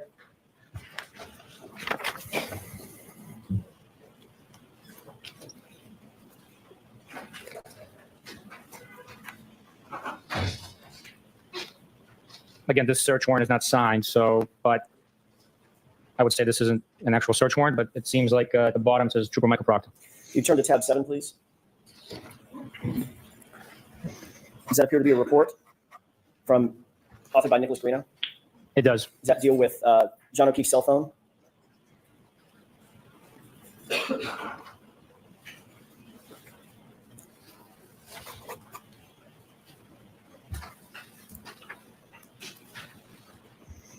It's a report written by Nicholas Garino referencing Mr. O'Keefe's cell phone, yes. And it indicates that Mr. O'Keefe's cell phone was seized by a particular trooper? That's what the report indicates, yes. Who's the trooper? In this report, it says that Trooper Proctor secured the cell phone. Turn to tab 8, if you don't mind. Do you see a similar report by Trooper Greeno? Yes. And do you see reference to Karen Reed's cell phone having been seized?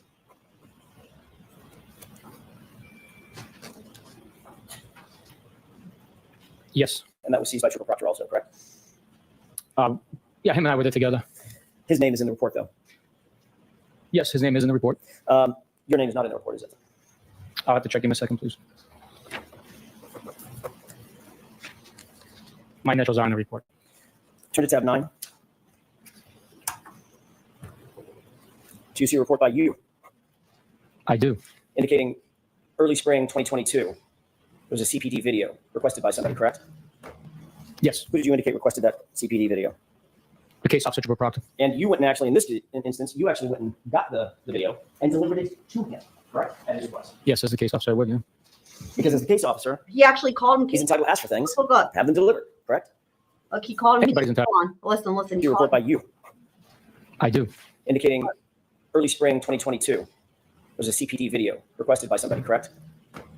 Yes. Who did you indicate requested that CPD video?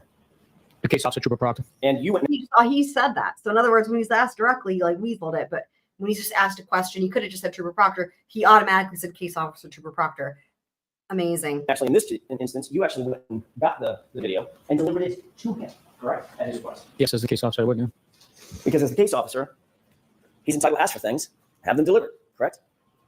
Anybody's entitled to ask for things. Absolutely. We are pursuing justice. We're looking for any and all possible evidence. I'm sure you are. As the case officer, he's entitled to ask for things to be delivered to him, Yes. even Yes. by his supervisor. Yes, absolutely.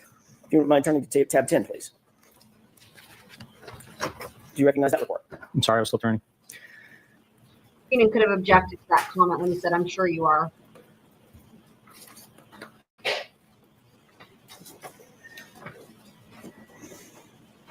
It's the same report.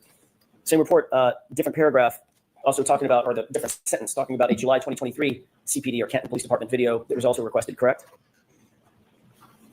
I'm sorry, can you repeat that question? Sure.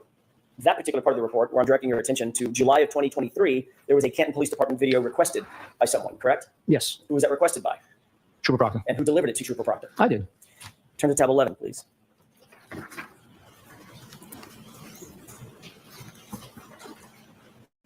You see a document referencing the analysis of Canton Town library videos. I do. And who is it that's listed as having received and reviewed and analyzed the town library videos? Give me just 1 second. I have to read the report.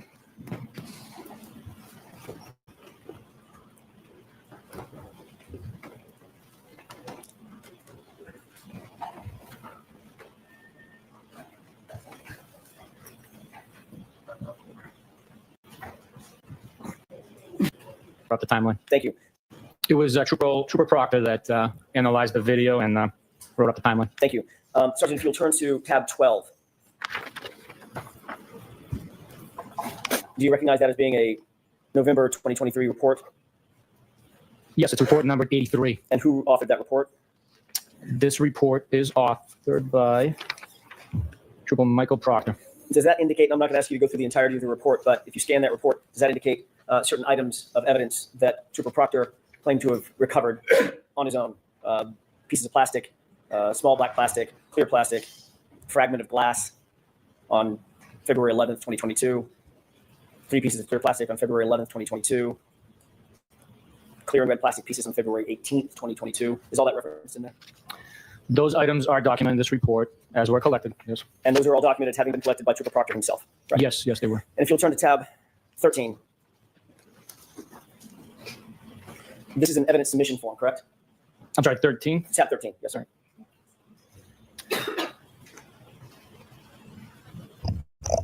Yes, it's a copy of an evidence submission form from March 14th, 2022. And that indicates submission of certain items of physical evidence from Massachusetts State Police custody to the crime lab, correct? I would say so, based on this copy's information on there. Yes, I would say so. And who's the person who submitted the items that I'll ask you about? It is a Trooper Michael Proctor. And those items include clothing, is that right? We don't have to go through them line by line, but generally, you see clothing items mentioned on there? The first line is a clothing item, yes. That includes a lot of what we saw today, Sergeant Bukhenik, the shirt, the orange shirt, the sweatshirt, blue jeans, belt, correct? I'm just thinking back to the defense opening statements. Every piece of evidence in this case was touched by Trooper Proctor. You know, like that's like literally what he said. He was involved. He was in every corner. There was nothing he didn't touch. And he says that Trooper Proctor is the cancer of this case. And he's proving it. The evidence will show. Here it is. Blue jeans, belt. Beautiful. What was the other thing that you listed? Shirts. There was a shirt, yes. It also lists certain items of plastic, certain items of glass. Is that right? All contaminated. Some of those items are listed, yes. And Heather, even I mentions was the straw literally, you talked to Mr. Breenan about, I correct? was literally just thinking to myself, I wonder what happened to Heather. Just in time. Were your ears ringing? Yes, the straw is mentioned and numbered. And all of those items were submitted on March 14th, 2022, correct? That's what the form indicates, yes. And all of those items were submitted by Michael Proctor from his custody and control to the crime lab, correct? That's who signed the form. So the things that, according to the form at least, and your experience with forms of this nature, it was Michael Proctor who possessed and controlled those items before they were turned over to the Massachusetts State, I'm sorry, to the crime lab, correct? That would be accurate, yes. So he would have maintained all of it, is that right? At least at some point. They would have been in his custody as he's transporting them for processing at the lab. Of course. And then after he maintained control of it, eventually he turned it over and submitted those items, correct? If the form is accurate, then yes, that's absolutely right. So we've just gone through a few things. What you and I have just gone through is not nearly everything that Michael Proctor was involved with in terms of this investigation, correct? We didn't talk about witnesses, right? We did not talk about witness interviews, So no. there's a lot more that Michael Proctor on a day-to-day basis as a case officer was involved in addition to what you and I just talked about, correct? Yes, there was many more things he was involved in. As I mentioned, that was just report 83. There's 100 plus reports in this case that were written. There's a lot of evidence that was collected and processed. So he had a part in the investigation as the case officer managing the tasks. But there's a lot of people involved in this investigation. So he touched or authored or reviewed or controlled at least every bit of what you and I have talked about this morning. All these items that we just talked about, correct? He is referenced or is his name appears on most of these documents, yes, if not all. Of the ones that we just went through, he's not just referenced, he's the author of every single one of them, correct? No, Nicholas Garino wrote some of these reports. Sorry, the author of the search warrant. I asked you to look at Nicholas Garino's report to reference the search warrant that Nicholas Garino referenced in his report, and Michael Proctor was the author of that search warrant, correct? Again, I hate to do this to you, but Oh, I don't think you do. some of these search warrants could not be authenticated. I don't know what these documents were. I didn't read them, so I can't tell you that he was the author. Like what you presented, I can't speak to. You just made my point. Even as a supervisor, you don't know everything about Michael Proctor. It's impossible to know. Shit. AJ. Wow. Oh, that was beautiful. Oh my God. Read them, so I can't tell you that he was the author. Like what you presented, I can't speak to. You just made my point. Even as a supervisor, you don't know everything Michael Proctor is doing, do you? Wow. It's impossible to know everything somebody was doing. Got it. Especially the case officer on this case, as busy as he Well was. done. Right? AJ. That I'm sorry? Especially the case officer on this case, as busy as he was, Michael Proctor. He was a busy Right. bee. He was keeping us and his supervisors abreast of what was happening, the next step, the search warrants he was writing, the evidence that was being collected, the interviews that are being conducted, court dates and motions and stuff like that. So he would do the work and then keep you, the word you just used, keep you abreast of that work. Right, unless I was involved with the investigation myself. We did a ton of interviews together as I authored some of these reports as well. I said there's 100 plus reports. Sir, you were notified on January 29th, 2022, that a Boston police officer was found gravely injured in front of 34 Fairview in the lawn, in the yard, correct? No, that is not correct. What were you notified of? When the notification came in, it was that there was a male party found in the snowbank. At some point, you No learned bank. that male party was John O'Keefe, a Snowbank still blows my mind. police officer, correct? At some point, we did learn that he was a Boston police officer. Matter of fact, you learned that morning. May not have been the first notification, but certainly early that morning, you knew that John O'Keefe was a Boston police officer. At some point, we learned. I don't remember exactly when. If it was morning, just after 12, I don't know when, but we did learn that he was a Boston police officer. And I'm not asking about what Proctor learned, but what you learned. You learned that he was a Boston police officer, correct? At some point, I learned that he was a Boston police officer, yes. And on January 29th, did you ever respond to 34 Fairview Road at any time? On January 29th, 2022, at no point in time did I or Michael Proctor, who was with me the whole time, ever respond to 34 Fairview Road. So the time did I or Sorry, Michael I'm backing it up. on Jan. Reason. Hold on. Did you ever respond to 34 Fairview Road at any time? Look at those color coordinated or color coded tabs. I love that so much. Beautiful. On January 29th, 2022, at no point in time did I Love it. or Michael Proctor, who was with me the whole time, ever respond to 34 Fairview Road. So the answer to my question very simply is no, right? That's correct. You just answered this question as well, but I want to make sure we're absolutely clear. Your Honor, may I approach? I don't want that Okay. figure to be in this way. At no point on January 29th, 2022, Did Michael Proctor respond to 34 Fairview either? Did he? No, he did not. You already indicated and you described in some detail that Massachusetts State Police took over the investigation from Canton Police Department around 8 or 9 a.m., correct? You're following certain protocols.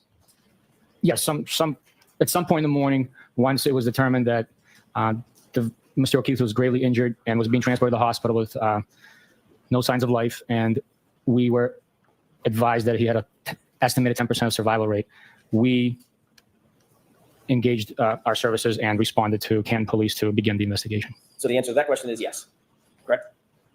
Yes. You'll often work with a local police agency, police department, even though Massachusetts State Police may have statutory jurisdiction over the case because it's a homicide, right? Yes, part of our mission is to aid and assist local police departments when they request it. In this specific situation, as I stated earlier, the DA's office has exclusive jurisdiction over death investigations, and our office has that responsibility of investigating those cases. But we work very well with local departments. So the answer to that question is yes, correct? Yes. If you can answer my question yes or no, it's going to go a lot faster. Boy. In this case, even though you oftentimes work with local law enforcement agencies, it was determined that you would not continue working with Canton PD because of a conflict or the perception of a potential conflict of interest, correct? To alleviate any perception, not that one existed, the Canton Police Department recused themselves from being involved. He always follows that up with not that one existed. The jury knows what perception means. Again, the fact that he adds that in makes it seem weird. In the interview portion of the investigation. And that's in no small part because There's the Meg. lawn on which Mr. O'Keefe was found belongs to to Brian Albert, and Kevin Albert, Brian Albert's brother, worked as a detective at Canton Police Department, correct? That was my understanding why they chose to take those steps.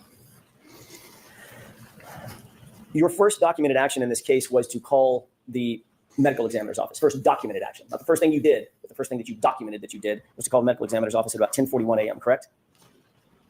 In what respect are you saying first documented action? There's a report where we can look at the earliest thing that you did, and it's actually written down and documented. You know what I mean by documented? Written on a piece of paper. In that respect of documentation, I would have to look into it. I believe there was something probably before that, since there was a documentation of us getting notified of the incident. At 10:41, let me just ask it a little bit more straightforward if I can. Just get to the point. At 10:41 a.m., you called the medical examiner's office to inform them that Mr. O'Keefe, quote, was struck in the face with a cocktail glass, or at least appeared to be, correct? That is in part what I advised the medical examiner's office, where they are responsible for the medical portion of... Objection, Your Honor. May we approach briefly? Okay. Okay. Me again. Just a moment, Your Honor. Yes. In the morning of January 29th, 2020, did you contact the medical examiner's office in the morning of January 29th, 2022? Yes. And did you state to them that there was a possibility that the decedent, John O'Keefe, was struck in the face with a cocktail glass? I don't recall my words exactly, but that sounds accurate to what I might have said. At least your initial investigation during those early morning hours, those critical hours, led you to believe at least that there was a possibility that there was a physical altercation, correct? Yes. What steps did you take at that moment to determine whether or not anybody in the house may have been involved in that physical altercation that you thought was a possibility? That's a compound question. I have to answer it separately. Answer it however you want to. It's an open-ended question, which is unlike me. What steps did you take to, at that moment, to determine whether or not anybody in the house could have been involved in that possible physical altercation that you just described? We interviewed the homeowner and two witnesses that were in that house. You never went into the house, did you? On January 29th, at least. I personally did not go in the house. You did not secure that house or remove the occupants, did you? Which day? January 29th. I'm talking about the morning of January 29th. I did not know. You did not secure the yard as a crime scene, correct? That's correct. You didn't conduct any search at that house. No, I did not. You didn't take any photographs of the interior of that house. I did not. You didn't ask a forensic criminalist to join you and process the house, correct? That is correct. You didn't set up a crime scene log to determine who was coming in and going out of the potential crime scene. I did not. No one actually documented the crime scene by taking contextual photographs and then close-up photographs, et cetera, during those early morning hours, correct? I cannot speak to that. I was not there. It's hard to fathom. So the answer is you didn't do that. And you didn't cause that to be done. I did not do that. Crime Scene Services Section, what is that? It's a unit, specialized unit on the state police. They are specially trained with documentation, photographs, video, latent Y'all. Section, what is that? It's a unit, specialized unit on the state police. They are specially trained with documentation, photographs, video, latent fingerprints, foot and tire impressions, footwear and tire impressions. They assist other investigators in documenting and processing scenes. Incredible. Did you contact CSSS to process the house or the yard or the area adjacent to the yard? Which house, sir? 34 Fairview, Sergeant Bukhenik. I mean, You think I was talking? friends or no friends. If a body is found in somebody's yard, because people kill strangers all the time. I mean, you go in the house, it's insane. About a different house? Yes, I did. Really? Okay. Yes. Sorry, let me go back to get the beginning of that question here. Okay. Scenes. Did you contact CSSS to process the house or the yard or the area adjacent to the yard? Which house, sir? 34 Fairview, Sergeant Bukhenik. Do you think I was talking about a different house? Yes, I did. Really? Okay. Yes. Let's stick with 34 Fairview, where How- John O'Keefe's body was found. Did you call CSSS out to the scene to process that house? I did not contact Crime Scene Services on January 29th to the area of 34 Fairview Road to the lawn where John O'Keefe's body was found. You mentioned that you conducted interviews that day, correct? That's correct. Where were those interviews conducted? The first interview was conducted at Canton Police Department. The second, third, and fourth were conducted at a residence in Canton. The fifth, what was the first interview at Canton Police Department that morning? Sergeant Good.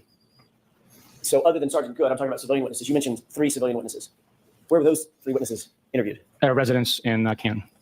But not at 34 Fairview, just to be clear. They were not at 34 Fairview, no. They had been at 34 Fairview, though, hadn't they? All 3 of them. Yes, they had. As a matter of fact, Michael Proctor spoke to one, at least one of them, while she was at 34 Fairview, correct? I don't know. Weren't you with Michael Proctor when he spoke to Jennifer McCabe? Which time, sir? The first time he called her to set up the interview that morning on January 29th. I don't know where Jennifer McCabe was. I can't testify to that. I have no Okay. idea. So if that call was made, if she talked about that call being made, that was made by Michael Proctor, not by outside of your presence. Can you repeat that? Sure. If there was a call made to Jennifer McCabe by Michael Proctor that morning, that was outside your presence. Not necessarily. I just did not know where she was. So the only 3 people you interviewed were Jennifer McCabe, Matt McCabe, and Brian Albert, correct? Not correct. Who else? The defendant. Other than Miss Reed, and before you got to Miss Reed, because you didn't get to Miss Reed till 3:34, correct? In the afternoon. I don't know exactly what time we began the conversation. I'm talking about in the morning when you were trying to figure out what was going on. You interviewed 3 people, Yes, we did. 3 civilians. At one point, we interviewed 3 civilians, the homeowner at 34 Fairview Road, and 2 witnesses that were with Mr. O'Keefe and the defendant the night prior, and then one of the witnesses that was with the defendant when Mr. O'Keefe was discovered. And these are individuals that you made the assessment had either been with or shortly been with at the time or shortly before he was last seen alive, right? Based on the information that we had at that time, one of the individuals was with him right before he was seen alive, and the other 2, When he was last seen alive. one of the individuals was with him right before he was last seen alive, and 2 of the individuals saw the defendant and Mr. O'Keefe together. And those same 2 individuals were also with Mr. O'Keefe just minutes before he was last seen alive. Waterfall, correct? All 3 of the individuals were with Mr. O'Keefe and the defendant at Waterfall, yes. And all 3 of the individuals were also at 34 Fairview when Mr. O'Keefe arrived. You had that information, didn't you? We did not have information of Mr. O'Keefe arriving at the house. He was dropped off on the lawn. And all 3 people, all 3 were either named McCabe or Albert. Those are the 3 people that you had information from, correct? Which information? We had information for a lot of different sources at that point in time. I'm talking about the first 3 interviews that you did, the first 3 civilian interviews you did that morning. Still on the same thing. You mentioned talking to 3 people at a residence in Canton. Brian Albert, Jim McCabe, Matt McCabe. All 3 were at 34 Fairview when they indicated John O'Keefe arrived in an SUV. They all told you that, right? They were inside the home when the defendant and Mr. O'Keefe arrived in the SUV. These are the very people that would have a motive to lie if they were somehow involved.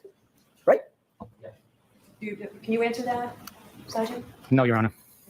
You're a professional investigator, correct? That's correct. Homicide investigator, right? That's correct. Many years of experience, right? Is that yes? I don't know what many means to you, No, but of course not. How many years of experience do you have? in homicide, Right. 10 next week. Okay. Does that sound like many? So Again, I didn't answer the first. who's Gus? Gus? Who's George? Twiz.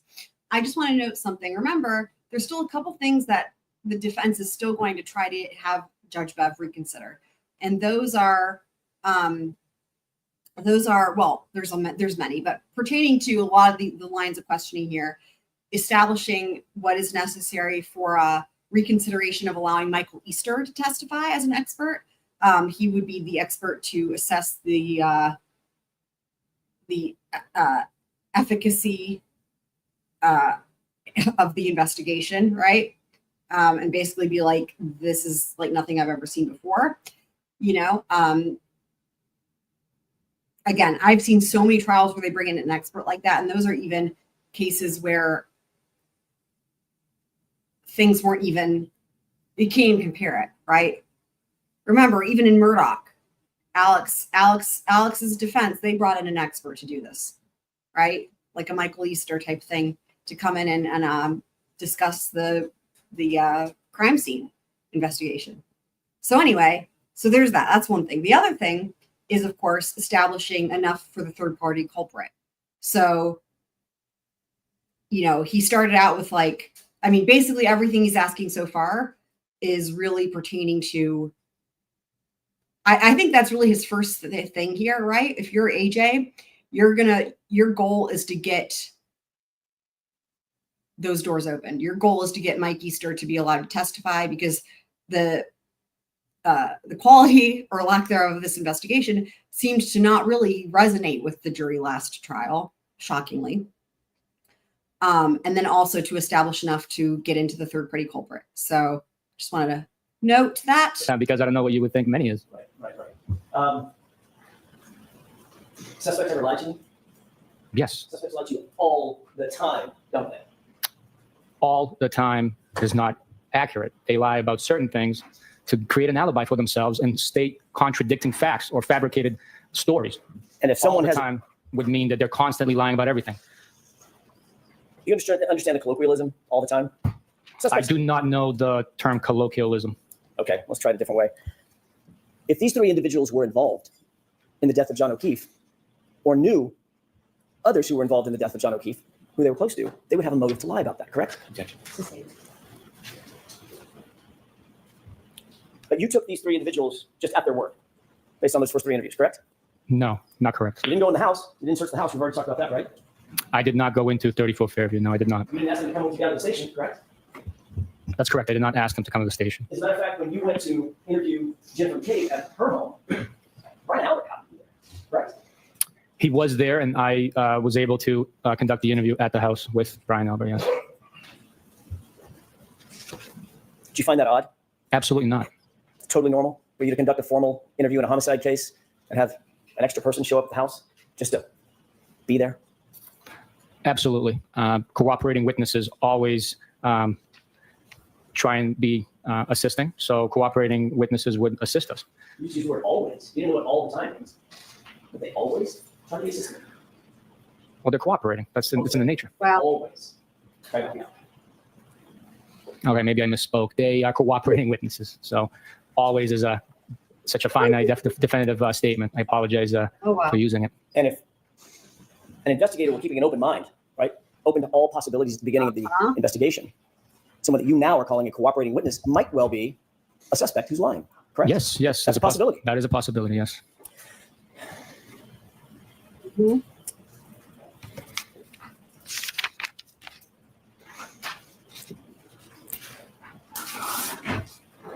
May I have just a moment, Your Honor? Wow. Awesome. Yeah, I was going to say that's fast. I expected it to be longer with the workmen. That's awesome. I want to shift gears for a second, Wonka. Sergeant Bukhenik, and ask you about Hey, some of the okay. physical evidence in the case. You and Mr. Proctor collected the gray sweatshirt and the orange T-shirt that we saw entered into evidence today, correct? That's correct. You talked about finding that evidence at Good Samaritan Hospital. Is that right? That is where it was seized from, yes. Okay. You described it as being on the floor, correct? I think we're getting to this. So funny. I touched on this earlier. The situation at the hospital. Now, there were a number of things that were sussy. I don't know if they're going to be able to get into the pictures and stuff. We'll see. But now we're at least getting to the items of evidence at the hospital. Okay, cool. That's correct, yes. Where on the floor was it when you first saw it? Kit, we love you. On the hospital floor, not the ambulance floor, correct? We love you, Kit. When I first saw it was on the hospital floor, correct? All right. Hopefully you heard the part where we saw him, John O'Keefe put his phone in his back right pocket, because that closed the loop on the pocket being torn like prior to the night in question. So Yes. cool. Cool. Just making sure. He doesn't know how he's doing. How are you?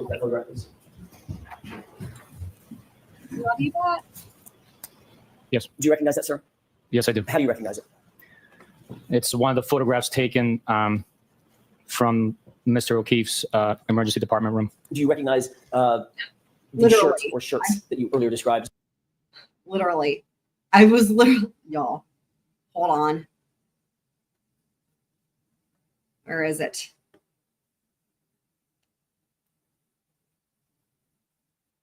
Where is it?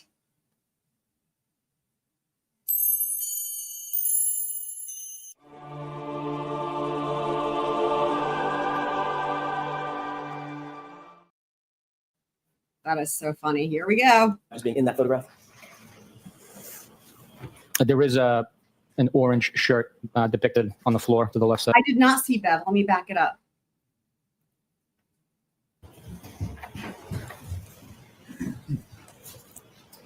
Yes. What's she doing? What's she making a face about there? Hold on. Yes. Take a look at that photograph, please.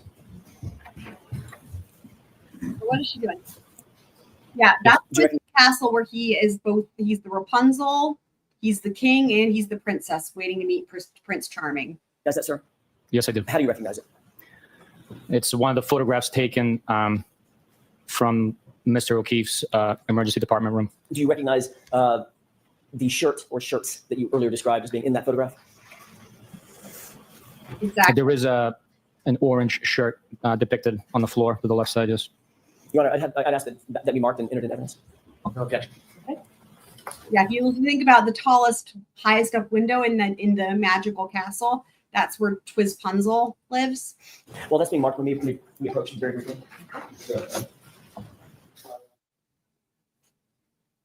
Oh, she looked confused. I guess better than mad. Your Honor, with permission, may I publish? Yes. Sergeant Bukhenik, this is Exhibit 110. You just mentioned seeing an orange shirt. Do you have a laser pointer with you? If you don't, I can grab you one. I do. Can you point for the jurors where you were describing the orange? Just pick whichever TV you want to use.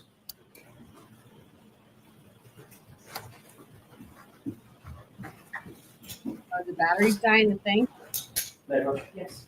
That happened last I'll do the one to my right so the jurors can see. There is something orange right there on the floor.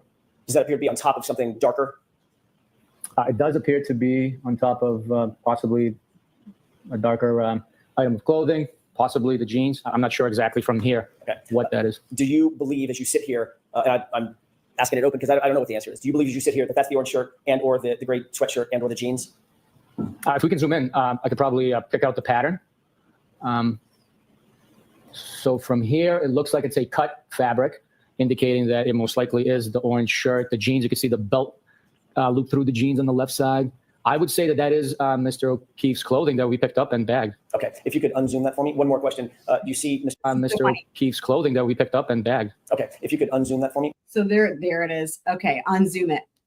There's that binder thingy I was talking about. Like they had come there to interview. One more question. You see Mr. O'Keefe's left leg and right leg from about the little lower than mid thigh down, correct? Mid thigh down. I see his legs, yes. Okay, you see his right knee? The interior portion of it, yes. Okay. Do you see any scrapes or marks or cuts or abrasions on that right knee? Not from this point, no. Thank you. We can take that down. Yes.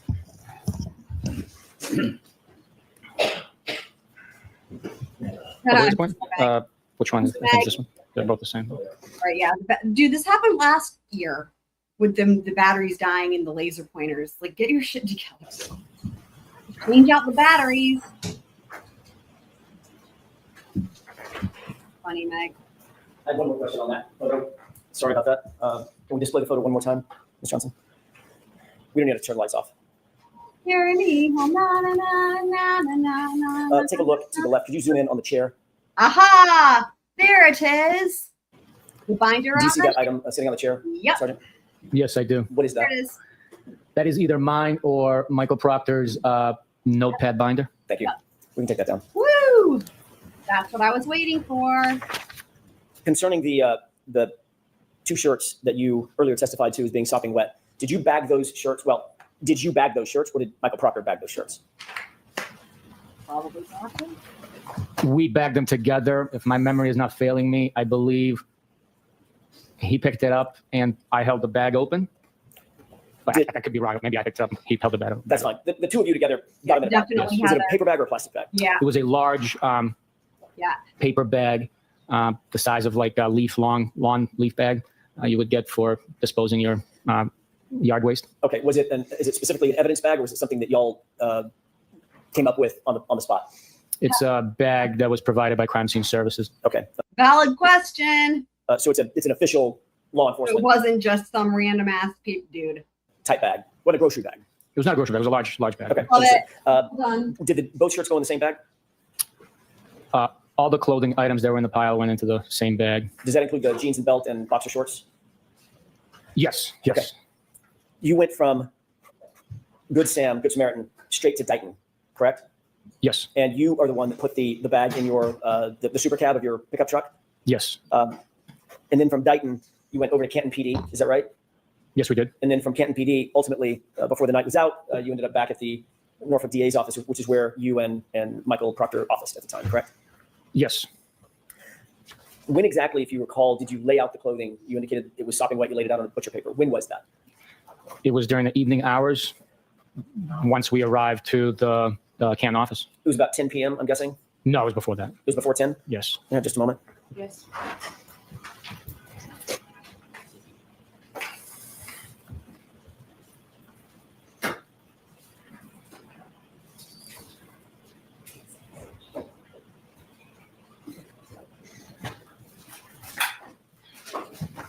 Sergeant, I just want to get the record as clear as possible. Did you testify at a hearing last year, a proceeding last year here in this courtroom, that it was about 10 o'clock at night when you finally got the clothing laid out on the butcher paper? Based on the context on the question, I might have estimated it to be around 10. I would have to take a look at the exact language being used. That's fair. I'm not trying to hold you to anything. I just want to make sure we get it as clear as possible. Mayor Coach? Yes. Highlight question, sir.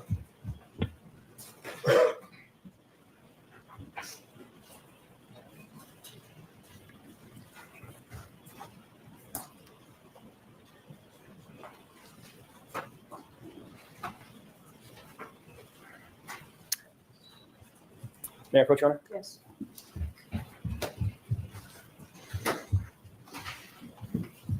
Sergeant, does that refresh your recollections to about the time that you ended up at the office to lay out those items on the butcher paper? That refreshes my memory to my testimony prior. And that was about your prior testimony. It was about 10 p.m. When asked about what time the items were laid out, I indicated previously it was 10 o'clock approximately. You didn't stay there all night with those clothes. No, I did not. You left the clothes with Michael Proctor, did you not? Oh boy. I can't testify to leaving them, quote unquote, with Michael Proctor. We laid Like the glass or whatever the fuck taillight that was found in the shirt allegedly. them out together in the drying area on the butcher paper. And then at some point I secured from the office. I don't have a memory if he left with me or if he remained to do additional tasks in the office to, You whatever we have to indicated do. that those clothes stayed in that room starting on January 29th, 2022, so that they could dry, correct? That's correct, sir. Ultimately, they were bagged after they were dried, correct? At some point they were, yes. Who had access to that room where they were laid out on butcher paper in those intervening, those subsequent days? Anyone that had access to the office with a proper key card authorization would have access to that And area. of course, that includes you as a supervisor, correct? It does. It also includes Michael Proctor. It does. And those items were bagged on February 4th. Is that right? I don't have a specific memory, but if you can show me a document suggesting that and supporting that statement, I will definitely look at it. Wouldn't that also include Higgins? I mean, that's horrible. It would have. They already took it. It would have included. Oh, shit. I don't know why he didn't have it yet. I guess he's really trying to hone in on Proctor. So, but it would have included Higgins too.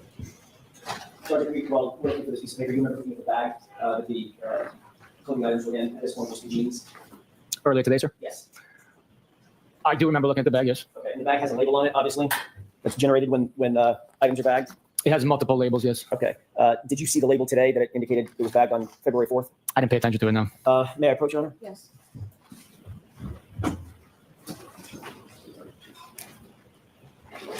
If you could take a look at those 3 pages briefly, that's a colloquy that may refresh your recollection.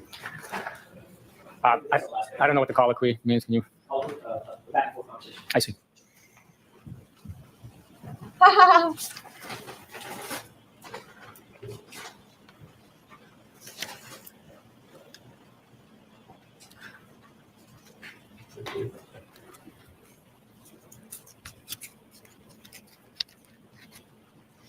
Heather, no, what it was they had the clothes. This is the days was like when after they let it dry. So it was like the clothes initially were on the floor of they were gathered from the hospital floor. Then they were on the floor of Bukhenik's personal truck while he took them while he went around. He testified to this earlier. He drove all around town doing other things. Then he got to like the DA's office or whatever. And then those items of clothing were laid out to dry. And then a couple days later, I guess, documented and booked in. I mean, I still don't know if it was even done properly at that point, but that's the couple days. There was the couple days and the whole story is that it was laid out to dry or whatever. So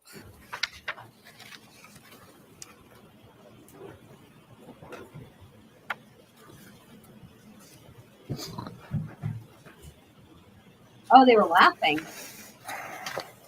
Interesting. They were laughing. Hold on. At this particular part? Let's see. It was bagged on February 4th. I didn't pay attention to it, no. May I approach, Your Honor? Yes. I don't know what the colloquy Oh, maybe means. the colloquy part? Is that why they were I see. laughing?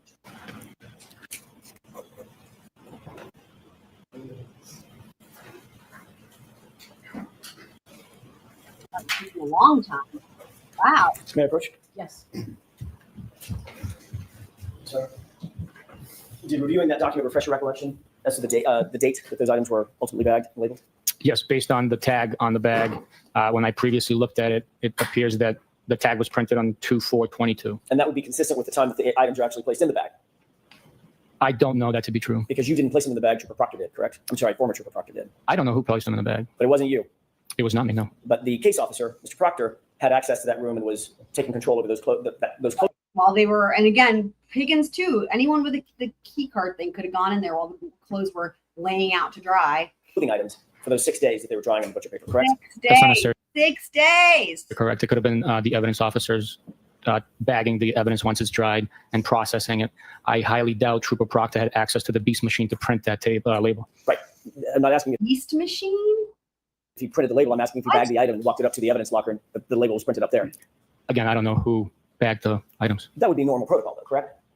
Somebody else bagging the items? No, the case officer bagging the items. He's the one that seized it along with you. Oh He laid them out on the butcher paper along with you. He would be the one to gather them up. I mean, the evidence officer's not going to come down there and do that without the case officer knowing, correct?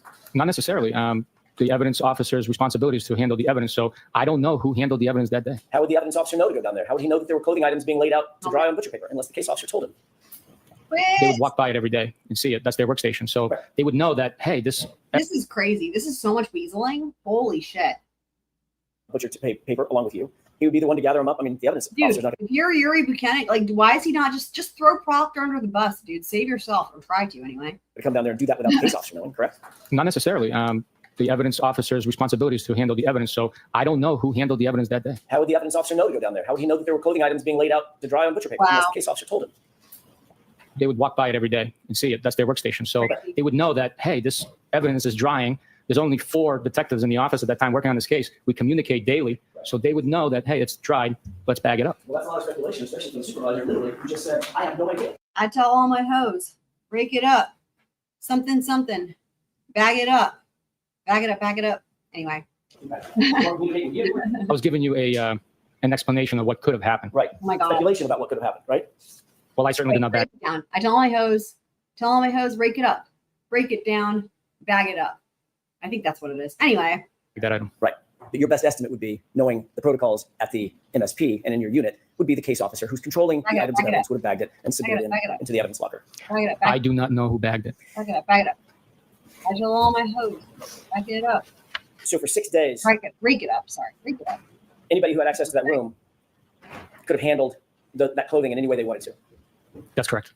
And that includes former Trooper Michael Proctor. That's correct. Plug it up. Plug it up. Plug it up. Do you have any kind of log Oh God. to document what was happening or who was handling those items of clothing during that 6-day period before it was bagged into evidence? Any kind of log?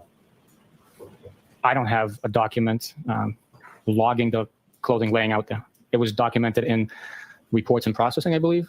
Have But you ever seen a log? Not a report after the fact, but a log, real-time log, indicating who may have come in and handled or touched or manipulated those clothes in that 6-day span of time before the fact? I have never seen a log like that. No. Oh my God. Oh my God. The fact is, we don't have a single document. His reaction is like he's never even heard of such a thing being done. It's like worse than just not being done in this case. It's like he's like, wait, what? What is this you speak of? Chain of custody? What? Crazy. Establishing the chain of custody for those items. Speaking of which, dude, I'm on fire tonight with the scrolly crystal ball moments. Between January 29th and February 4th.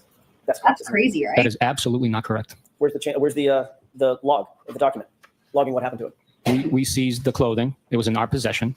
It was transferred for processing. Sergeant, I'm asking you about a log, a written piece of paper, something that looks like this. It's got writing on it. That logs. Wow. Between Dude, January he 20th. just held up a piece. Wow. Oh my God. In our possession.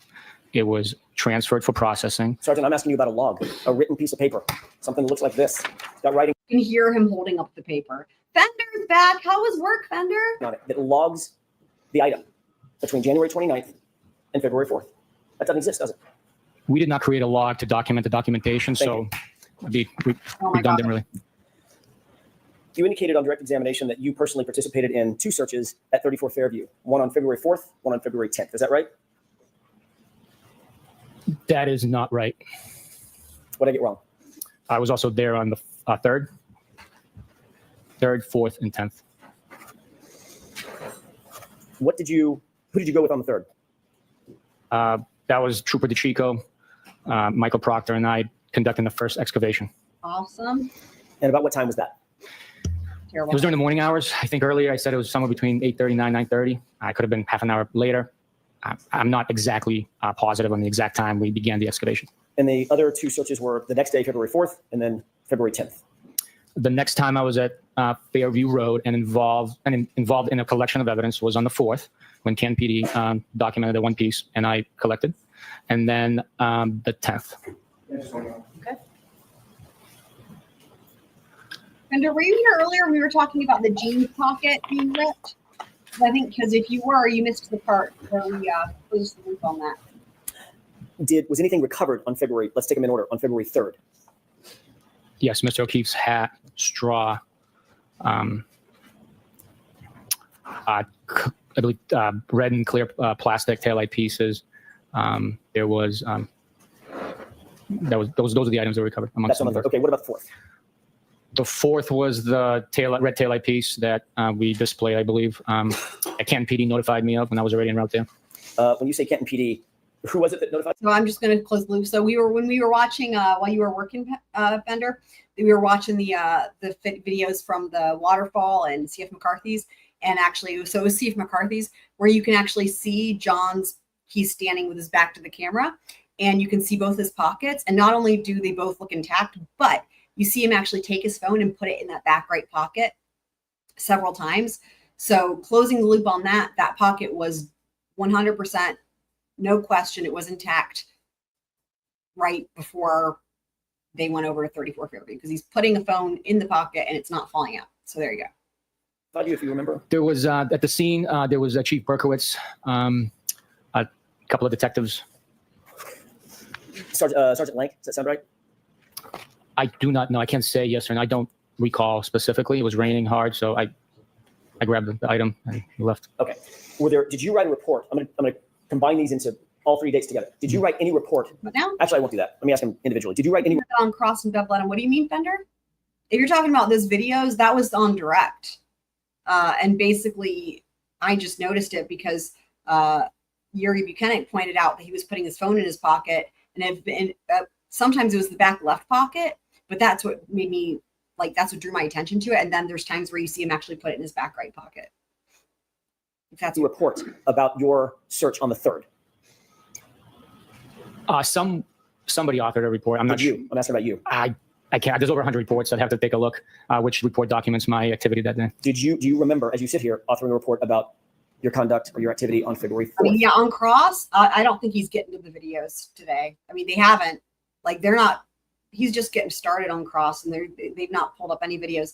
They've pulled up only the photographs from the hospital, and that's the only exhibits they've used, I think. The next day. I don't have a memory of it, no. Do you have a memory of authoring a report yourself about your conduct on February 10th, your activity on February 10th? I don't have a memory of it. It could have happened. I just don't have a memory. The reality, Sergeant, is that no report was written about any of these searches until November 4th, 2023. Correct? That could be possible, yes. So literally the documentation of these 3 searches about which you've testified today, the documentation did. Sorry, I'm just realizing now. I was just thinking to myself, why is it that on direct, Yuri offered that up about the phone in the back pocket? Because if the jury's paying attention to the close, that is not good for the Commonwealth. And it just dawned on me why. Because it's trying to explain how the phone was found underneath him. And I bet what they're trying to say is if the pocket was ripped, well, see, that's not, the pocket being ripped is not good for the Commonwealth, because how did it rip, right? But I think that's why, because he points that phone out, and I thought, and again, that's what drew my attention to it. I think they're trying to say that's how the phone was found underneath him, but I don't know if they thought that one through, because it proves that the pocket was intact. So it did not exist until, what is that math, 17, 18 months later? That is not true. Each bag that the evidence went into was documented, the time, location, who recovered it, where it was recovered, and a brief description of the items that were recovered from the scene. And by the way, we're going to get to that in a second, the evidence bags. A report is designed to memorialize exactly what happens, when it happens, why it happened, who was there, what time it happened, things of that nature, correct?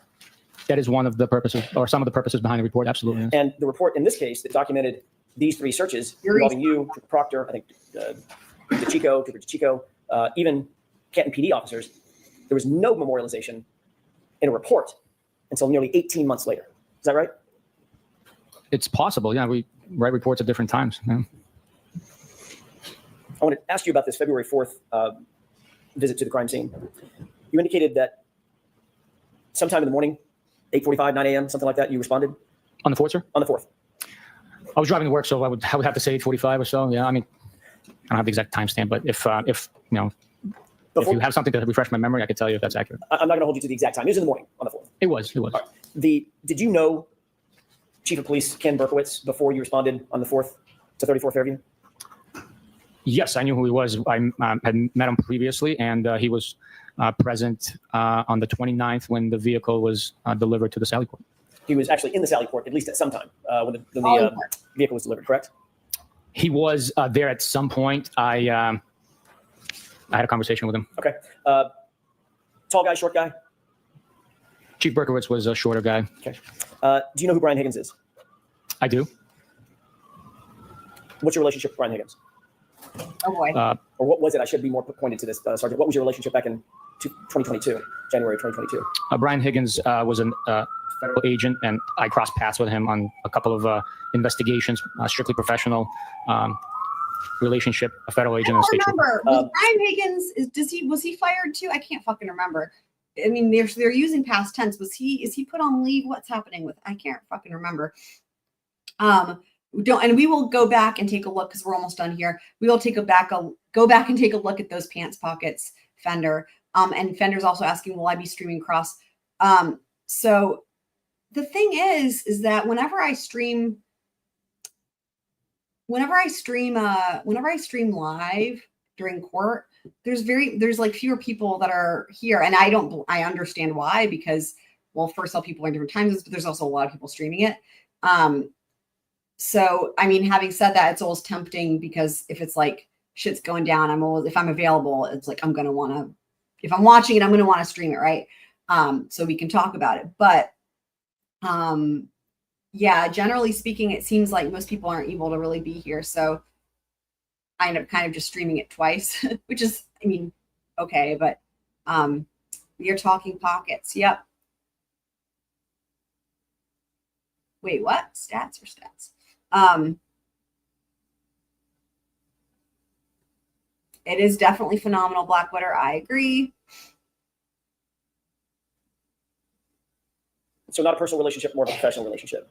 Correct. Did you know him to have a personal relationship with Chief Berkowitz? I did not know. Didn't Brian Higgins actually tell you and Michael Proctor in an interview that he had a personal relationship with Chief Berkowitz? He called him one of his better friends. Okay. Sure. During the course of your investigation, did you learn, although you may not have personal knowledge of it, did you learn that Brian Higgins and Chief Berkowitz had some sort of a personal relationship? If you show me a report stating that, I would like to take a look. If it's written in a report authored by me or that I approved, I will take it to be fact. As you sit here now, you don't have a memory of that conversation with Brian Higgins? Do I have a memory of having a conversation with him and him sharing that information with me? That's it. I don't have a memory of him sharing that information, but if you have a report that was authored by me or Michael Proctor or any trooper in our office that says that, I will take it as gospel and testify to it. Okay. Well, I don't want to take up the time to look for it. We'll put our hands on that. But in the meantime, let me ask you a few other questions. You were contacted and told to respond to 34 Fairview because Chief Berkowitz had been driving by and saw something while he was driving by, correct? On which day, sir? February 4th. I'm sorry? February 4th. Yes. He indicated he was driving by and saw a piece of potential evidence. And he was driving by in a car at speed, correct?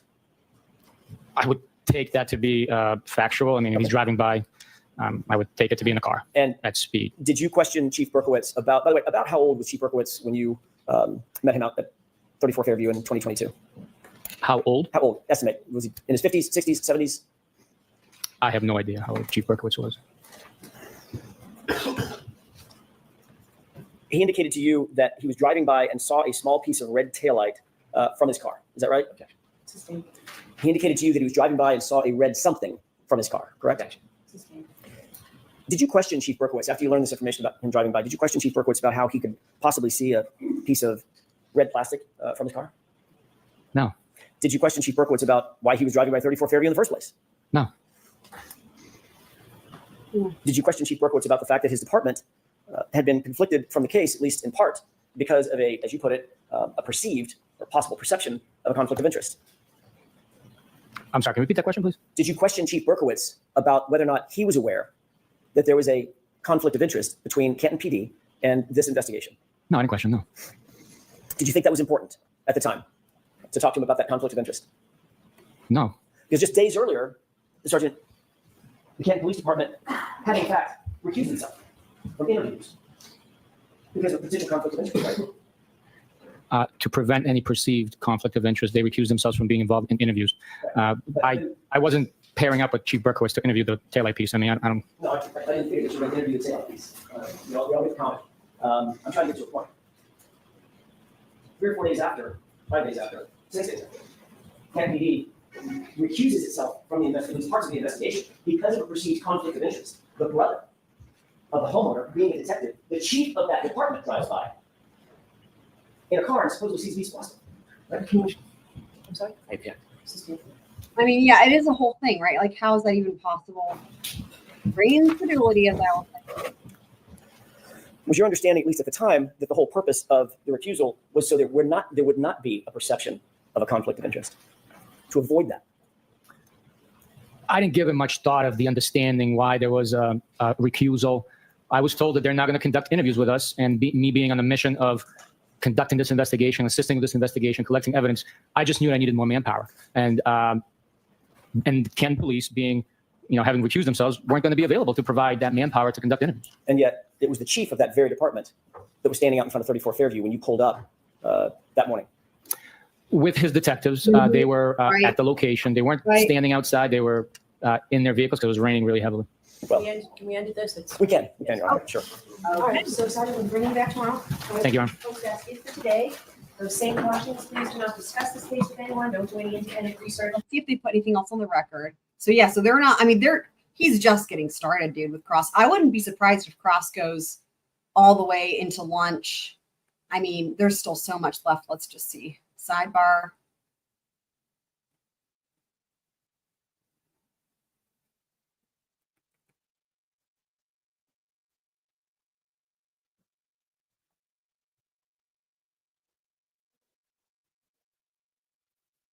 Yeah, that's it. So let me go back to the part with the pocket.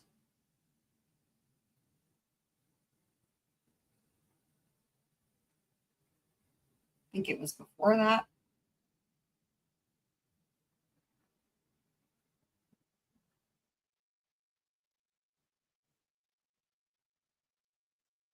It's before this. I mean, it definitely looked like it looked like a clean cut on that pocket, the way it was. And to me, anyway. Let me just see. Or fuck, was it earlier on? What?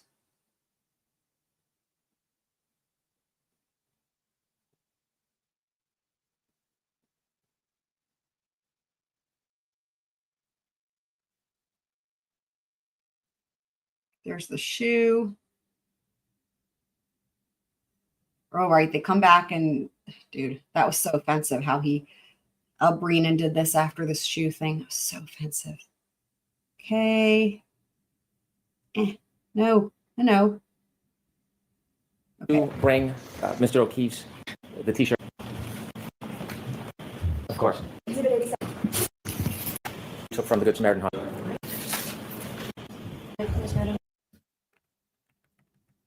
Gotta be right after this. Very, very important. You, when you went For the Chico in the grass, in a What the fuck? Where's the pants? of snow, so we did check that area, but it was much easier. type of protection like you're using? Absolutely. That was completely filled And do you recognize For Pete's sake. things on them reflected that? You're my grand. Thank you.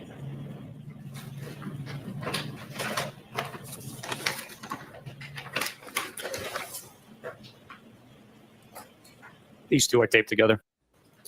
Yes, there was a photograph taken. Did you take the photograph? No, I did not. How did you receive the photograph? It was attached to the Canton Police reports that were provided. Canton Police documented that item in place. May I approach? Yes. There's all this. Where the fuck are the pants, though? What? Hang on. Photographs, the first page. Hang on. What am I missing here? Where are the pants? Help.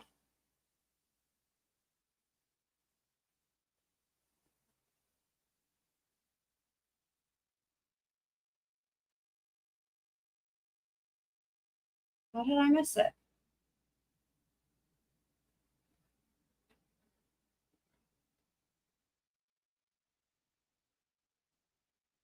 That's a funny one.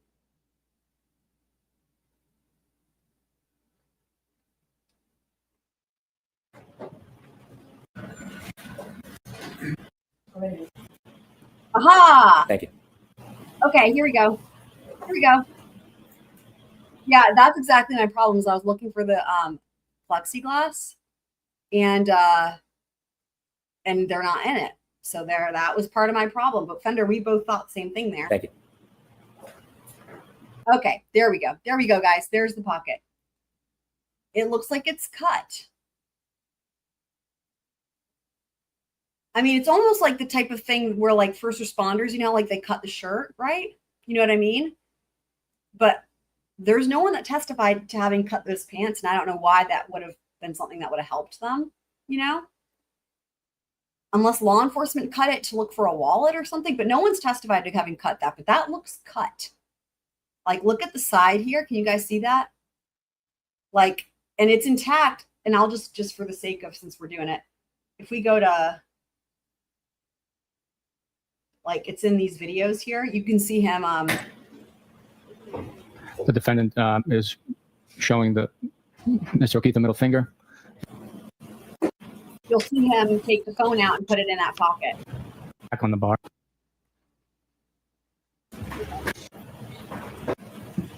Places it on the bar. Look at his, there's his hand in his pocket right there.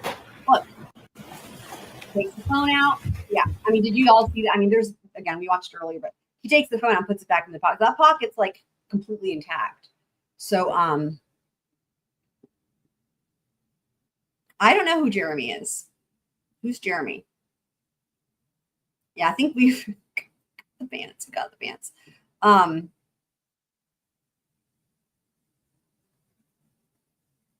Yeah, I don't know who Jeremy is. So, there was something else I was going to say. What was it? Yeah, he's just getting started on Cross. Oh, so the other thing, right? So as far as streaming it live, yeah, again, I can't promise I won't go live if I just get too excited. But yeah, as far as like planning on it, it's just because the other thing too is like it gets really frustrating when they have like the long sidebars and whatnot. And I tell you what, you get really used to watching things at like 1.25 or 1.5 speed, and it ends up feeling like it's been slowed down, like to watch it at normal speed. You know what I mean? So there's that. But also, like, I don't know. I just feel like it. But again, if shit's going down, I can't promise I won't go live. But yeah, I don't have a schedule. Basically, it would be tomorrow night. We would go through all the testimony from tomorrow.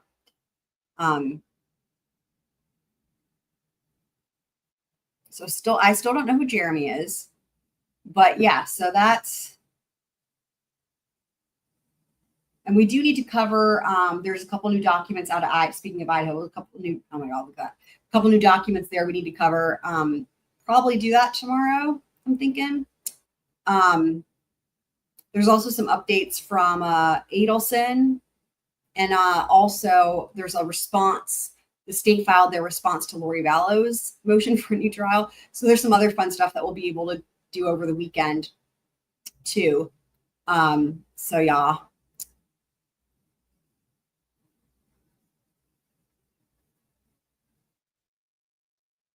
The grass stains on the pants. Yeah, I mean, if the grass stains would indicate that there was like basically no snow on the ground, right? But also being like moved around to a certain extent on the ground. Like if you're wearing clothes and you just like lay on the grass, like I guess if the grass is wet, you might get a grass stain. Maybe. But again, it was supposed to be cold enough for the ground to be frozen. I don't know. Maybe he hadn't washed those jeans in a couple days or something. You know how some dudes will do that? They'll wear the same pair of jeans for like a week. Possible.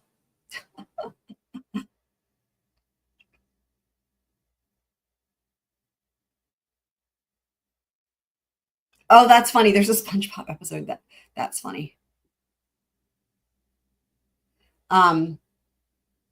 So yeah, but anyway, that's it for this one, guys. So this will continue. It'll be interesting. Oh, I wanted to touch real quick. Yeah. On the Turtle Boy. So Turtle Boy is saying, I mean, I agree, Fender, he's definitely in the know. But I mean, you know, you just like, I would not make a statement like this unless it was like the Commonwealth stated that on the record, right? I mean, like it looks definitive. Anyway, I mean, one can speculate as to why they may not call them, right? But that's different than like having it confirmed by the Commonwealth, because one can speculate into any number of things. So, I mean, yeah, of course, they would want to hide their most damaging witnesses, yes. And right, the problem being the hostile witness thing. If Bev doesn't let them question them as hostile witnesses, they will be. And the thing is with that, why does that matter beyond just like cross-examination? Well, because like we were talking about earlier, the defense is trying to establish what they need to get into third-party culprit and also like the Bowdoin defense stuff with their expert, Mike Easter. And if the state, I mean, that's definitely a strategic choice by the Commonwealth, because if they don't call them and they know that Judge Bev is going to be biased and not allow them to question those hostile witnesses, it'll make it harder for them to lay the foundation needed for those other things.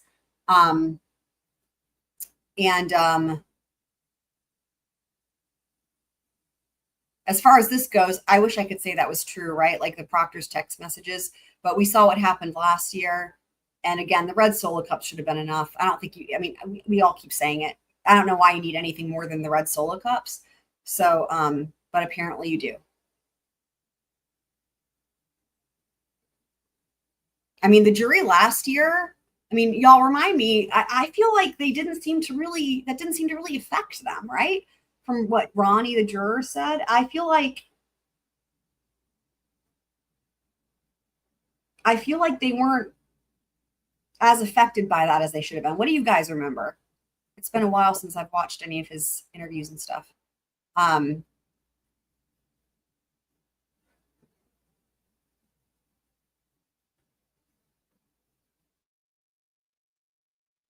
Yeah, I mean, even in the interviews, I'm just thinking it through, and I'm like, I mean, there was so much to ask him. I feel like the Proctor text messages were not talked about as much as other things. Like the Arca dudes was like one of the main things, right? And then like I hit him, and those seems to be like huge talking points. I mean, the fact that there wasn't an acquittal shows they were not as affected by the things that they should have been affected by to the extent that everyone else thought. How can they not be affected by this? You know what I mean? Like, pick any one of them. Sure, let's go. Let's pick the solo cups. Okay, fine. Let's pick Trooper Proctor. Okay, fine. We're done here. Or let's pick Arca. Okay, we're done here. I mean, the list would go on, right? It's like there's any number of these things, and it's like, well, what's happening here? You know, like we're done here. We're done here. Okay. Mr. Unetti. Literally saying it.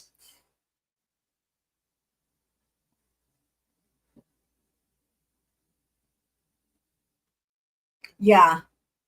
And I guess because she's at the sidebars, so she would be privy to that. And apparently she also is the one who said that they're not calling Trooper Proctor. We brought this up earlier because Court TV released a statement saying Commonwealth is not calling Trooper Proctor, and I mentioned it and shout out to Kitsmits, who was like, yeah, but that was just because Karen Reed said it.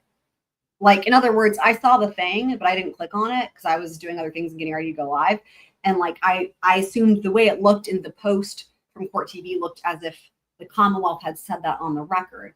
And so I brought it up because I was like, oh, are we going to hear this on the record? And then Kitsmans was like, no. Court TV based that on what Karen said to reporters outside of court, that she thinks the Commonwealth's not calling Trooper Proctor, which is different, you know. So, but almost being done with their case, that is definitely more reliable because for scheduling purposes, right, they would have to be, you know, they talk about that. They used to talk about that like last trial, like last year, they talked about that a lot on the record. But now whenever like, okay, scheduling, they go to sidebar, which is interesting. They did not do that as much last year because I remember last year we got a good idea of what to expect for like the upcoming days. Not anymore.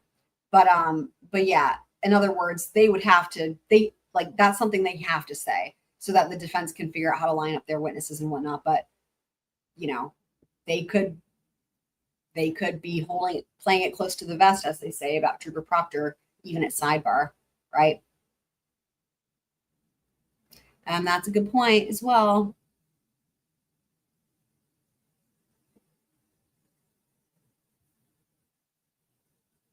Yeah, and Tonka, to your point, what's a better solution? Maybe placing certain requirements for jurors to even be considered. I mean, what it sounds like you're referencing is voir dire, right? I mean, those aren't requirements, but that's, I mean, kind of, that's what that, I mean, basically, right? I mean, the thing is they can't require you to have, like, for example, a certain level of education or whatever, because remember, it's a jury of your peers. And so that's part of it, right? They want to get, you know, a jury should be diverse, men, women, different races, culture, you know, ages, all the rest, right? And that's what voir dire is for, you know, essentially, you know?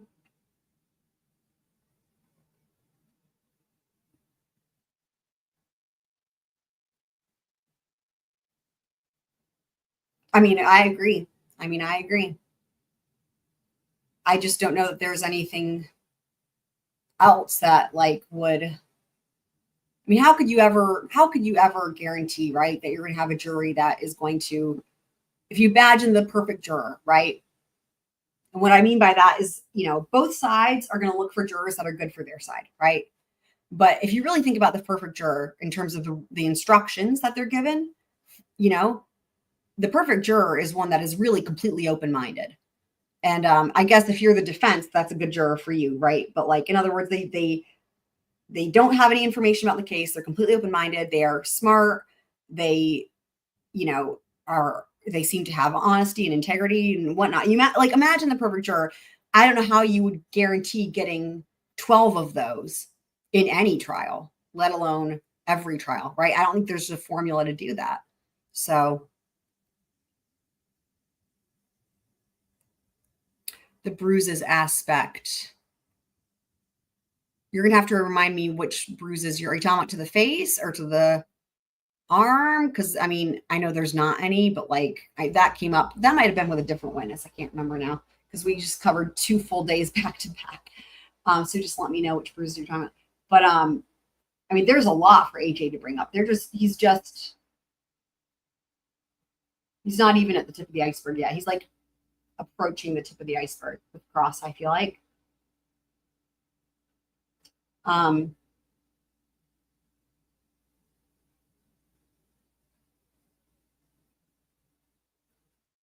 mean, because the other thing is this, right? Like, let's just say hypothetically, if there was a magic formula to guarantee, again, if you imagine like the perfect juror, it's like to get 12 of those, right?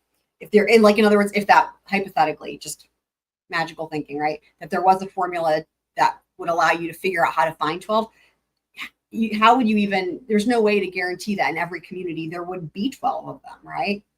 You know?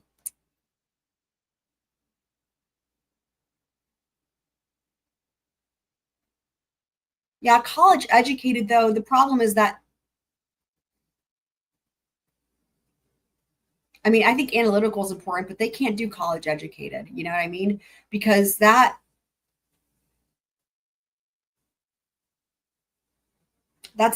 really discriminatory. And that also rules out a large portion of the population. And remember, it's supposed to be a jury of your peers, right? So like they want to get representation from all the different demographics. I could see some cases where, depending on who the defendant is, people that have like, let's just say that it's people that, a bunch of jurors that all have like high level degrees, and a defendant that maybe dropped out of middle school, say, just for the sake of the example, you could see how that could actually be a bad thing. And maybe they would look down on someone who doesn't have a lot of formal education, you know? So I don't know.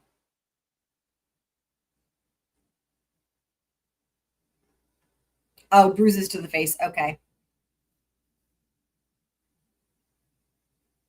Yeah, he was really weaselly whenever he was being asked questions about the injuries to John O'Keefe and stuff. And actually, the defense objected a lot to that. So that's what I recall.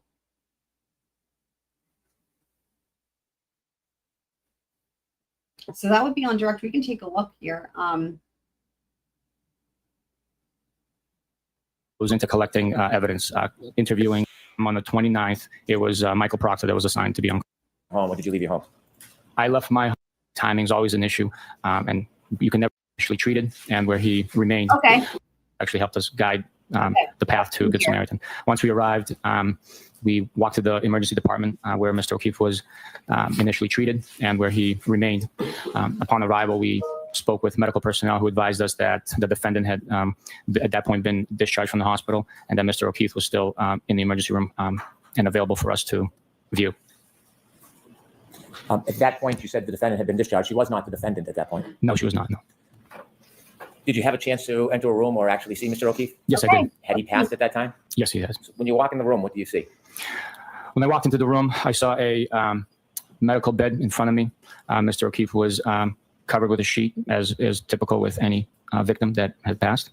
There was a pile of clothing to the left, at his feet to the left of the bed. I observed several injuries on him once I lifted the sheet, and those were documented with photographs by Crime Scene Services, a member of the state police, who also met us at the hospital for that purpose. So there were other members of the team that were there to photograph? Yes. Mr. O'Keefe and some of the injuries? Yes. How many people were in the room with you and Mr. Proctor when you were observing and viewing Mr. O'Keefe? There was a total of 3 of us, myself and Mr. Proctor, the Crime Scene Services individual. There was medical staff coming in, nurses asking us if there was anything that we needed to assist us with. But from law enforcement, it was 3 of us there. Now, I don't want you to try to give us a diagnosis or provide us an opinion of the cause of any of this, but rather I want you to share with us, as you're observing Mr. O'Keefe in that hospital room, what are you seeing and what is standing out to you? I saw pooling of blood underneath his head. There was seepage of blood into the sheets. There was also swelling, discoloration, a large amount of blood pooling underneath his eyelids.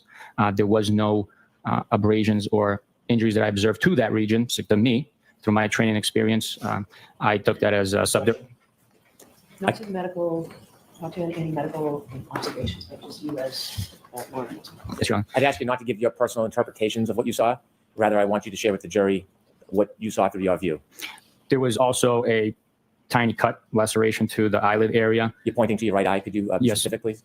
Also on the left nostril, there was a very, very small laceration there. Both were not actively bleeding. There were a series of cuts and bruises to the right arm. Which He said bruises. Okay. That would be the thing I would imagine, Meg, to your point about the bruises, because one of the things that has come up a lot, right, is there's no bruises to the arm. And if you were hit by a car, so that to me sticks out.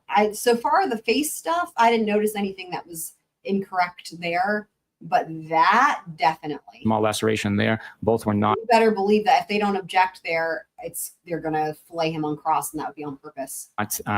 actively bleeding. Hopefully you learned There that. were a series of cuts and bruises to the Bruises. right arm, What? which extended from I mean, am I crazy? I don't think there's not any approximately mid bruises. forearm up to the mid tricep area of Mr. O'Keefe, and they were concentrated on the exterior of the arm. There was no other injury or marks on the interior or inside of the I arm. mean, There was also a bruise on that same arm on the back of the hand. It was now that part, I remember that coming up in the first trial, and there was discussion about whether or not that could have been an IV from the hospital. light in color. There wasn't a profound discoloration as the eyes appeared to me. There were also injuries to abrasion or cut scrapes to the knee, I believe. Which knee? The right So did y'all hear that? Bruises on the arm. knee. I apologize. You had first described swelling in the right eye, and then you had just said the eyes. Could you be specific? Was the swelling in one or both eyes when you saw Mr. O'Keefe? When I saw Mr. O'Keefe, the swelling was in both eyes. It might not have been exactly symmetrical, but there was swelling, discoloration in both That seems consistent with what we've heard from other people. eyelids of Mr. O'Keefe. There was also blood pooling in the cavity of the eyeball, both sides of the eyeballs. Do you know about what time it was that you visited Mr. O'Keefe and made these observations? Yeah, that's a big one about the arm, though. I mean, I'm like picturing the arm. I feel like we've seen it so many times. I'm picturing it. I'm like, bruises?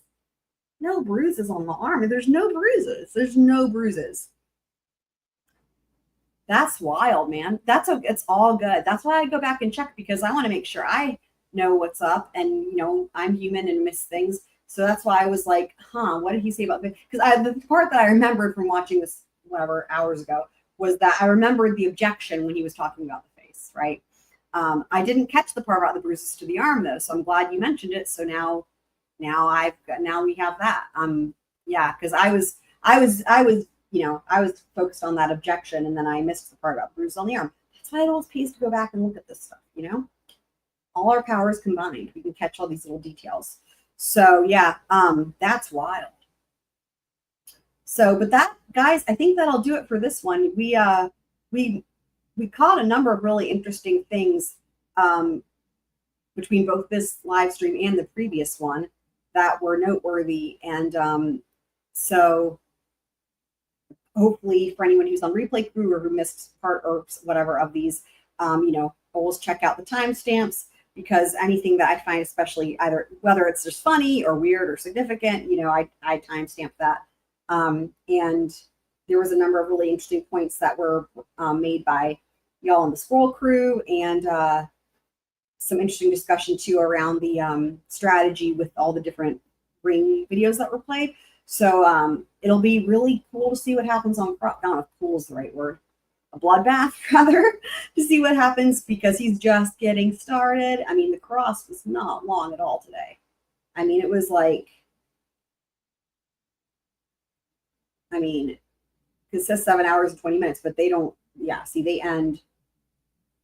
Anyway, I don't know, maybe what, 30 minutes or something, 40 minutes across, just getting warmed up. So, yeah, so it will be, we'll see what happens. Will he go through the better part of the day? Who will they call next? Time will tell. I wouldn't be surprised though if Yuri Bukhenik goes after lunch, like in terms of by the time they get done with like redirect and like recross and regrease, if it's like past 2 o'clock, say 2:33, then I have a feeling that Breenan is gonna not want to call another witness because of if it's one of these witnesses where they're going to take a long time. In other words, I wouldn't be surprised if Bev just ends early, which is so funny, right? She's always like, whenever the defense wants to come to sidebar, it's like, oh, they're wasting the jury's time. But like the Commonwealth doesn't have another witness ready that could be a shorter witness, which is what you're supposed to do, right? Or you go ahead and just, if it's a longer witness, you just start anyway. That's what you do.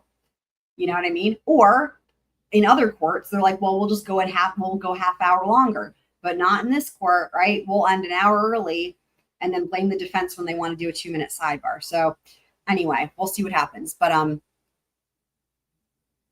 right. Yeah, for sure.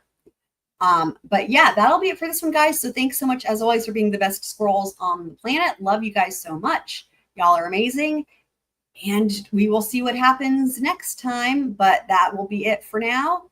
So I'll catch y'all on the flippity flop, as they say, and squirrel out.